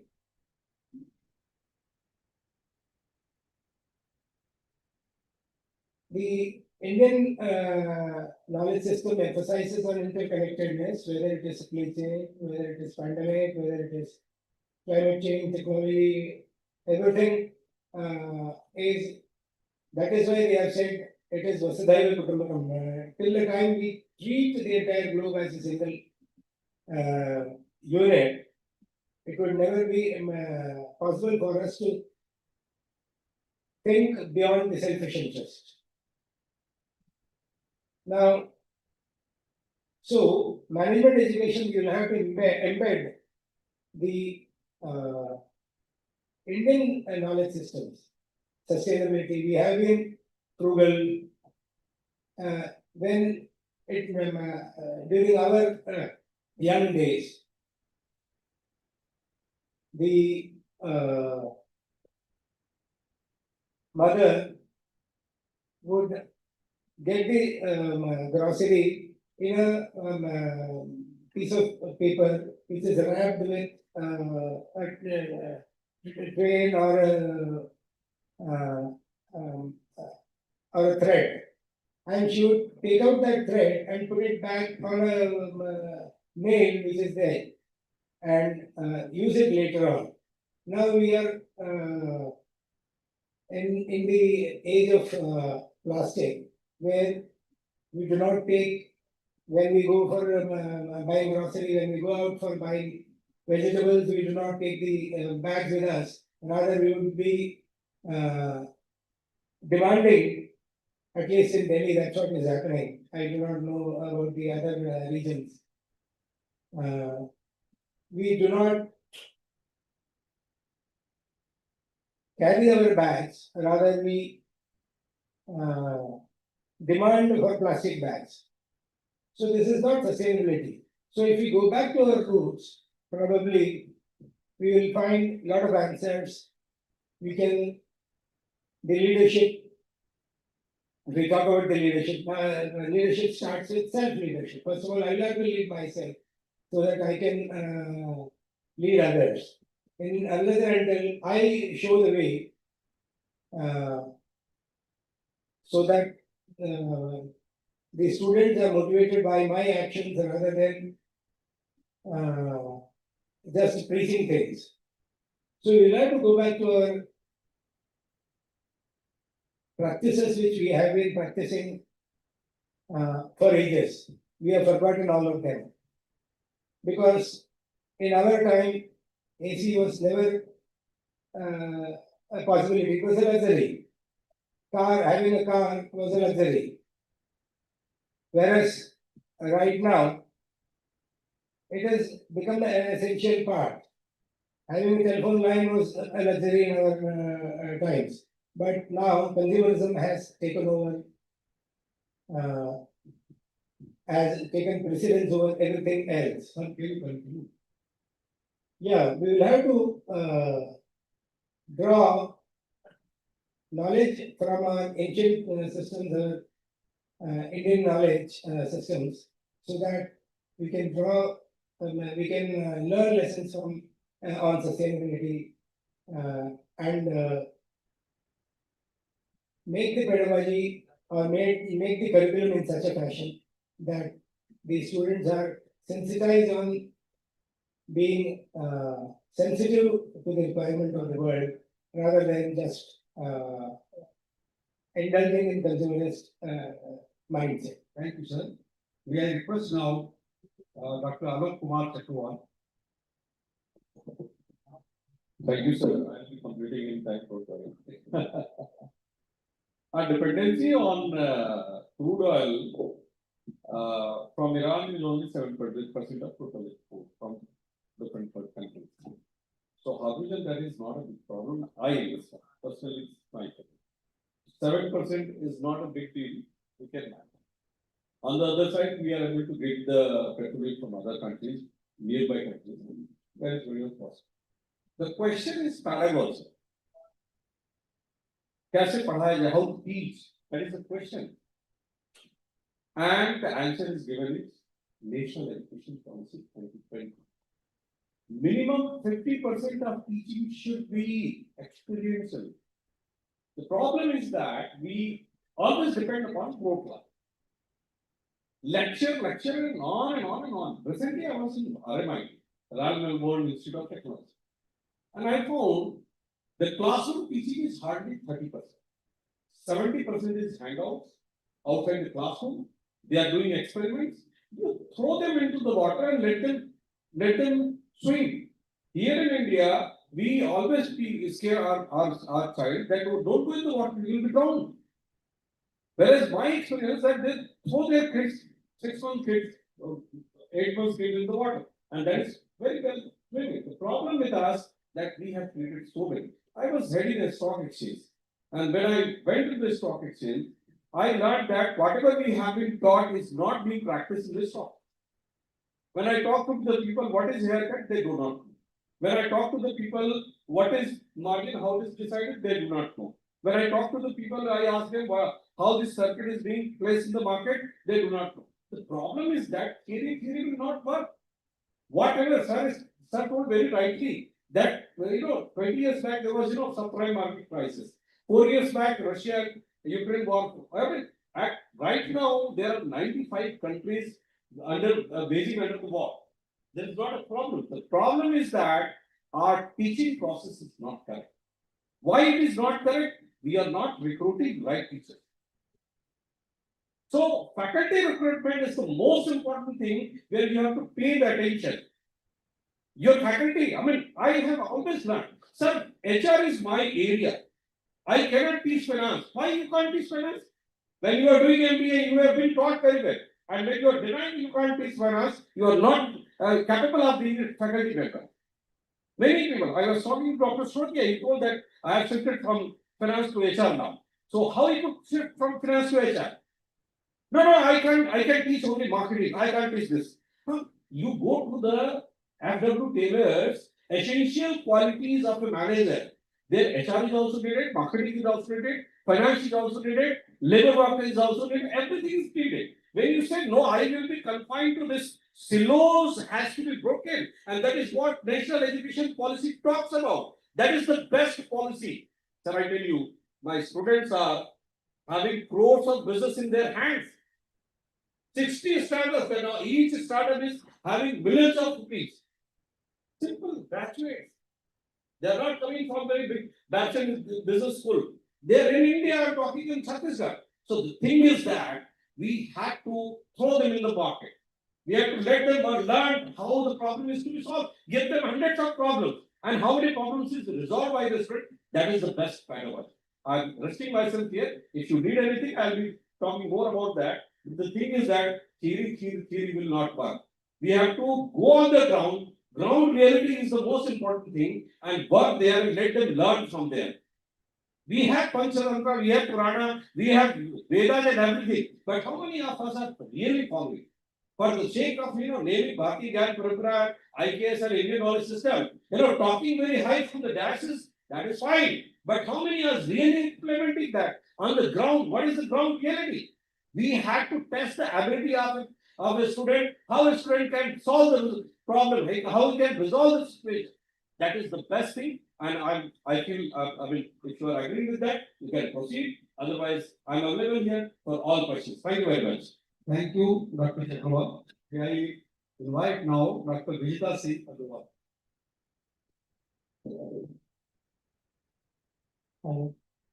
Gee. So it was really enlightening hearing all the stalwarts sitting here. I just wanted to say that in 2000s we heard that the world is flat. And all of us read this book of Thomas Friedman, that world is flat. And now this myth is so brutally busted. And we see that the world is no longer flat. As Professor Joshi mentioned in his speech, he said, "Bhuka bhi chhod dijiye." There are only two words, Donald Trump. Back home, I was buying some gold and I asked my jeweler, "Badhega ya ghatega?" He said, "Donald Trump jo karega." So when there is so much of uncertainty, how are we equipping our students to meet this uncertainty? So, I will also like to mention, recently we were trying to build in a component of online in our curriculum, and we were trying to have a tie-up with HBR, Harvard Business School online. And I teach strategy, and I was shocked what we are teaching and what they are teaching. Michael Porter was from Harvard, but they are no longer teaching Michael Porter. They are doing so much of hands-on, and we are still clinging on to the hands-on thing. Here, I would also like to mention, I'm also a member of AICT curriculum team. When we were a team of, when we were developing the courses, वो हम teachers का मोह जो है ना theory के प्रति वो जाता ही नहीं. We are still sticking to the theory, and we are not able to wrap our heads around a different kind of pedagogy, which Professor Alok Chakravarti rightly said, that which has to be experiential. Here, we also need to understand whom are we teaching. We are teaching Gen Z who do no longer want to read from books. In fact, if we see Gen Z, they don't want to read from the physical books at all. So how do we teach them? Gamification might be one of the answers. Experiential learning can be a very, very good answer. In fact, I was during lunch hours, I talked to Alok Chakravarti sir, and he said a very nice thing. He gave 8 credit to students who went for internship, and this internship was a part of a project which they undertook. What a beautiful way of embedding everything which NEB says, earn by you learn, experiential learning, everything. So, and also, we have to have cross-disciplinary degrees. I have been alumnus of this IIFT. When we were studying, हमको history अपने ancient Indian history को वैसे कोई मतलब ही नहीं था. And the same thing is right now also. When we teach students in silos, how do we embed ideas? Students are not interested because it looks like an appendage. They don't want to study. So in my opinion, I think we really have to rethink the whole thing. Abhi tak we are trying to put band-aids, but their time is now that we have to rethink about it. Thank you so much. Thank you, madam. So, in this round, the last speaker will be Dr. Mukul Gupta. Then we will have some discussion by raising some question or one question at least. Am I permitted to stand up? One. Number two, having retired a few years back, I stopped thinking like a professor. So can I behave like a research scholar and address this question? And if I have your permission, can I make use of a small PowerPoint presentation like most of my research scholars must be doing it here? You have only 5 minutes. Sir, 4 minutes will be sufficient because I don't commit the same mistake twice. If I start late, I'll finish early.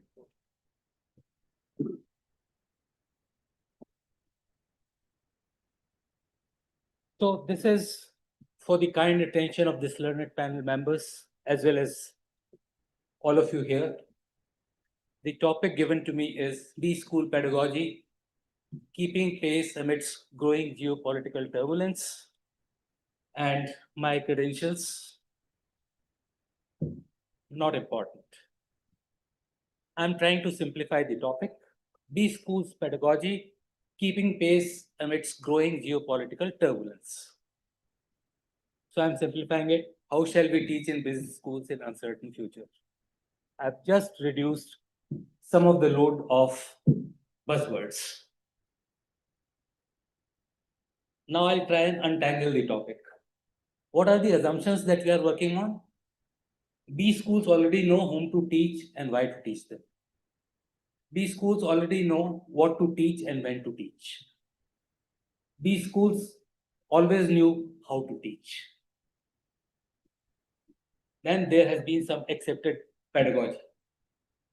That the times were not turbulent, now they have become turbulent. That's the assumption of the topic. That the pedagogy was fine because there was no turbulence. That the pedagogy would falter due to growing geopolitical turbulence. Let me simplify it further. So the topic that we are working on, how shall we teach in these schools in uncertain future? What are the embedded assumptions? We still already know whom to teach, why to teach, when to teach. The only question that we are facing is just relook at how will we teach. I don't know. I don't have the answer. The fallacies that we are working on, because we do not know the nature and content of managerial work in 2035 and 40. We are not talking of what we are going to teach tomorrow. If you are here as professors who want to shape the future, we must be looking at 15 to 20 years forward. Now, what is going to be the nature of work in 2035 and 40? I do not know. And if I don't know, I don't know how to prepare people for that time. We do not know whom to teach and why to teach them now, because I don't know the nature of work then. So how to teach is a convoluted problem, where we are attempting to design the route and method of drug administration for an unknown patient suffering from an unknown disease for an unknown line of treatment.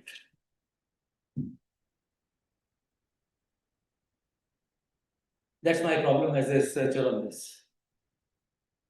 Nonetheless, we are professors, so we have been professors, so let's try and solve it. So I tried, once Professor Joshi threw me into this Maya Jal like a kid. I had no answers to it. I wrote to him, I've done a complete literature review and could not find anything on this, so I don't know what to talk about. So I went back to the basics and I said, I may not be able to answer the question how we are going to teach, but can I have a more comprehensive learning model where we are not just ending at what happens at the end of business school? We are talking about people who succeed in life. If we have so far advocated lifelong learning. So, what has happened? All isms are falling, new isms are coming. Shortage of time, anybody can access this presentation later on. The democratic system has actually failed because it is no more a democracy of the people, by the people, for the people. It is of some people, by some people, and for some people. There has been a rise of precariat all over the world, educated but unemployed. Successful or simple fictions, but complex truths. That's what we are dealing with. So I tell you a story, that fiction is wonderful. But when I face the truth, I don't want to deal with it.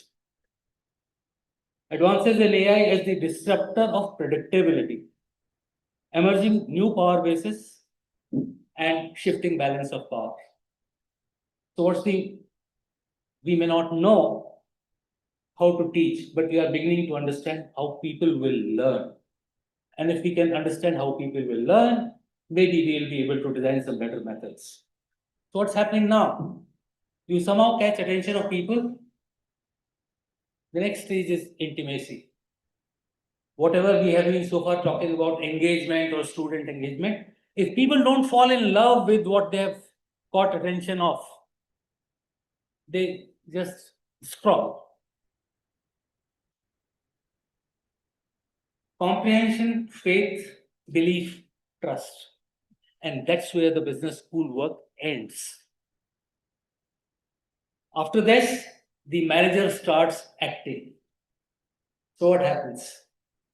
Whatever he learned in business school, either he tries an imitation model. This is what I was taught. This is what the case studies taught me, that this is what succeeds.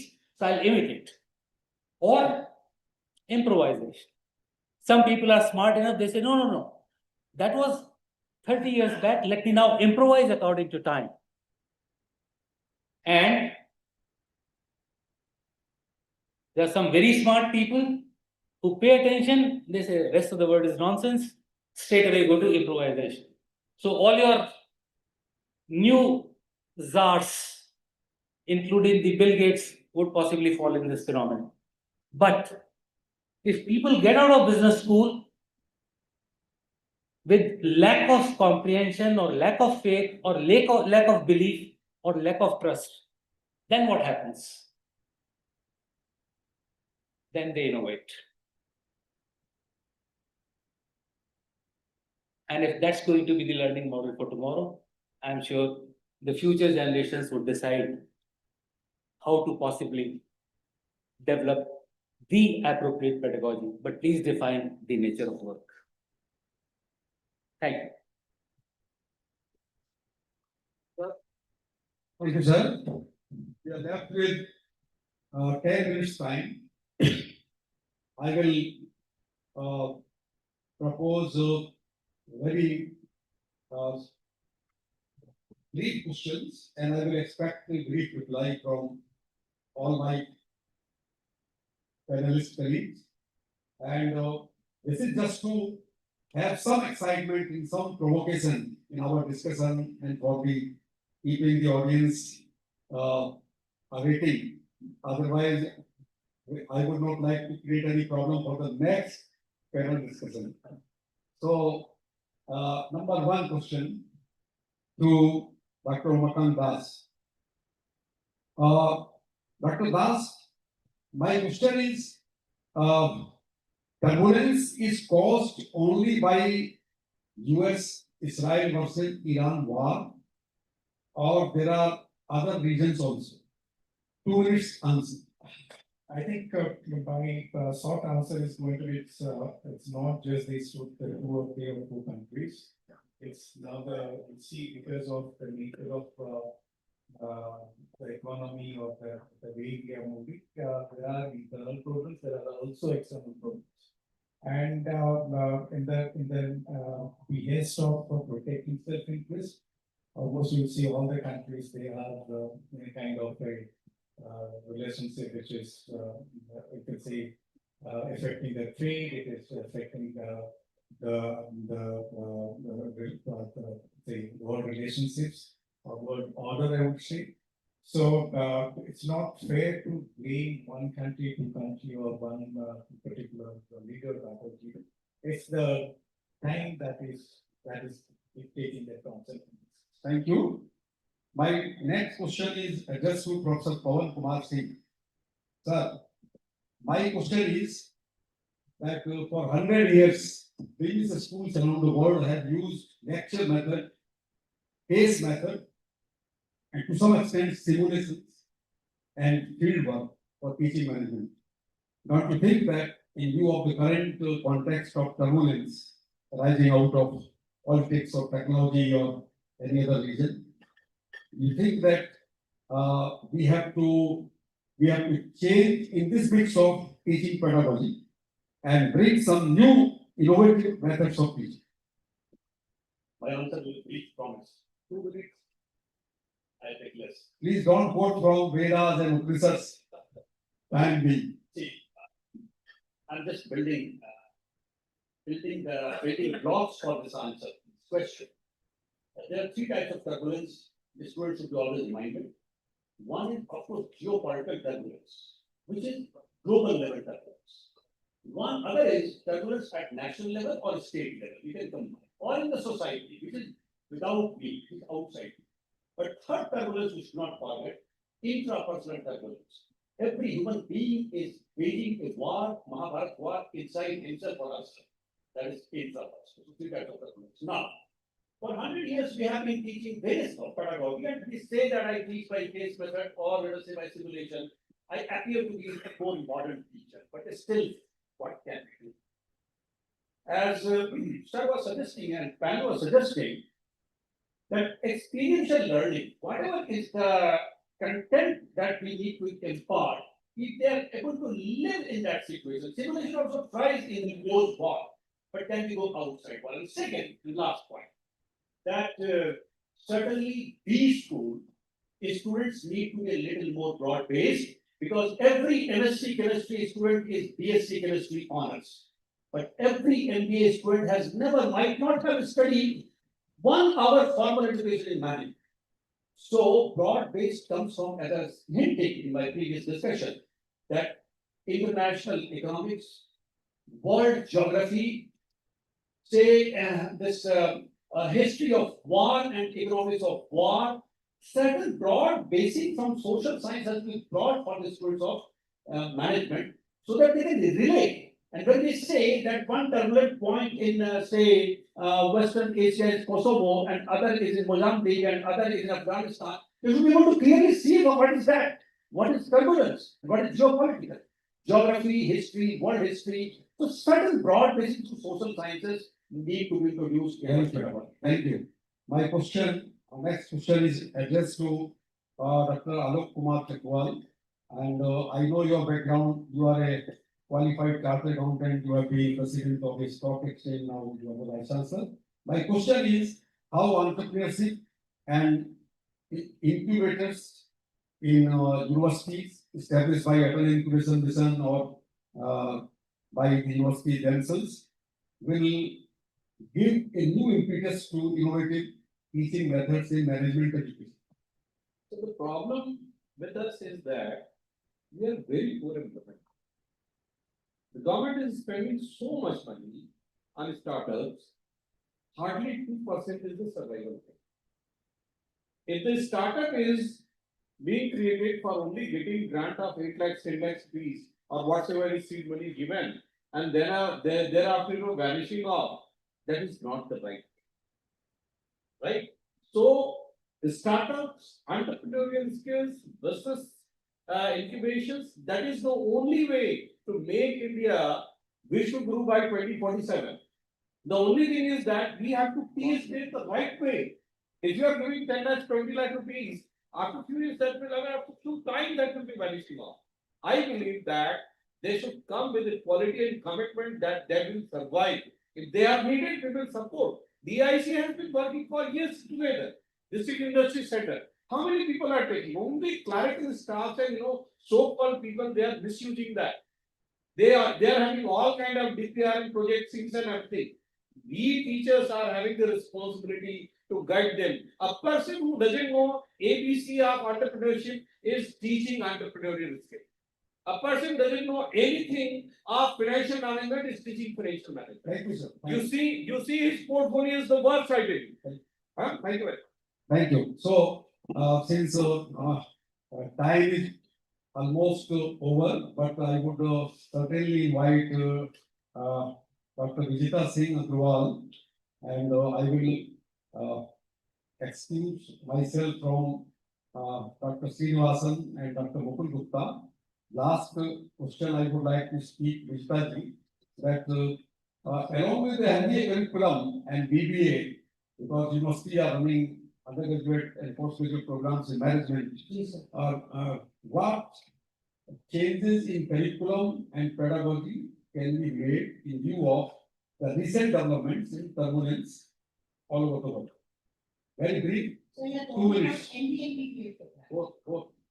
So actually, sir has answered this question very beautifully. Yes, if you agree. Yes, I agree. Thank you. Thank you. So here we conclude, and thank you to my fellow panelists, and I request all of you to kindly give a big applause to all of them. Thank you. A big applause for you who have contributed very much time. Thank you, sir. So, ladies and gentlemen, once again, we find ourselves at the end of a session that has given us much to think about and much to act upon. So, I would invite our Vice Chancellor, Professor Joshi, to felicitate our panelists with the token of gratitude.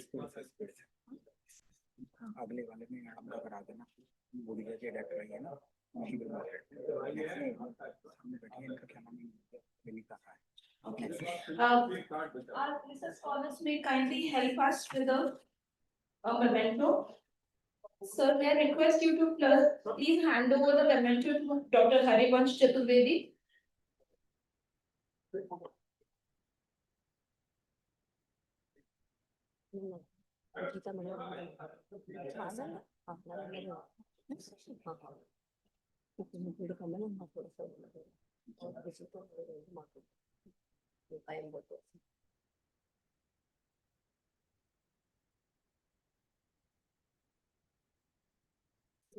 May you please hand over the token of gratitude to Dr. Harivansh Chaturvedi.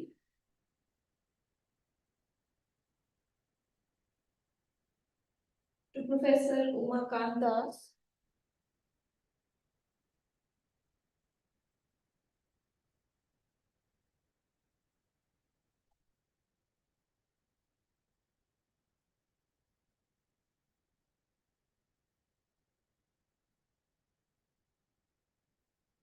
Professor Pawan Kumar Singh.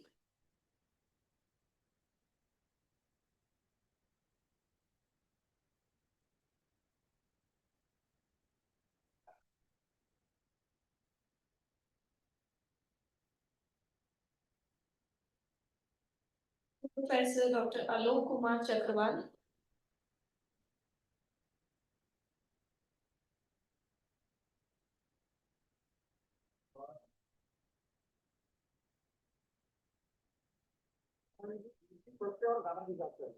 Professor Mukul Gupta.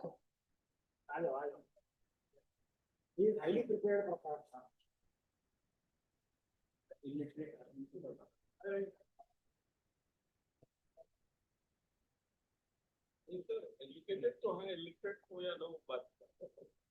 To Professor Dr. R. Srinivasan.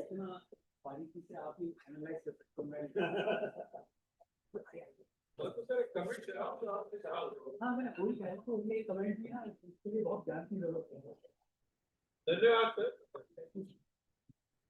Thanks for the compliment And last but not least, to Professor Vijita Singh Agarwal.